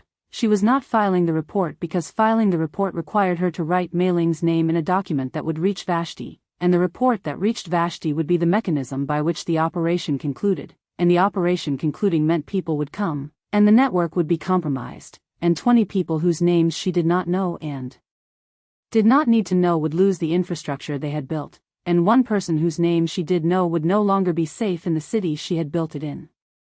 She was not filing the report. She put the pen down. She put the report paper face down on the table. She closed the formal notebook. She sat with what she had done. This was, she understood, with the complete clarity that had not failed her even when she had wanted it to, the line she had told herself she would not cross. The line was, the operation. The operation was the thing she had drawn around and said, outside this, I keep something for myself, but inside it, I am a professional, and I do what the operation requires. The line had held for 9 weeks and it had cost her things and she had paid them and the operation had been clean throughout. She had not filed the report. She sat with this for the rest of the afternoon, which was not a short time. The tailor worked. The light moved through the window with the patience of light that had been performing this movement for as long as the window had existed and would continue to perform it after. She sat with the report face down and the pen uncapped and the feeling that was not panic and not grief but something simpler than either, the feeling of having done a thing and understood fully what it was and not being able to determine what came next. She made tea. She did not drink it. She went to the window. Below, the street was doing its Tuesday afternoon business, the late shoppers, the early evening preparation beginning in the restaurants across the way, a pair of children being recalled indoors by someone who was not visible from this angle but whose voice carried the particular authority of a person who had said this before and expected it to work this time. She watched them go inside and the street return to its adult configuration and the evening begin to arrive with its Shanghai specificity, the heat lifting a few degrees and the light going amber and the sounds of the city shifting register from the day's practical to the night's social. She thought about what she was doing. She was not filing the report for one night.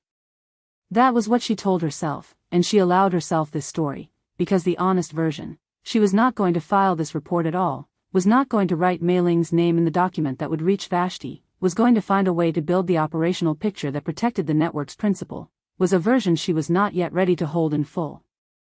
She would get there. She was honest enough with herself to know she would get there.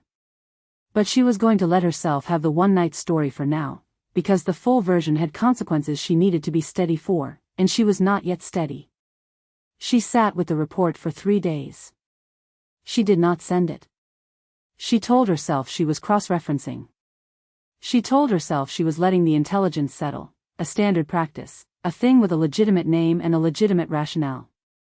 Recent intelligence filed immediately was sometimes less accurate than intelligence filed after verification. She told herself this, and she knew she was telling herself this, and she kept the report face down on the table, and she went to the club each of those 3 evenings, and she sat at the bar and she looked at the woman who did not know what Roza was sitting with, and she thought about what filing the report meant, and she did not file it. She was a professional. She was, she understood, conducting the very operation Vashti had warned her about, letting the proximity cloud the picture. She was not clouding it unknowingly. She was doing it with her eyes open, which was not the same as accident, and which she was going to have to reckon with, but not tonight, not these 3 nights, not while the report sat on the table and the city pressed itself against the window and the question she was not asking had started, very quietly, to answer itself. On the 3rd night she came back from the club at 3 in the morning.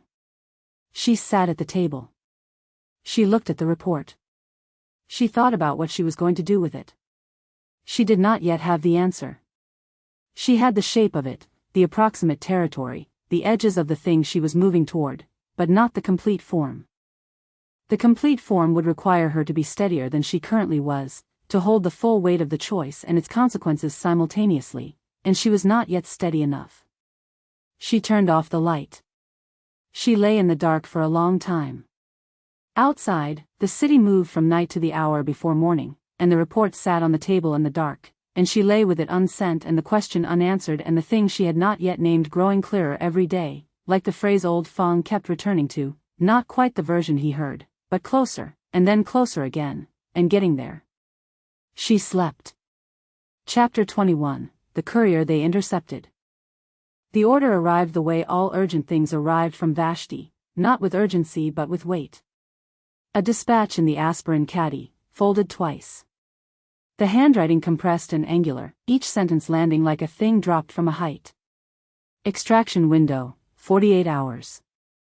One of the network's couriers has been intercepted. The dead drop on Rue Montauban is burned. File final report before departure.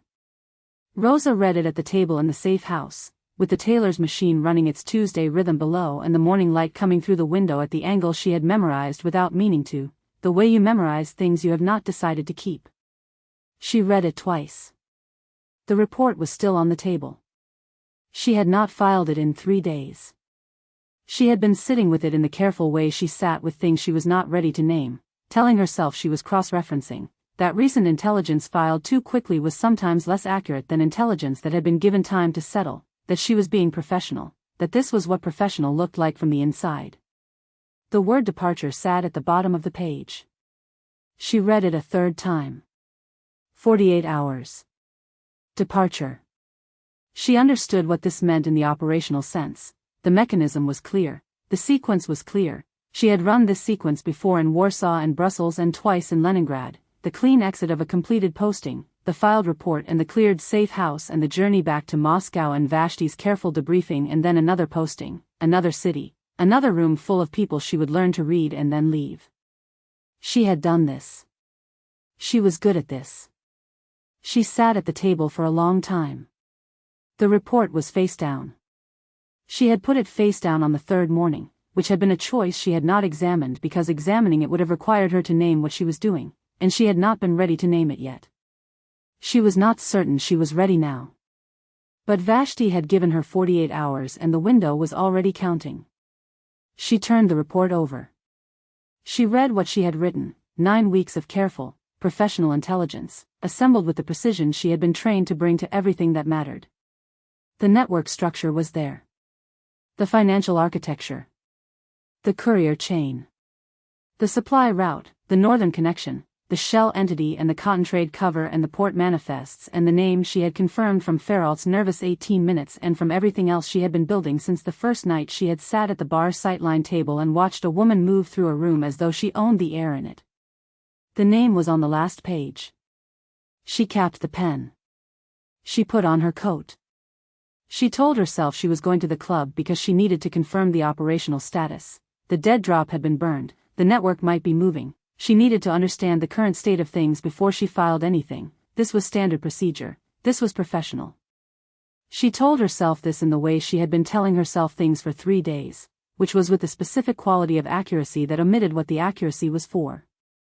She told herself this and she went. The club was dark. Not the dark of after closing. She had seen that dark, knew its texture, the working lights left on in the corridor and the bar's reflection in the shut-down amber warmth. This was the dark of a building that had decided not to be present. The door was closed. The gold characters over the entrance were there but not lit, which meant no one had turned them on this evening, which meant the opening hour had not been prepared for. She was 11 minutes early and the club did not open early. She knew this.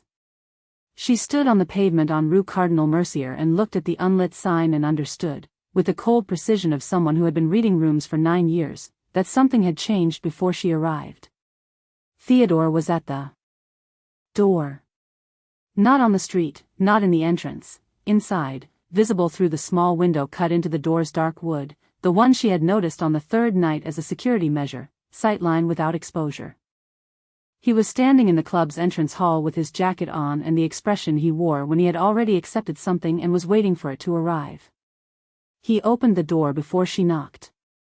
She looked at him. She said, "Where is she?" He said nothing for a moment. His face did the thing it did when he was choosing between 2 versions of the truth, selecting the one that would do the least damage while still doing the work.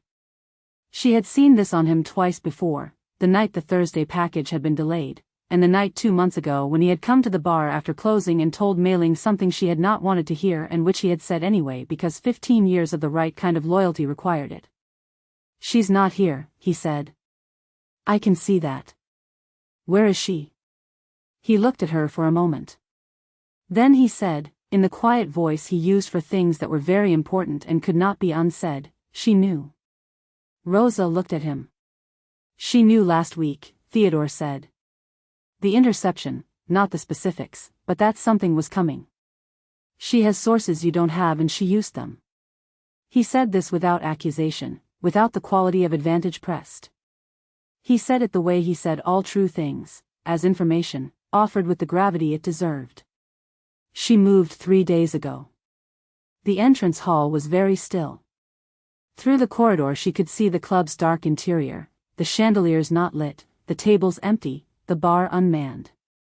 Old Fong's trumpet stand behind the stage, empty. The orchids on the bar. Still fresh. "Where?" Roza said. "Gone." He said the word in the way she understood was not unkindness but the only honest word for it. Not where she is, not which direction, gone, which was the specific category that meant she had gone in a way that was not findable, which was the only kind of going that kept a person safe in this city. She moved the network Tuesday. Leifen was already on a train north Monday morning. Roza understood the sequence. She assembled it with the professional precision that did not stop working even when everything else had, the way your eyes keep moving after you have understood what you are seeing. Mei-Ling had known the operation was ending before the order had reached Roza. She had moved the network while Roza had been sitting at the table with the face-down report and the uncapped pen, while she had been telling herself she was cross-referencing, while she had been going to the club every evening and sitting at the bar and looking at the woman who had not known what Roza was sitting with. Who had known? Who had known from the beginning? Who had moved the people she was responsible for while the clock counted down? Who had cleared the network and dismantled the architecture that 20 people depended on and who had done all of it and not? Had not said anything. Had sat beside her at the bar, and talked about Paris and Leningrad and the phrase that is never quite the version you heard, and had known.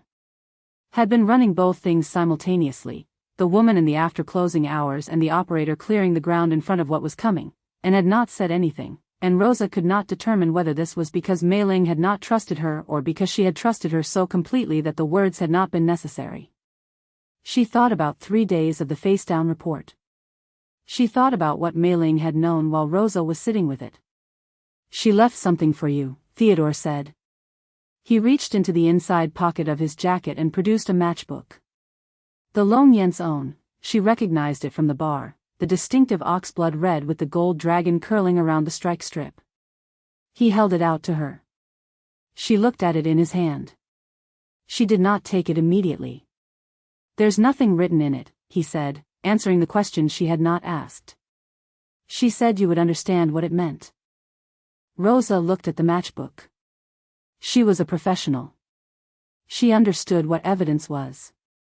She had a report on her table with Mei-Ling's name on it and 48 hours to file it, and the extraction window was counting, and Vashti was waiting in Moscow with her careful compressed handwriting and her questions that landed like things dropped from a height. She understood all of this. She understood it with the part of herself that had always been reliable, the part that had operated in Warsaw and Vienna and Brussels and twice in Leningrad and had never once left a thing unfiled that needed filing. She took the matchbook. It was warm from his pocket.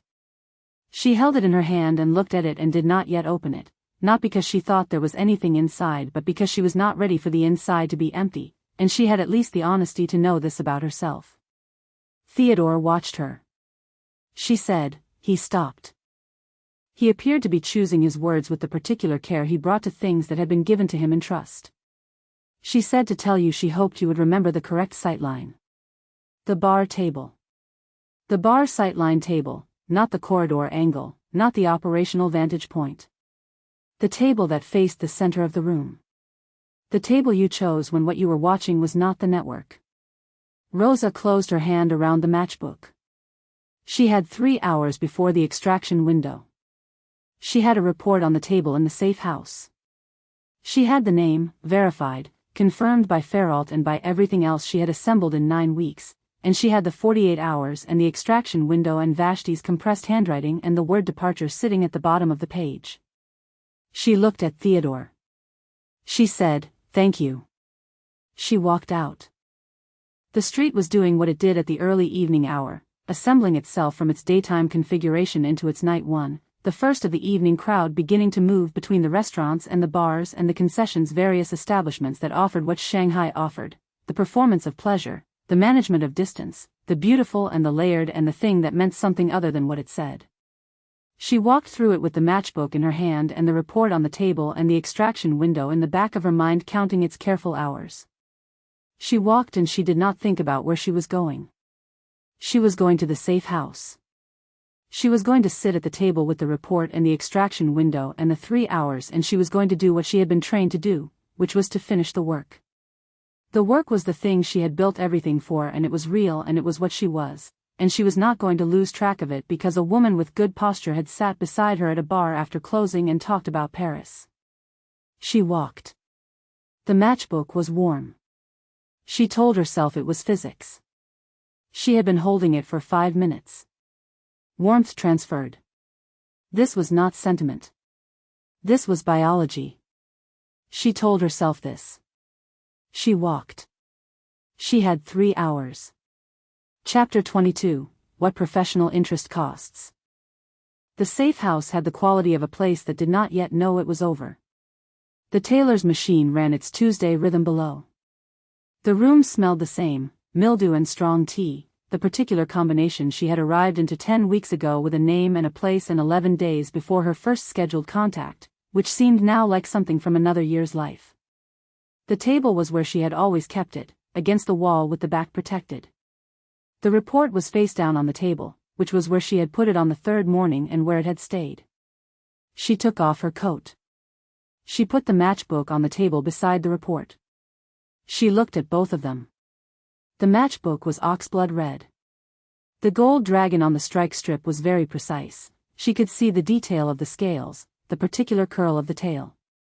Someone had designed it carefully, which was the kind of thing you noticed when you had been in a room long enough to understand that the person who ran it had made every choice about it deliberately, down to the things that would burn.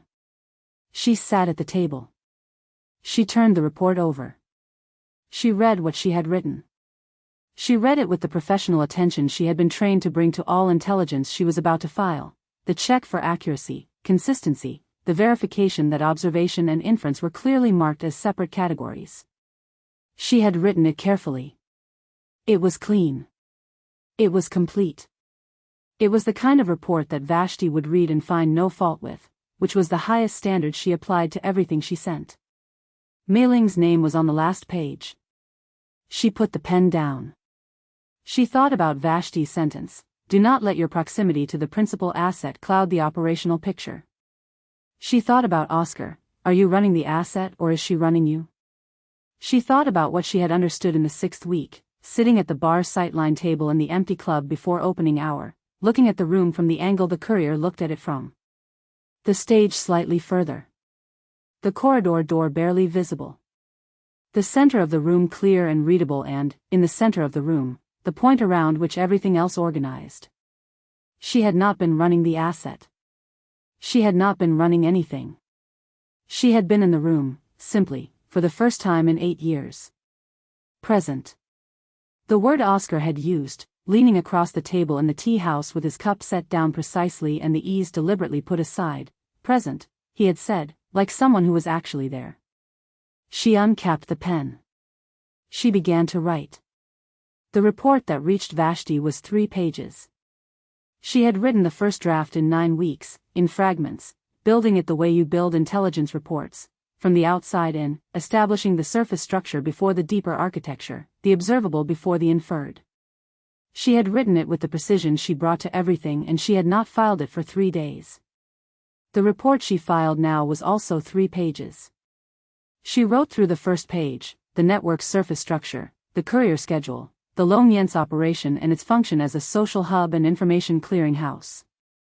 She wrote through the second page, the financial architecture, the 3-layer system, the cotton trade cover, the port manifests and the shipping concern in the international settlement and the northern weapons route confirmed.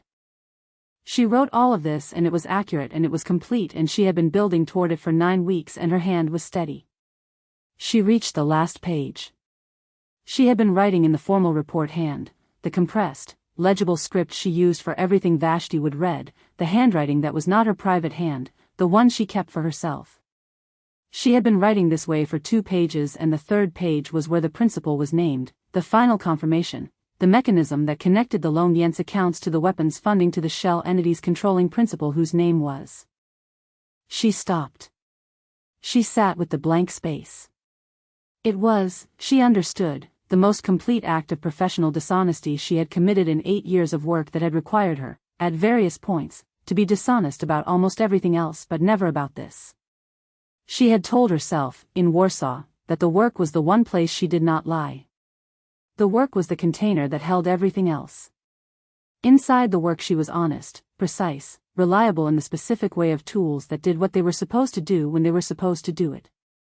Outside the work was the private notebook and the compressed handwriting and the things she kept for herself, which required a different kind of honesty and which she had maintained separately, because you could not maintain both in the same document and she had understood this early.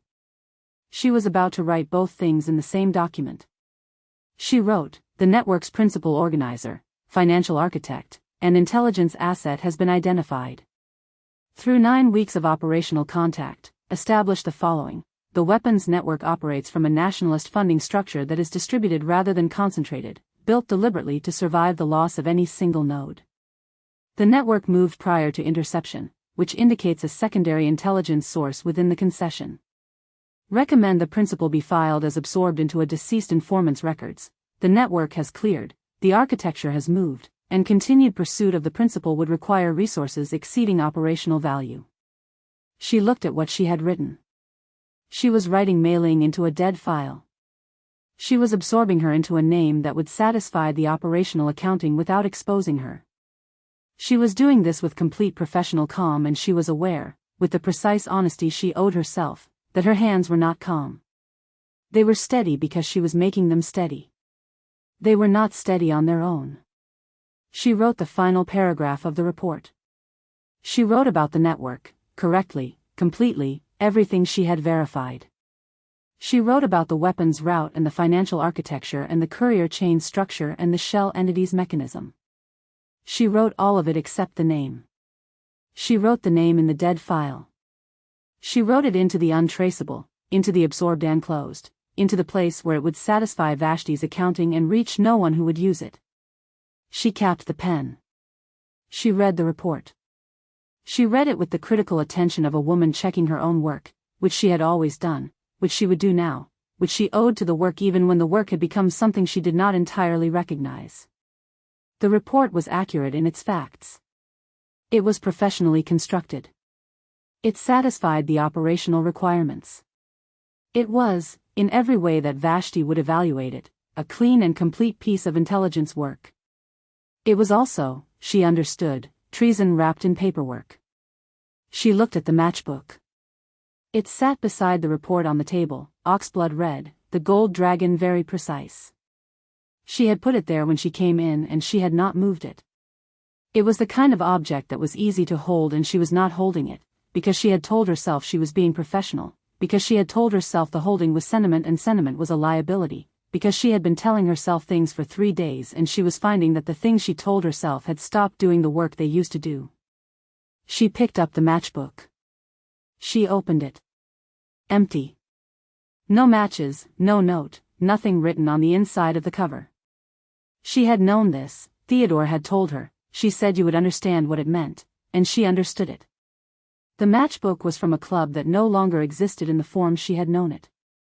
It was the evidence of a decision made before the evidence was required. It was the specific kind of gift given by someone who understood that the gift could not be acknowledged, who had calculated that the acknowledgement was not the point. The point was that Roza would know. She closed the matchbook. She looked at the report. She was going to file the report in the morning. She was going to place it at the pharmacy on Rue Molière, the aspirin caddy, the false bottom, the clean drop she had been using for 9 weeks, and she was going to pack the safe house and she was going to be at the extraction point with 40 minutes to spare, because she was professional and she did not miss extraction windows.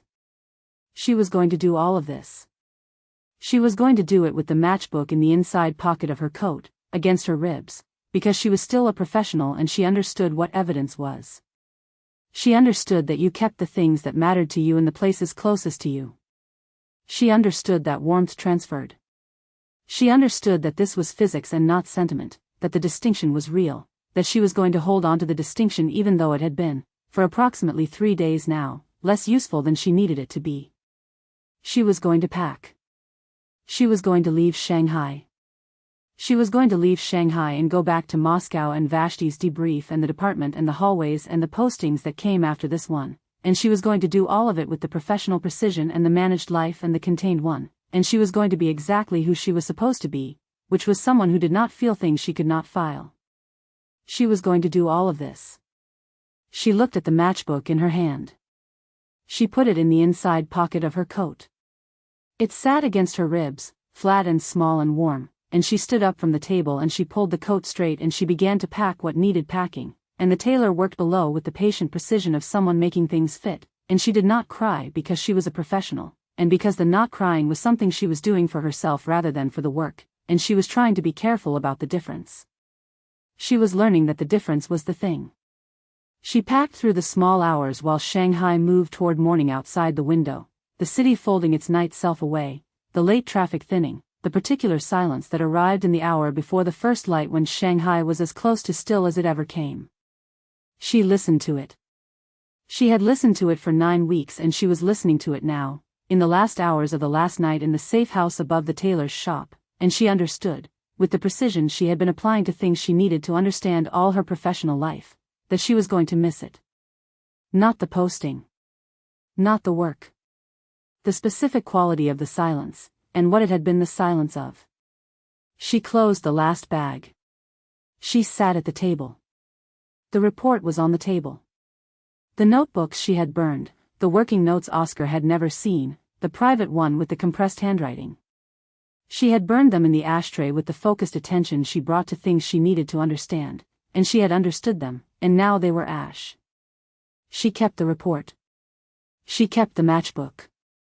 In the morning, she placed the report in the aspirin caddy and paid for soap she did not need and walked away from the pharmacy on Rue Molière with her bags already at the extraction point and the matchbook against her ribs and 9 weeks of Shanghai pressing itself against the inside of her coat, warm and specific and already becoming the thing it would be for the rest of her life, the shape of something she had not been looking for, that she had found anyway, that she was leaving now because the leaving was what she had always done and she did not yet know how to do anything else. She left Shanghai. The matchbook went into the inside pocket of her coat, in the place against her ribs where things she could not file lived. She wore the coat all the way to Moscow. Chapter 23, The Burning. This is before. For days before the courier received her dispatch from Vashti. 3 days before Theodore handed Roza the matchbook in the unlit entrance hall of a club that had already stopped being itself. Before the word departure sat at the bottom of anyone's page. This is the night Mei-Ling burned the Lóng Yǎn. The petrol was in the storage room. She had put it there herself, 3 months ago, when she had understood that the operation's end was a structural inevitability rather than a contingency, when she had built the network to be moved rather than dismantled, when she had begun the quiet work of determining what could be carried and what could not. She had put the petrol there the way she put everything in its place, without drama, without the quality of an act she was preparing herself for. She was a woman who prepared for the necessary things before they arrived, because the necessary things that arrived without preparation were the ones you managed badly. She had been very good, for 3 months, at preparing for the necessary things. She was finding, tonight, that preparation and readiness were not the same. Theodore had moved the network on Tuesday, 2 nights ago now, the courier chain shifted to a new architecture, the contacts dispersed to their secondary positions, the financial threads knotted in the ways that would take 3 months to untangle if anyone with sufficient patience and the right questions came looking. He had done this with the quiet efficiency of 15 years of knowing what she needed before she needed it. He had not asked her for the 3rd time whether she was certain. He had asked twice, which was his way of asking the significant thing, and she had said yes twice, which was her way of answering it, and then he had done the work. Leifen had been on the train to the north on Monday morning. She had gone without argument, which was the thing about Leifen, the thing Mei-Ling had understood for 22 years and which still had the quality of a small surprise, the way things you have always known can still arrive differently when the knowing becomes real. Leifen had not argued. She had come to the club early, before Mei-Ling expected her, and she had come into the office with the canvas bag she used for errands and she had stood in front of the desk the way she stood when she had decided what she was going to say and needed the standing to be the first part of saying it. The train leaves at 9, Lefen had said. Mei-Ling had looked at her. I know what you're going to say, Lefen said. I know you were going to say it in a way that wasn't asking. I'm saving you the performance. She set the canvas bag on the floor. I'm going to Nanjing first, then north. I have the contacts from the revised chain. I'll establish when I arrive. Mei-Ling did not say the thing she had been preparing to say, which was that Lefen needed to go, which was not a question, which would have been delivered with the careful precision of someone who had made the decision and was communicating it rather than consulting it. She said instead, I'll have Theodore arrange the documentation. Lefen picked up the canvas bag. She crossed to the desk and she put her hand over Mei-Ling's hand, which was not a gesture they used. They were not, between them, a touching kind of family. The two of them had developed over the years the particular physical vocabulary of women who communicated most things through implication and whose affection was expressed in other registers. The hand over the hand was not their register. Lefen did it anyway. I know what you're doing, she said. Not accusation. Something closer to acknowledgement, the specific tone of a person saying, I see the whole of this, not only the part you've shown me. I've seen you do it before, with other things. I know the difference between the choice you make and the one you accept. She pressed Mei-Ling's hand once, which was the most she would allow herself. This one is yours. She picked up the canvas bag. She went. Mei-Ling sat at the lacquered desk for a while after. Old Feng came in the afternoon. He did not knock, which was his way when he had been given permission long ago and had not been given unpermission since. He came in the way he always came in, without announcement, without the quality of arrival, simply present. He sat in the chair in the corner with his trumpet case on his knees, and he looked at her, and she looked at him, and neither of them said anything for a long time, in the way of people who had said everything that needed saying over 11 years and were now simply sitting in the shape of it. She crossed the office to him. She held out the matchbook. He took it from her hand. "Tell her," Mei-Ling said, "that she was never just a job." Old Fong looked at the matchbook in his hands. He turned it over, looking at the dragon, she thought, or looking at something beyond it, the way he looked at music sometimes, into the place behind the sound where the meaning lived. Then he looked up at her. "And if she doesn't come," he said. "She'll come," Mei-Ling said. "She has been looking for reasons. Give her one." He put the matchbook in his breast pocket, in the specific way of a man who understood what he was carrying and intended to carry it correctly. "Where are you going?" he said. She looked at him. He had never asked this before. In 11 years he had watched her move through this building with the close attention of someone who had decided the watching was its own kind of faithfulness, and he had never asked where she was going or where she had come from. He asked now because now it was real. The asking was his way of making it real, of marking the moment as the moment it was, which was the only ceremony they had between them. "Away," she said. And then, because he deserved more than that, "There's a network that needs managing in Wuhan, and then north after that if the Nanjing contact holds. I'll be moving." She paused. "I've been moving for 12 years. I know how." He nodded once. He stood. "The second trumpet in the storage room," he said. "The old one, the one I used before I got the current. It has a loose valve cap. I've been meaning to repair it." "Take it," she said. "I was going to leave it for the building. The building won't need it." She said this without grief, because grief was not the register the night required. "Take it." He picked up his trumpet case. He looked at her with the look she recognized, not the performance of final things, not the gathering of last words. Simply presence. The specific quality of being completely there before you were not there anymore. "She looked at you first," Old Fong said. "Before anything else, every time. In 11 years I have watched a great many people come through this room. I know the difference." He picked up the second trumpet case from the corner, the one she had not noticed he had brought. "It is not nothing." He went through the door. She listened to his footsteps in the corridor and on the stairs, and then the stage door, which she had heard 10,000 times, which had the specific creak at the third inch of its travel that she had been meaning to have Theodore oil for 6 years and had never oiled because she had come to depend on the creak, on the small private knowledge of where everyone was. She would not hear this door again.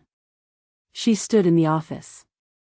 She looked at the lacquered desk, which she had bought from a furniture dealer on the Rue de Ningbo in the club's second year when she had decided the office deserved something that did not apologize for itself. She looked at the lamp with the red shade, which had been her mother's, which was the only thing in this room that had not been chosen for the room. She looked at the accounts books in their row, the legitimate ones, with their clean columns, and the gap where the others should have been, the ones she had burned 2 nights ago with the focused attention she brought to things she needed to have finished. She looked at the room. She had built this. She had built it over a wound that had never healed, and she had kept building because the building was the only thing that made the wound useful, and the building had been real and the wound had been real and the cause had been real and it was all still real. It did not become less real because it was now over. She went to the storage room. She worked without Theodore. This was the important thing. She had understood this in advance, had understood that the work required the same quality she brought to everything in this building, which was deliberate and complete and without performance. The petrol went where it needed to go. She had planned the sequence 3 months ago, when she had placed the petrol in the storage room, and the sequence was correct and she followed it. The accounting was precise. The kitchen corridor, which connected to the back staircase, which was the network's primary transit point and which had the most documentation embedded in its structure, the particular marks on certain tiles that functioned as signals, the loose baseboard in the northeast corner behind which the emergency contact sheet was secured.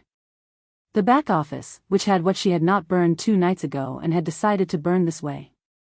The main floor, because the main floor was the container of everything she had built and the container going was the cleanest way. She had thought about the orchids. She had thought about old Fang's second trumpet, which she had told him to take, and he had taken. She had thought about the sauternes she had not poured herself on the last night because the last night had not felt like a sauternes night and she had been right and also wrong. She had thought about what the room had been on the night with the 3 candles, old Fang playing the phrase until it was right, the 1 candle left burning, the woman beside her at the bar who had said something that had no word in Russian and which Mei-Ling had understood anyway because it had no word in Mandarin either. She had thought about all of this, and then she had done the work, because the work was what she had always done, and the thinking was for after, and the after was the rest of her life. The match was the work of a moment. She watched the fire for long enough to confirm it was going the way it needed to go. This was professional practice. She was not standing in the street watching her own club burn out of sentiment. She was confirming the sequence was correct and nothing had gone wrong, and then she was leaving, which is what she did. She put on her coat. Not the cheapao.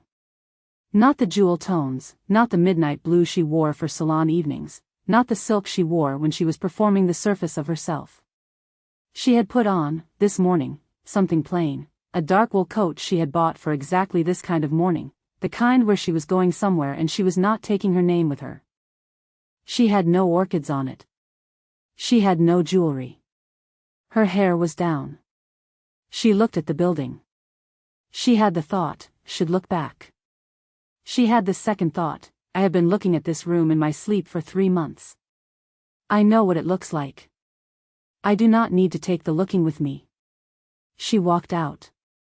The street was empty at this hour, the specific empty of the stretch between the night crowd and the morning work, when Shanghai briefly stopped performing and was simply itself. She walked through it with the unhurried precision that people who did not know her called elegant, and that was, in fact, just walking, the way she had walked for 12 years, through this city and before this city and whatever city came after, the movement of a person who knew where she was going and had decided this was enough. Behind her, the Lóng Yǎn began its work. She did not look back. She walked into Shanghai and Shanghai closed around her, the way it closed around everything that moved through it, without judgment, without ceremony, with the particular indifference of a city that had been building over its own ruins for a century and would continue to do so whether or not any particular person was watching. She had given herself the 6 weeks. She had given herself everything she had, which was the operation and the cause and the building and the room after closing and the specific quality of a silence she shared with someone who had stopped cataloging things and started looking. She had given herself all of it and she was not sorry for any of it, because sorry was a thing you felt for mistakes, and this had not been a mistake. It had been the truest thing she had done in 3 years of building true things. The cause was still intact. The network had moved. Somewhere behind her, the windows of the Lóng Yǎn were beginning to glow with the wrong kind of light. She had told old Fang what to say. The rest was Roza's. She walked north. Chapter 24, Old Fang in the Rain. 3 days after the fire, Roza was still in Shanghai. This was not the plan. The plan was the extraction window, the cleared safe house, the report in the caddy on Rue Molière and then the train and then the boat and then Moscow and Vashti's debriefing and the end of the posting as postings ended, cleanly, professionally, with all threads accounted for. She had done this before. She was good at this. The plan had been good. She had missed the extraction window. She had packed the safe house and she had filed the report and she had walked to the extraction point on schedule and she had stood at the corner of Rue de Consulate and Avenue Joffre with her bags at her feet and the matchbook in her coat and she had stood there for 40 minutes past the extraction window while the night became morning and the city continued its business around her, indifferent to a woman standing at a corner with her bags who had somehow found that her feet would not complete the last part of the sequence. She had not understood, at the time, what her feet were doing. She understood now. She had taken a room in a boarding house on a street that was not the safe house street and not the club street and not any street she had previously made part of her operational map. She had chosen it precisely because she had no operational reason to be there. She was done with operational reasons. She had been in the boarding house for 3 days. She had eaten 1 meal. She had slept in the way of a person who was not sleeping properly but was lying down and allowing the body to do what it could. She had looked at the ceiling and at the wall and at the window, which gave onto a narrow lane in which a noodle seller worked from before dawn until the afternoon crowd thinned. She had listened to the noodle seller. She had not gone to the corner of Rue Cardinal Mercier. This was deliberate. She had understood, the morning after the extraction window, that going to the corner would be the thing she was not going to do, that it would be indulgence and evidence and sentiment in the specific way of a woman standing in front of the ruins of something she could not have kept. She was not going to do that. She had the matchbook. She did not need the ruins. She was in Shanghai for 3 days because she had not been able to leave, and she knew it, and she was being precise with herself about it, the way she was always precise with herself about things she did not want to be false about. She was not cross-referencing. She was not allowing the intelligence to settle. She was standing on the corner of a city she had been inside for 9 weeks and finding that she had somehow gotten the city inside her, which was not what was supposed to happen, which was not something she had built a defense against. The rain started on the second day. Shanghai rain in early autumn had a different quality from Leningrad rain. Leningrad rain was serious, a meteorological statement, weather that had decided something about you and was seeing it through. Shanghai rain was atmospheric, warmer than it should have been, the kind of rain that arrived without drama and simply altered the character of everything it touched. She was on a corner on the third day when the umbrella appeared. She was not at any corner she had intended to be at. She had gone out for the first time since the boarding house, in the afternoon, because she had decided she needed to move, not with purpose, not toward any particular destination, simply to move, which was a thing she had not allowed herself for 3 days and which she was going to permit herself today. She walked without a route. She had walked without a route in this city once before, the night she had stayed until 3 and walked home and let herself simply walk, and she had understood then what it meant to be present rather than operational, and she understood it again now, and understanding it was both simpler and harder than it had been. She was on a corner. The rain was doing its Shanghai thing. A small man with an umbrella appeared at the corner. She recognized him before she recognized that she was recognizing him, the body knowing before the mind assembled the language for it, which was a thing she had experienced in the field when the knowing was about danger. This was not danger. This was old Fong, with his trumpet case and his umbrella, on a corner in the rain 3 days after she had watched the building burn and 2 days after she had missed the extraction window and 1 day after she had understood that she was not leaving yet. He looked at her. She looked at him. He did not express surprise at finding her here. She thought about what that meant, whether he had been looking, whether he had been given this corner by some intelligence she didn't have, whether Shanghai in its Shanghai way had simply arranged this because the city had decided they should meet. She had been in Shanghai long enough to believe, on certain days, that it did that. He reached into his breast pocket. He produced the matchbook. It was not the same matchbook she had. She understood this immediately. The one she had was in her coat, against her ribs, had been there for 3 days. This was the one he had been carrying since Mei-Ling had put it in his hand, oxblood red, gold dragon, the specific weight of something that had been carried carefully.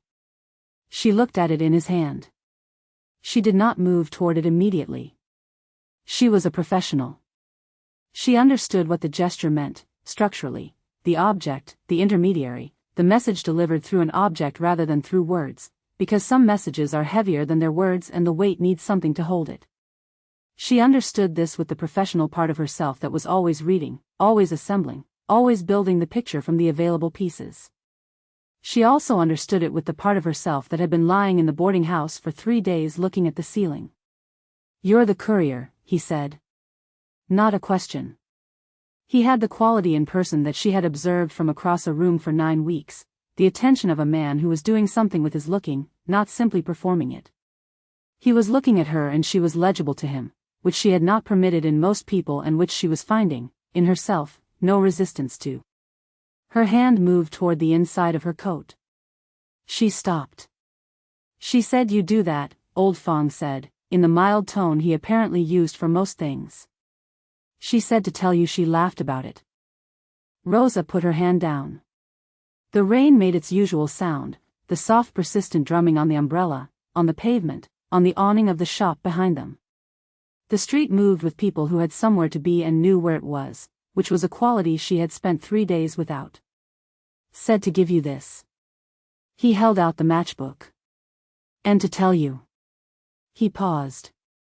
She watched him select the weight, the way he weighed everything she had ever seen him weigh, in the space between the note and the phrase, in the specific moment of a musician who understands that timing is everything, that what you do before the important thing is part of the important thing. That you were never just a job.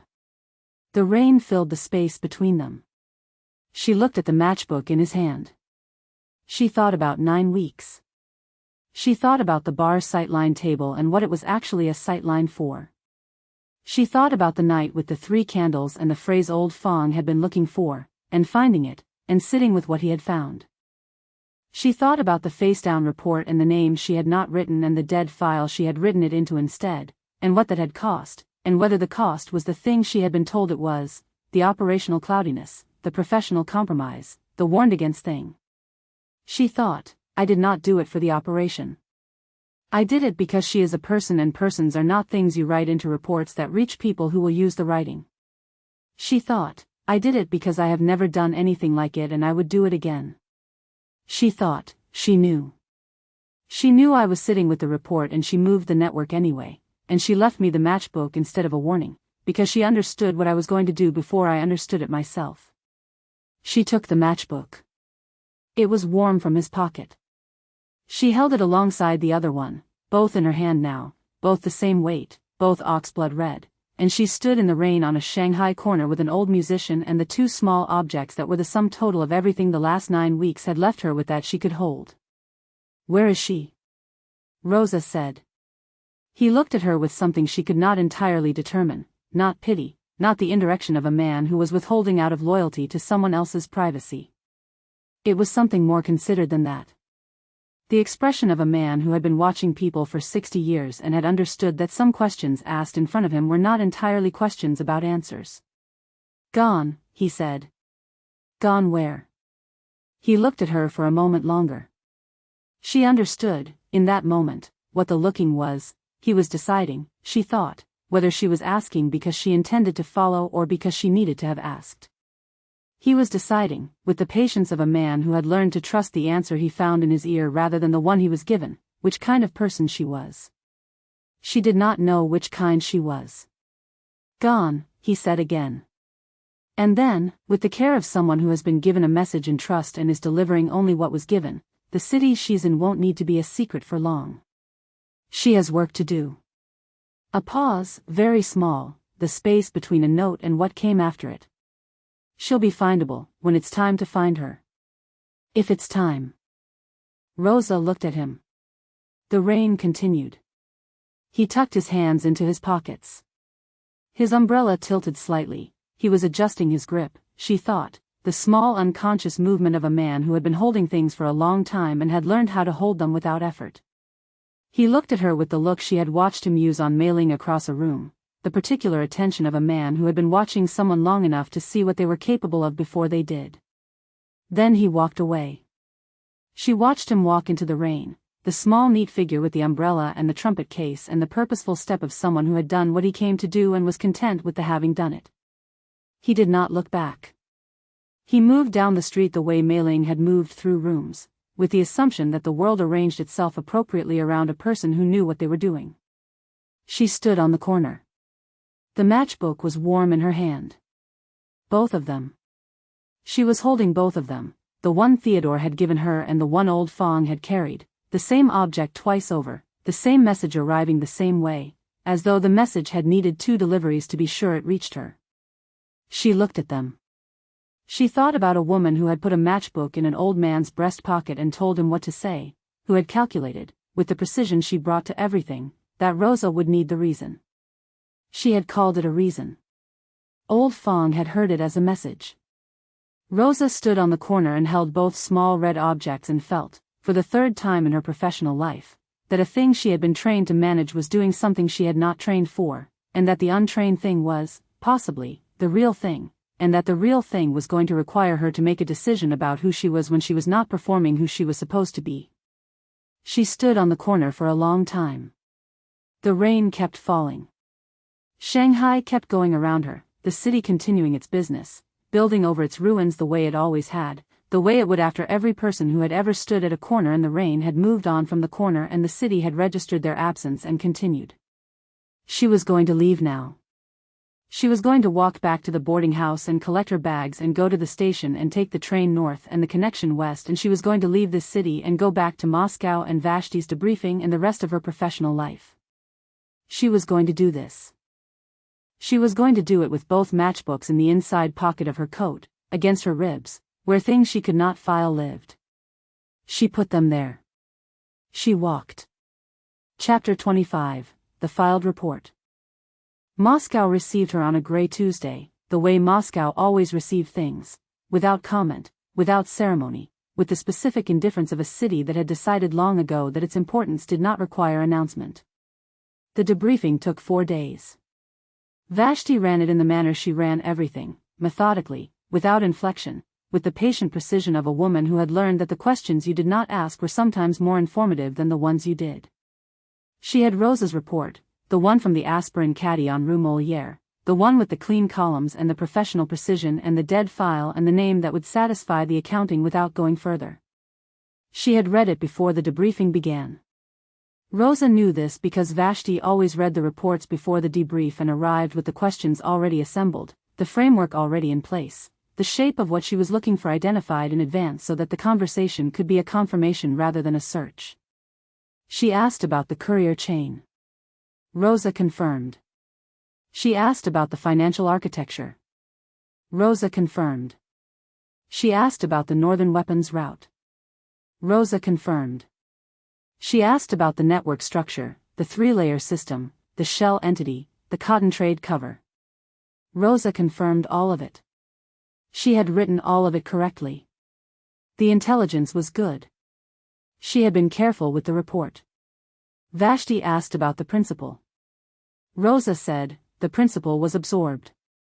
The network had moved before interception, which indicated a secondary intelligence source in the concession, a known possibility, given the social density of the French concession's information environment, and consistent with the Madame Breville connection that had been flagged in week 4. The principal, given the network's dispersal, represented diminishing operational value. She had been filed accordingly, absorbed into a deceased informant's record. The dead file was complete. Vashti received this with the expression she wore when she was processing an answer for what it contained and what it did not. She did not ask about the matchbook. She did not ask why the extraction had been delayed by 3 days, though she knew. Vashti always knew when the windows were missed. She kept this in a separate column, a professional notation, an item to be addressed at a time of her choosing. She had not addressed it now and she would not address it today, and Roza did not know whether she would address it at all, which was one of the many things about Vashti that was impossible to determine in advance. She asked about Leifen. Roza described the contact, the market approach, the tea house, the confirmation of 2 network connections. She described it accurately and professionally and with the care she had taken in conducting it, which had been genuine care, not the performed kind. She described the conversation the way she would describe any intelligence conversation, the questions asked, the answers given, the assessment of the source's reliability. She noted that the source was emotionally readable but operationally loyal, and that the contact had been a vulnerability assessment rather than an extraction attempt, and that the assessment had concluded, manageable, with time. She did not describe what Lefen had said about Mei-Ling's hands going still. This was not in the filed intelligence. It was in the other column. Vashti commended her. This was the word she used, commended, in the specific register she used for things that had been done correctly by someone she had trained and expected to do them correctly. It was not warmth. Vashti did not deploy warmth as an operational tool, which was one of the things that made her very good at what she did. It was the acknowledgement of a professional who recognized professional work, delivered with the same expression she brought to everything, opaque, assessing, entirely present. The posting produced good intelligence, Vashti said. The network structure is sufficiently documented for the appropriate follow-up. The financial architecture is traceable to the point that the weapons route can be interdicted at the northern end. She looked at Roza across the table with the look that Roza had been receiving for 6 years and which still had the quality of being seen by something that missed very little. You were correct to assess the principle as diminishing value. The network moved too cleanly for the principal to be the operational priority. Roza said, yes. Vashti looked at her for a moment longer in the specific way she had, the beat of additional attention that was not accusation but which was not accusation either, the look of a woman who had read the report and was deciding how much of what she had read she intended to name. She did not name it. A week, she said. Then we'll discuss the next posting. Roza said, thank you. She walked out of the debriefing room. She was in the corridor of the department, the standard corridor, gray and high-ceilinged and full of the purposeful movement of people who knew where they were going and had the specific gravity of institutional work. She had walked this corridor for 6 years between postings and she knew it the way she knew all corridors in buildings she had spent significant time in, the way the light came in at the far end, the particular acoustic quality of multiple conversations happening in adjacent offices, the door at the third turn that stuck and had to be pushed rather than pulled. She walked it now. She had been given a week, which she did not know what to do with. She had never been given a week before, there had always been another posting, another briefing, another set of documents to absorb, another city to learn from the outside in. She had been given a week and she was standing in a corridor and she was not certain she remembered what a week felt like when it was not the container for work. She thought about the boarding house in Shanghai. 3 days of ceiling and noodle cellar and the rain on the window. 3 days of lying still, which had been the closest thing she had had to a week in 8 years, and which had not felt like rest but had felt like something else, like the specific stillness that arrives after the performing stops, before you understand what you are without it. The week stretched ahead of her. She turned the third turn corner. She passed the door that stuck. She was in the east corridor now, where she had no particular reason to be. Her office was in the other direction, her documentation was filed, her debriefing was complete. She was in the east corridor because she had turned left where she usually turned right, and she had not noticed until she was already here, and she was choosing not to examine what that meant because she was going to examine it later, when she had the week to examine things in. She was thinking about the week and the next posting and the specific gray of Moscow in early autumn, the color of it, the way the buildings held the light differently from Shanghai's buildings, the weight of a city that had decided it was serious pressing against you in the morning, when she heard the name. Not Mei-Ling's name. She was not supposed to know what name Mei-Ling had used when she left Shanghai, and she did not know it, and whatever name she had left under was a name Roza would not have filed and had not filed and could not have heard in this corridor. But a name close to it. A sound in the back of a word, her handler was talking to a colleague 3 steps ahead of her, in the specific undertone of corridor conversations that were not meant to carry, and the colleague said something about an asset in Harbin and then a name, a Mandarin name adapted into Russian syllables, and the syllables shifted in a specific way that landed somewhere in Roza's body before they landed in her mind. Not the name. A word that had the same second syllable. A word that had the same way of landing. She stopped walking. Her handler and the colleague moved past the stuck door and turned the corner and their voices faded into the general acoustic of the corridor, and Roza stood in the east corridor with her hand flat against the wall, not reaching for anything, not steadying herself, simply present in the specific way of a person whose body has understood something before the mind has caught up. She stood there for a moment. Then she walked to the end of the corridor. She found the window. She stood at the window and looked out at Moscow in its early autumn, all gray and absolute, the buildings standing in the way buildings stood in cities that had decided their weight was the point. The street below was doing its Moscow morning, the coats darker here than Shanghai's, the pace different, the particular quality of a crowd that moved with its head slightly down, not from defeat but from the practical winter preparation habit of people who had learned early that weather was a thing you lived inside of rather than through. She looked at it. She felt the matchbooks through the fabric of her coat. Both of them, against her ribs, the specific flat weight of 2 small objects that were the same object carried twice, one that Theodore had given her and one that old Fong had carried in his breast pocket across a Shanghai corner in the rain. She had kept both. She had not examined why she had kept both, had simply put them both in the inside pocket of her coat on the corner in the rain and they had been there ever since, had been against her ribs all the way from Shanghai to Moscow, through the train and the boat and the gray arrival and the 4 days of debriefing. They were warm. This was physics. She had been carrying them for 2 weeks now and warmth transferred, and that was biology and not sentiment, and she was a professional. You were never just a job. She thought about what the matchbook was. A woman who moved through every room as though she owned the oxygen in it, who had handed nothing over willingly, who had spent 9 weeks letting a Soviet courier fall in love with her, though Roza was not using that word, had not used that word, was approaching the word from the sides the way you approached something you needed to see clearly and could not yet afford to look at directly. That woman had used her last move to send a message she could not know had arrived. But she had known. She had said to old Fong, "She will come." She had known Roza would come for the message. She had calculated, with the precision she brought to everything, that Roza was looking for a reason, and she had given her one, and she had done it knowing she would never be told whether it had been enough. Roza pressed her palm flat against the cold glass. She thought about the name she had not written. She thought about the dead file and the clean report and Vashti's commendation, which had been given for the right reasons and the wrong ones simultaneously, and which Roza had accepted with appropriate neutrality because appropriate neutrality was what she had. She thought about the next posting. She thought about a week. She heard footsteps and then Oscar was beside her. He had appeared in the corridor the way Oscar always appeared, as though he had been there already, as though his presence were a function of the location rather than an arrival. He was slightly more rumpled than usual, which was its own signal, a man who had traveled recently and whose clothes had not yet been persuaded that the traveling was over. He stood beside her at the window and he looked at Moscow and its grey below, and he did not say anything for a moment, which was Oscar exercising the thing she valued most about him, his understanding of when silence was the right instrument. He looked at her.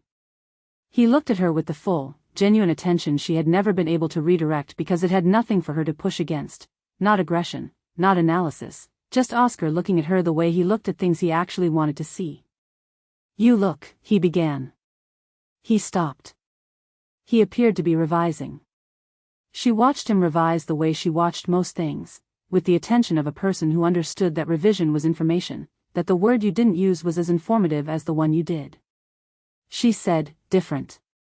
It was what he had said to her in Shanghai, in the tea house on Avenue Joffre. On the Wednesday he had told her she looked like someone who was actually in a city. She said it now as the thing that was available, the word that had already been used between them, the one that meant she remembered and that he would understand she remembered. He looked at her for a long moment. Then, with the gentleness he deployed when he had decided that a thing was important and that the importance deserved not to be buried under the ease, "For what it's worth," he said, "you look different in Shanghai." Different how? He considered this with the care he brought to things that mattered to him.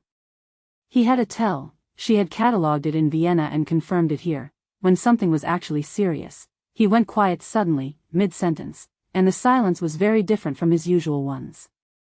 This was that silence. Present, he said. Like someone who was actually there. She looked at the window. Moscow went on below, the coats, the pace, the grey buildings holding their grey light. The trees along the boulevard had turned. She had not been here for the turning, she had been in Shanghai, watching the leaves on the plane trees on Avenue Joffre making the same slow decision, and the Moscow trees were further along, already committed to the thing they were becoming. "Oscar," she said. "Yes." She was going to say something. She had the shape of it, the approximate territory, the edges of the thing she was moving toward. She was going to say something about Shanghai, about the week, about the next posting. She was going to say something that was not the thing she was actually thinking, which was the thing she had been not saying for 3 weeks, which was the thing that lived in the inside pocket of her coat alongside the 2 matchbooks that were warm from being carried. She did not say it. She said instead, "The Shanghai posting." Yes. Was it good work? He looked at her with the expression of a man who was answering the question she had asked and the one she had not asked simultaneously, which was the thing about Oscar. He always answered both. "Yes," he said. "It was good work." A pause. "It was also," he stopped. "Go on." "It was also the best I've seen you," he said. "In 6 postings." He said this plainly, without the ease, in the register that had no performance in it. Not the cleanest. The best. He looked at the window. There's a difference.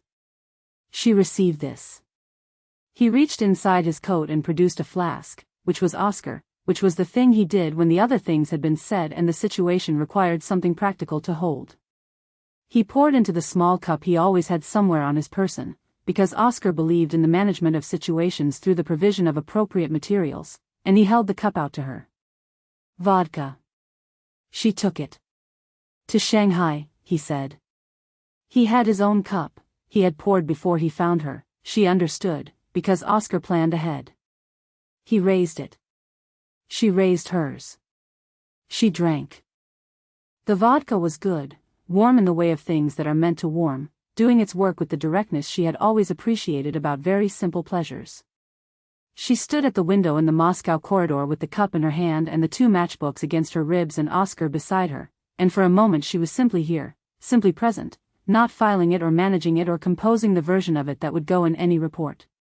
She was here. Oscar, she said. Yes. The week she gave me. Yes. She looked at the trees below, their leaves finished with their turning. What do people do, she said, with a week? He was quiet for a moment. Then, with the gentleness she had catalogued and would miss, I think, he said, they decide what they're looking for. He put on his hat, which completed him in the way it always did, the slightly absurd, entirely deliberate man who was also, underneath, one of the most careful people she had worked with. And then they start looking. He left. She stood at the window. She drank the last of the vodka. She held the empty cup and felt the matchbooks through her coat and looked at Moscow going about its business below, and she thought about what she was looking for, and she thought about it for a long time, and the looking began to have a shape, and the shape was getting clearer, and it was not the department and it was not Vashti and it was not the next posting. It was something else. Something that had no word in Russian. She was working on it. Chapter 26, she stepped outside. On the 5th day, she was in a hallway. This was unremarkable. She had been in many hallways in the 5 days since the debriefing ended and Vashti gave her the week she did not know what to do with, the week that stretched ahead of her like a corridor with no turning in it.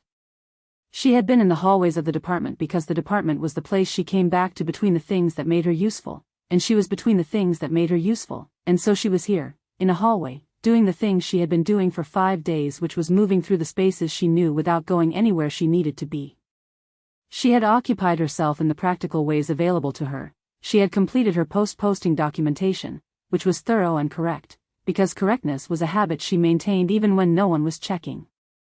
She had visited the archive to return the Shanghai files she had been carrying, the operational briefings, the pre-posting intelligence, the material she no longer needed now that the posting was concluded and filed. She had eaten in the canteen at appropriate intervals. She had slept in the room the department maintained for returning agents who were between accommodations, which was bare and practical and not the safe house above the tailor's shop and which she was finding, she was very precisely not thinking about. She had done all of this correctly and she was in a hallway and she was in the middle of a conversation she had already stopped caring about. The conversation was with a colleague from a parallel unit, a man she had worked adjacent to in Brussels, competent and uninteresting, who was telling her about a posting he was preparing for, somewhere in the Caucasus, a thing about supply chains in the mountain passes. She was receiving this information with the appropriate expression and the appropriate responses, the slight forward lean and the specific quality of attention that communicated, I am listening to you and valuing what you say, which was a performance she had maintained for so many years it had stopped requiring effort. She was not listening. She was thinking about 6 weeks of being warm. Not the physical warmth, the other kind, the kind that was not a temperature but a state, which she had not had a word for in any of the 6 languages she carried and which she had spent 6 days in Moscow trying to locate in the vocabulary she had available and failing. The warmth of being in a room and being seen. The warmth of saying a true thing and having it received without management. The specific warmth of sitting beside someone after closing, with 3 candles and old Fang's searching trumpet and the kind of silence you only found with people who had stopped needing to perform into it. She thought about that warmth the way she thought about the phrase old Fang had been looking for, not the version she had, but the right version, the one she had heard in her head and was working toward. Her colleague was still talking. She was still receiving it correctly. Then she heard the name. She heard it the way you heard the particular note that resolves a phrase, not as a new thing but as the thing you had been waiting for without knowing you were waiting, the arrival that felt, in the moment of arrival, inevitable. Her colleague had turned to speak to someone else, a different conversation begun behind her, and the someone else said a word in Russian that had embedded in it a Mandarin name adapted into Cyrillic syllables, and the syllables had a specific shape, a specific way of landing, and Roza's entire body understood the shape before her mind had assembled the language for what it was understanding. Not Mei-Ling's name. She was not supposed to know what name Mei-Ling had left Shanghai under. She had not asked. She had not filed the asking or the not knowing or the specific awareness she had been maintaining since the East Corridor, when she had heard the syllables that were almost the right syllables, that an asset in Harbin was the thing being discussed and the asset was someone's, and the someone's conversation had moved past the stuck door before Roza could hear anything else. Not the name. Close enough. She excused herself from her colleague. She walked to the end of the hallway. The hallway was the East Corridor. She had come this way deliberately, she acknowledged to herself, with the precision she maintained about the things she was doing even when she preferred not to examine why. The East Corridor, the 5th day of the week, the direction she had walked since the debriefing because the East Corridor was where the window was, the window at the end of the hall that looked out over Moscow's early winter from the 5th floor, the window she had been coming to the way you come back to the place where you understood something, needing to stand in it again. She stood at the window. Moscow in its early winter, all gray and absolute. The light had changed since autumn, had made the decision the ending document's handwriting on the inside of her bones already knew it would make, the overnight subtraction of color, the city waking one morning and finding that the season had moved without asking. The buildings stood in their Moscow way, heavy with the knowledge of what they were and where they were and how long they had been there. The street below moved with its Moscow crowd, the darker coats, the deliberate pace, the lowered heads of people who had learned to walk into the weather rather than wait for it to relent. She put her hand flat against the glass. The glass was cold. She felt the matchbooks against her ribs, both of them, the flat weight of two small objects in the inside pocket of her coat, the oxblood red she could not see but knew the color of, the gold dragon she had memorized without meaning to. Warm from her body now, warm from 6 weeks and then 6 more days of being carried. Warm from the specific physics of a living body transferring heat to the things it pressed close. Warmth transfers. This was physics. You were never just a job. She stood at the window and she thought about what the matchbook was. She thought about a woman who had moved through every room as though she owned the oxygen in it, who had handed nothing over willingly, who had built a network over a wound and kept building because the building was the only thing that made the wound useful, who had run a weapons operation through a Shanghai nightclub for 4 years without a major compromise and who had, at the end of 9 weeks, used her last available move to send a message she could not know would arrive. She had known. She will come, she had told old Fong. She's been looking for reasons. Give her one. She had known because she had been watching with the specific attention of someone who understood the difference between looking at a thing for what it was for and looking at it for what it was. She had known the way she had known everything, from the inside out, from the 1 second before the analysis, from the specific thing that looked at Roza and did not catalogue, did not assess, did not file. That had been the first thing. The network, the weapons, the cause, these were all real, had always been real, were the load-bearing structure beneath everything. But the first thing, before the analysis, before the operation, before the management of what they both were and what they both knew, the first thing had been looking. Roza stood at the window. She thought about the night in week 2 when she had understood, with the cold clarity of someone who had spent her life cataloging threats, that she was not watching Mei-Ling anymore. That she had started watching before she had decided to, before the decision was available to her, in the week when the translation moved below the level where language lives and the upper mind freed itself and she had looked, simply, at a woman crossing a room. She thought about what it cost. She thought about the dead file and the clean report and the name she had not written in the document that reached Vashti, and she thought about what it was to do a thing with your eyes open knowing what it cost, knowing the word for it, choosing it anyway. She had chosen it. She had chosen it not because she was confused about what she was doing but because she had been very clear about what she was doing and had done it and she was not, standing at this window, sorry for it. She was a professional. She was standing at a window in Moscow in early winter with a matchbook against her ribs and something in her chest that had no word in Russian, and she was a professional.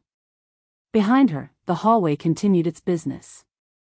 Someone laughed at something, the laugh of a person who had heard a funny thing and had not thought about whether to laugh, simply laughed. A telephone rang and was answered.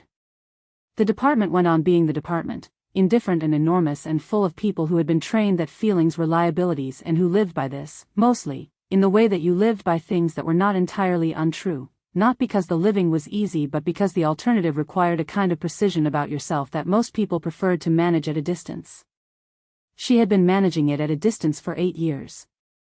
She was finding the distance had closed. She thought, I should go back in. She thought, in a moment. The cold glass was very cold against her palm, coming through now, the specific clarifying cold of a Moscow window in early winter that made the outside real and present, that pressed the outside into you until you felt it. She stood with it. The cold was useful. The cold was the one thing in this city that she could feel without requiring herself to interpret it. Outside, snow had begun to fall. Not heavily, the first snow, the tentative one, the snow that fell in Moscow in the period between autumn's decision and winter's arrival, when the city was making up its mind. She watched it fall on the street below, on the boulevard with its turned trees, on the coats of the people who had not looked up, who were walking with their usual Moscow deliberateness and letting the snow make its decision around them. She watched it fall on people who did not know her name and would not have cared if they had, people living ordinary lives in an ordinary winter, in a city that did not know what she had carried in from Shanghai or what she had left there or what she was standing at this window trying to understand how to be. She thought about a club in a city that was already rebuilding itself. Shanghai rebuilding over its ruins the way Shanghai did, layering the new over the old, the way it had been doing since before anyone alive could remember. The Lóng Yǎn Club on Rue Cardinal Mercier burned to its foundation on a Thursday, and Shanghai already placing something else on top of that particular absence, because the city did not pause for any particular absence, which was one of the things she had loved about it.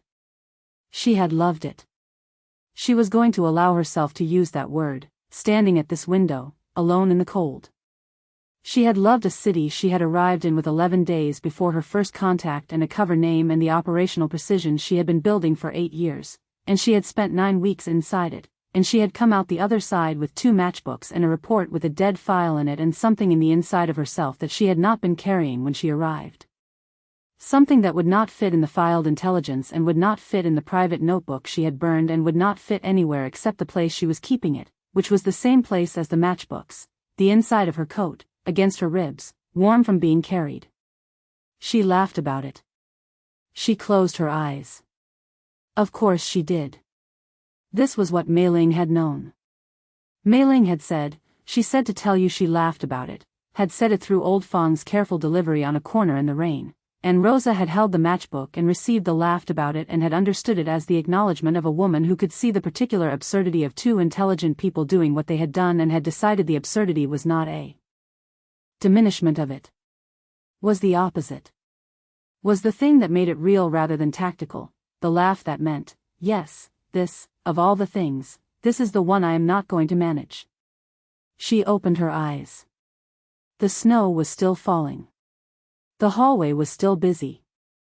In approximately 40 seconds she would turn around and go back and be exactly who she was supposed to be, the professional, the returned agent, the woman who had completed the posting and filed the report and accepted the commendation with appropriate neutrality and was ready, when the week was done, to discuss the next posting. She would do this. She was good at this. She had been good at this for a long time. For now, the cold glass, the gray city, the snow on the people who did not know her name. For now, the warmth against her ribs. She thought about 6 weeks. She thought about what she was looking for. Oscar had said, decide what you're looking for, and then start looking. She had been standing at this window for 5 days, in the practical sense, and longer than that in the other sense, and the looking had been taking shape and getting clearer and resolving from the approximate into the specific. She was looking for a person. She was looking for a person in a city that Harbin was not, or was not yet, or was not for long, and she was a professional who knew how to find people who did not particularly want to be found, which was most people, and she knew how to do it without the department's knowledge, which she had never done but understood the mechanism of, which required time and patience and the willingness to look like someone else while looking, and she had time, which was the weak, and she had patience, which was everything she had been trained for, and she had the willingness, which was new, which was the thing that the 9 weeks had given her. She thought, in approximately 40 seconds I will go back in. She thought, I will go back in and I will complete the week and I will discuss the next posting and I will be professional. She thought, and then. Moscow in its early winter. The snow falling. The gray city, the gray buildings, the beautiful severity of a place that had decided its own importance and wore it like the weather, undeniable, present, indifferent to whether you loved it or not. She did not love it the way she had loved Shanghai. She loved it the way she loved things that were part of her. Leningrad was part of her, Moscow was part of her, the wide serious streets and the heavy architecture and the weather that meant something, but they were not the thing she was looking for. They were the container. She was done being the container. She pressed her palm flatter against the cold glass. She felt the cold come through the glass and into her hand, the complete, clarifying cold of a window in early winter, doing what cold did, which was to make the outside real. She did not move. She did not cry. She was a professional, and the cold was clarifying, and the city outside the glass was beautiful in its severity, and she was trying to feel something that did not have a word in Russian and she was getting closer. The snow fell. She closed her eyes once more, not for long, just for the length of a breath, the length of time it took to feel the matchbooks against her ribs and the cold against her palm and the hallway behind her and the city in front of her and the shape of what she was looking for, which had been the shape of a person for 6 weeks and was still the shape of a person and would, she understood, always be the shape of a person. She stepped outside. Not through the window, down the corridor, the other corridor, the one that led to the stairs and the lobby and the department's front entrance and the Moscow street. She walked with the pace she used when she was going somewhere she had decided to go, not the operational pace, not the professional pace, the pace of someone who had made a decision and was executing it. She was going outside. She was going to stand in the snow, which was something she had not done for no reason in 8 years, and she was going to stand in it for a while, and she was going to let the cold be simply the cold, and she was going to let Moscow be Moscow, and she was going to be in it without the professional layer, just in it, which was a thing she was learning how to do. She was learning late. She was going to learn it anyway. Behind her, the hallway continued its business. The department went on being the department. The east corridor window held the impression of a palm pressed against cold glass, the brief warm ghost of it, already fading, already becoming the ordinary temperature of a window in winter, as though no one had been standing there. She was outside. The snow fell on her coat and on her hat and she stood on the pavement in front of the department building and she looked at Moscow in its early winter and she breathed it in, the cold air, the smell of the season, the city pressing itself against her with its usual Moscow seriousness that asked nothing of her except that she be present. She was present. The matchbooks were warm against her ribs. She walked. Epilogue, What Shanghai Berries. 6 months later, Theodore was managing a smaller establishment.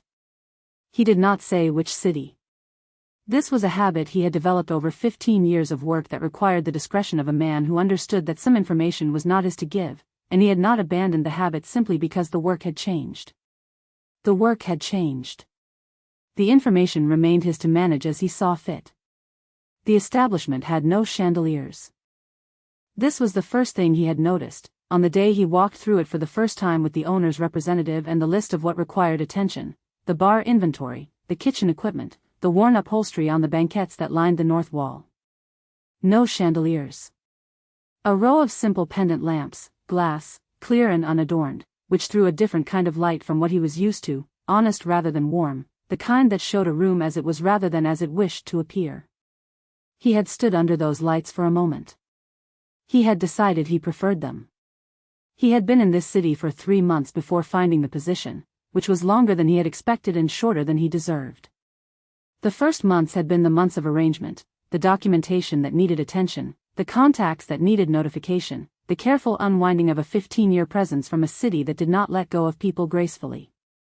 Shanghai held on in the way of cities that had made you into a version of yourself you could not have been elsewhere. You could leave, and he had left, and he was glad of it, and he had been thinking about the Lóng Yǎn's particular quality of light on an average of 3 times per week since leaving. The pendant lamps were, he was finding, an adequate substitution. He had taken the position because it was available and because he was a man whose skills were specific and whose options in any given city were therefore predictably limited. Managing an establishment of this kind was what he did. He did it the way he did most things, with the precise and unhurried competence of a man who had learned, over a long career, that the details were not separate from the work but were the work, and that the work was its own reward in the sense that it required him to be fully present and fully himself, which was something he valued above most things. He had learned this, partly, from watching Mei-Ling do it. He did not think about this often. He had made a practice of not thinking about it often, because he was not a sentimental man, which did not mean he was a man without sentiment. He had made the distinction with himself, quietly, in the first weeks of the new city, sitting in his small room above the street where the refuse collectors came early and were not quiet about it. He had sentiment. He had 15 years of it, accumulated in the specific way of a man who had served alongside someone he respected without reservation and had watched her build something extraordinary and had managed the very considerable human cost of all that building. He had sentiment. He kept it in the same column as most things he had learned to carry properly, held close, not displayed, taken out on the occasions it was useful and put away again. The letter arrived on a Tuesday. He was behind the bar, doing the week's inventory, the particular satisfaction of a clean stock, the bottles in their order, the account of what had been used and what required replacement. He was good at this. He had always been good at this, which was not an interesting quality but was a reliable one, and reliability had stood him in better stead than most interesting qualities he had observed in people over the years. The letter was delivered by the owner's boy, who brought the post at 11. It was a small envelope, unremarkable, addressed to him by name at the establishment's address. No return address. No postmark he could read clearly, which was either circumstance or intention, and with the people he had known in his professional life the distinction between circumstance and intention was rarely available. He opened it. Inside, a single piece of paper, folded once. A single line of writing, in a hand he recognized immediately, the hand he had watched produce accounts and schedules and instructions and, once, late in the life of the Lóng Yǎn, a note left for him on the bar when she had gone somewhere early and he had arrived to find the club empty and the note the only evidence she had been there. He knew the handwriting. He read the line. The cause is fine. I am learning to be. He stood at the bar. He stood there for a moment with the letter in his hand and the pendant lamps throwing their honest light over the bar and the inventory that needed completing and the establishment that was, at this hour, quiet and unhurried and waiting for the evening to require it. He thought about the word learning. He had known Mei-Ling for 15 years.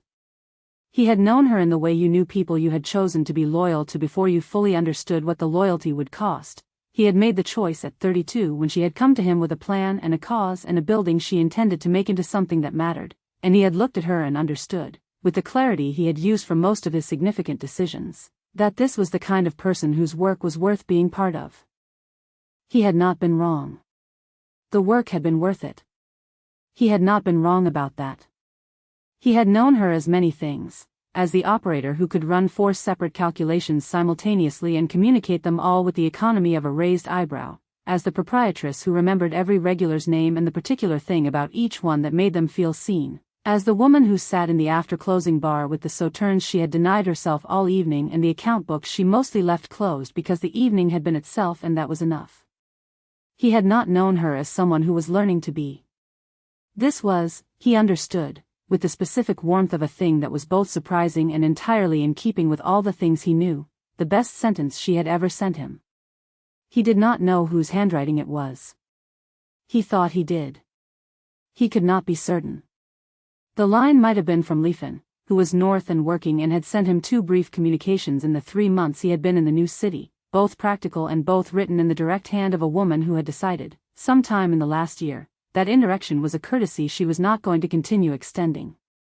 The line might have been from Mei-Ling herself, from wherever she was, from the city whose name he did not have and was not asking for.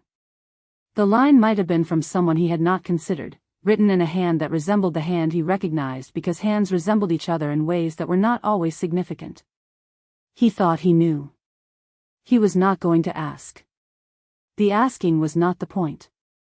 The point was the line, "I am learning to be." The point was a woman who had spent a decade making herself into a precision instrument for a cause she believed in, and the cause was real, and the belief was real, and the precision had cost her more than he had been permitted to know because she had always managed the cost alone, and who was, now, in a city she had not told him the name of, learning to be something that was not the instrument. Learning to be the person. He thought, "It is about time." He thought, "You should have had longer to learn it before the burning." He did not think either of these things at her. She was not here. They were his thoughts, which he kept in the appropriate column. He thought, without qualification and without the professional frame he usually applied to feelings, "I hope she is well." He folded the letter. He put it in his breast pocket. Not in the correspondence file, not in the management papers, not in the column of things that required action or response. His breast pocket, which was the pocket he used for things that were not documentation but were important, the things you carried on your person because some things needed to be near you and not filed. He had learned this from watching a man carry a trumpet case through a corridor for 11 years, treating the carrying as the thing itself. He went back to the inventory. The bar was orderly. The pendant lamps did their honest work. Outside, the city was doing what cities do at mid-morning, its practical business, the buying and selling and moving that were the texture of ordinary life, people going about their ordinary lives in ordinary time. He could hear it through the window he kept open because he had decided, in the new city, to keep the window open. He had kept the windows closed in Shanghai for 15 years, for reasons that had been good reasons. The reasons were gone and the windows were open, and he was finding that the sound of a city doing its ordinary business was, in fact, a comfortable sound. He had not known this. He was learning it. He completed the inventory. He made a note of what required ordering. He prepared the bar for the evening. He did this with the specific, unhurried attention of a man who understood that the details were the work and the work was its own reward, and who had found, in 3 months of managing a smaller establishment in a city that was not Shanghai, that the smaller establishment was sufficient. He had not expected this. He had expected to miss the chandeliers more. He had expected to miss the particular quality of the Lóng Yǎn's Tuesday evenings, the salon Wednesdays, the after-closing bar with its working lights. He missed all of these things. He found that missing them did not prevent the smaller establishment from being sufficient. This was a thing he was learning. By the afternoon the bar was ready and the evening was approaching in the particular way of evenings in this city, which announced themselves differently from Shanghai's evenings, less atmosphere, more abruptness, the dark arriving with a Nordic directness that did not linger in the amber hour. He had come from a city of amber hours. He was learning a different palette. He stood behind the bar. He thought about the letter in his breast pocket. The cause is fine. I am learning to be. He put both things in the column where he kept things he was glad about and would not speak of. He thought about a woman on a corner in Moscow in early winter, which was a thing he did not know had happened but which he had, with the patience of a man who trusted the information he was given and worked outward from it, constructed from the available evidence, from the report that had reached the appropriate channels, from the missing 3 days of the extraction window, from the specific quality of what had been left and what had not. He thought about a woman who had filed a dead file and carried matchbooks in her coat pocket and who was, he hoped, also somewhere in the process of learning to be. He hoped this for her specifically. He thought about Leifen on a train north. He thought about old Fong, who was in a city he had not told Theodore the name of either, which Theodore accepted as the appropriate discretion of a man who understood the geography of necessary ignorance. He thought about old Fong playing his trumpet in a new room, finding the phrase, finding it again differently, never quite the same version twice. He thought about Shanghai. The city was already building over the ruins of the Lóng Yǎn. He had no intelligence on this, no communication from anyone who had reason to walk down Rue Cardinal Mercier and note what was there now, but he knew it the way he knew the city, from the inside, from 15 years of understanding that Shanghai's first and most consistent impulse was to build, to cover, to make the next thing on the ground where the last thing had stood.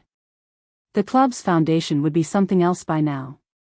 Something that did not smell of orchids or sauternes or the specific combination of cedar and candle smoke that he had noticed, once, was the smell of the place in the hour before opening when it was only itself. Shanghai was already becoming the next version of itself over the ruins of what they had built there. This was the city's way. This was, he thought, the right ending for something that had been built in Shanghai, not permanence, not monument, but the continuation of the building. The network had moved. The cause was fine. The people had scattered to their separate cities and their separate forms of learning, and the city had covered the absence and kept going. He kept going. The evening began to arrive. The first customers came through the door, regulars, he was learning them, the man who took the corner table and always ordered the same thing and tipped correctly, the two women who came on Tuesdays and talked in voices that were not for other ears and who had looked at him when he first started and determined, correctly, that he was not interested in what they said. He was learning the new room. It was slower than the Lóng Yǎn had been, quieter, with a different rhythm, not better or worse, different, the rhythm of a smaller establishment in a city that moved at a different pace, and he was finding the rhythm. He was present. He worked the bar with the quiet proficiency that had always been his signature, and the pendant lamps did their honest work overhead, and outside the city continued its ordinary business, indifferent and generous and entirely unconcerned with the weight of what any single person carried through it.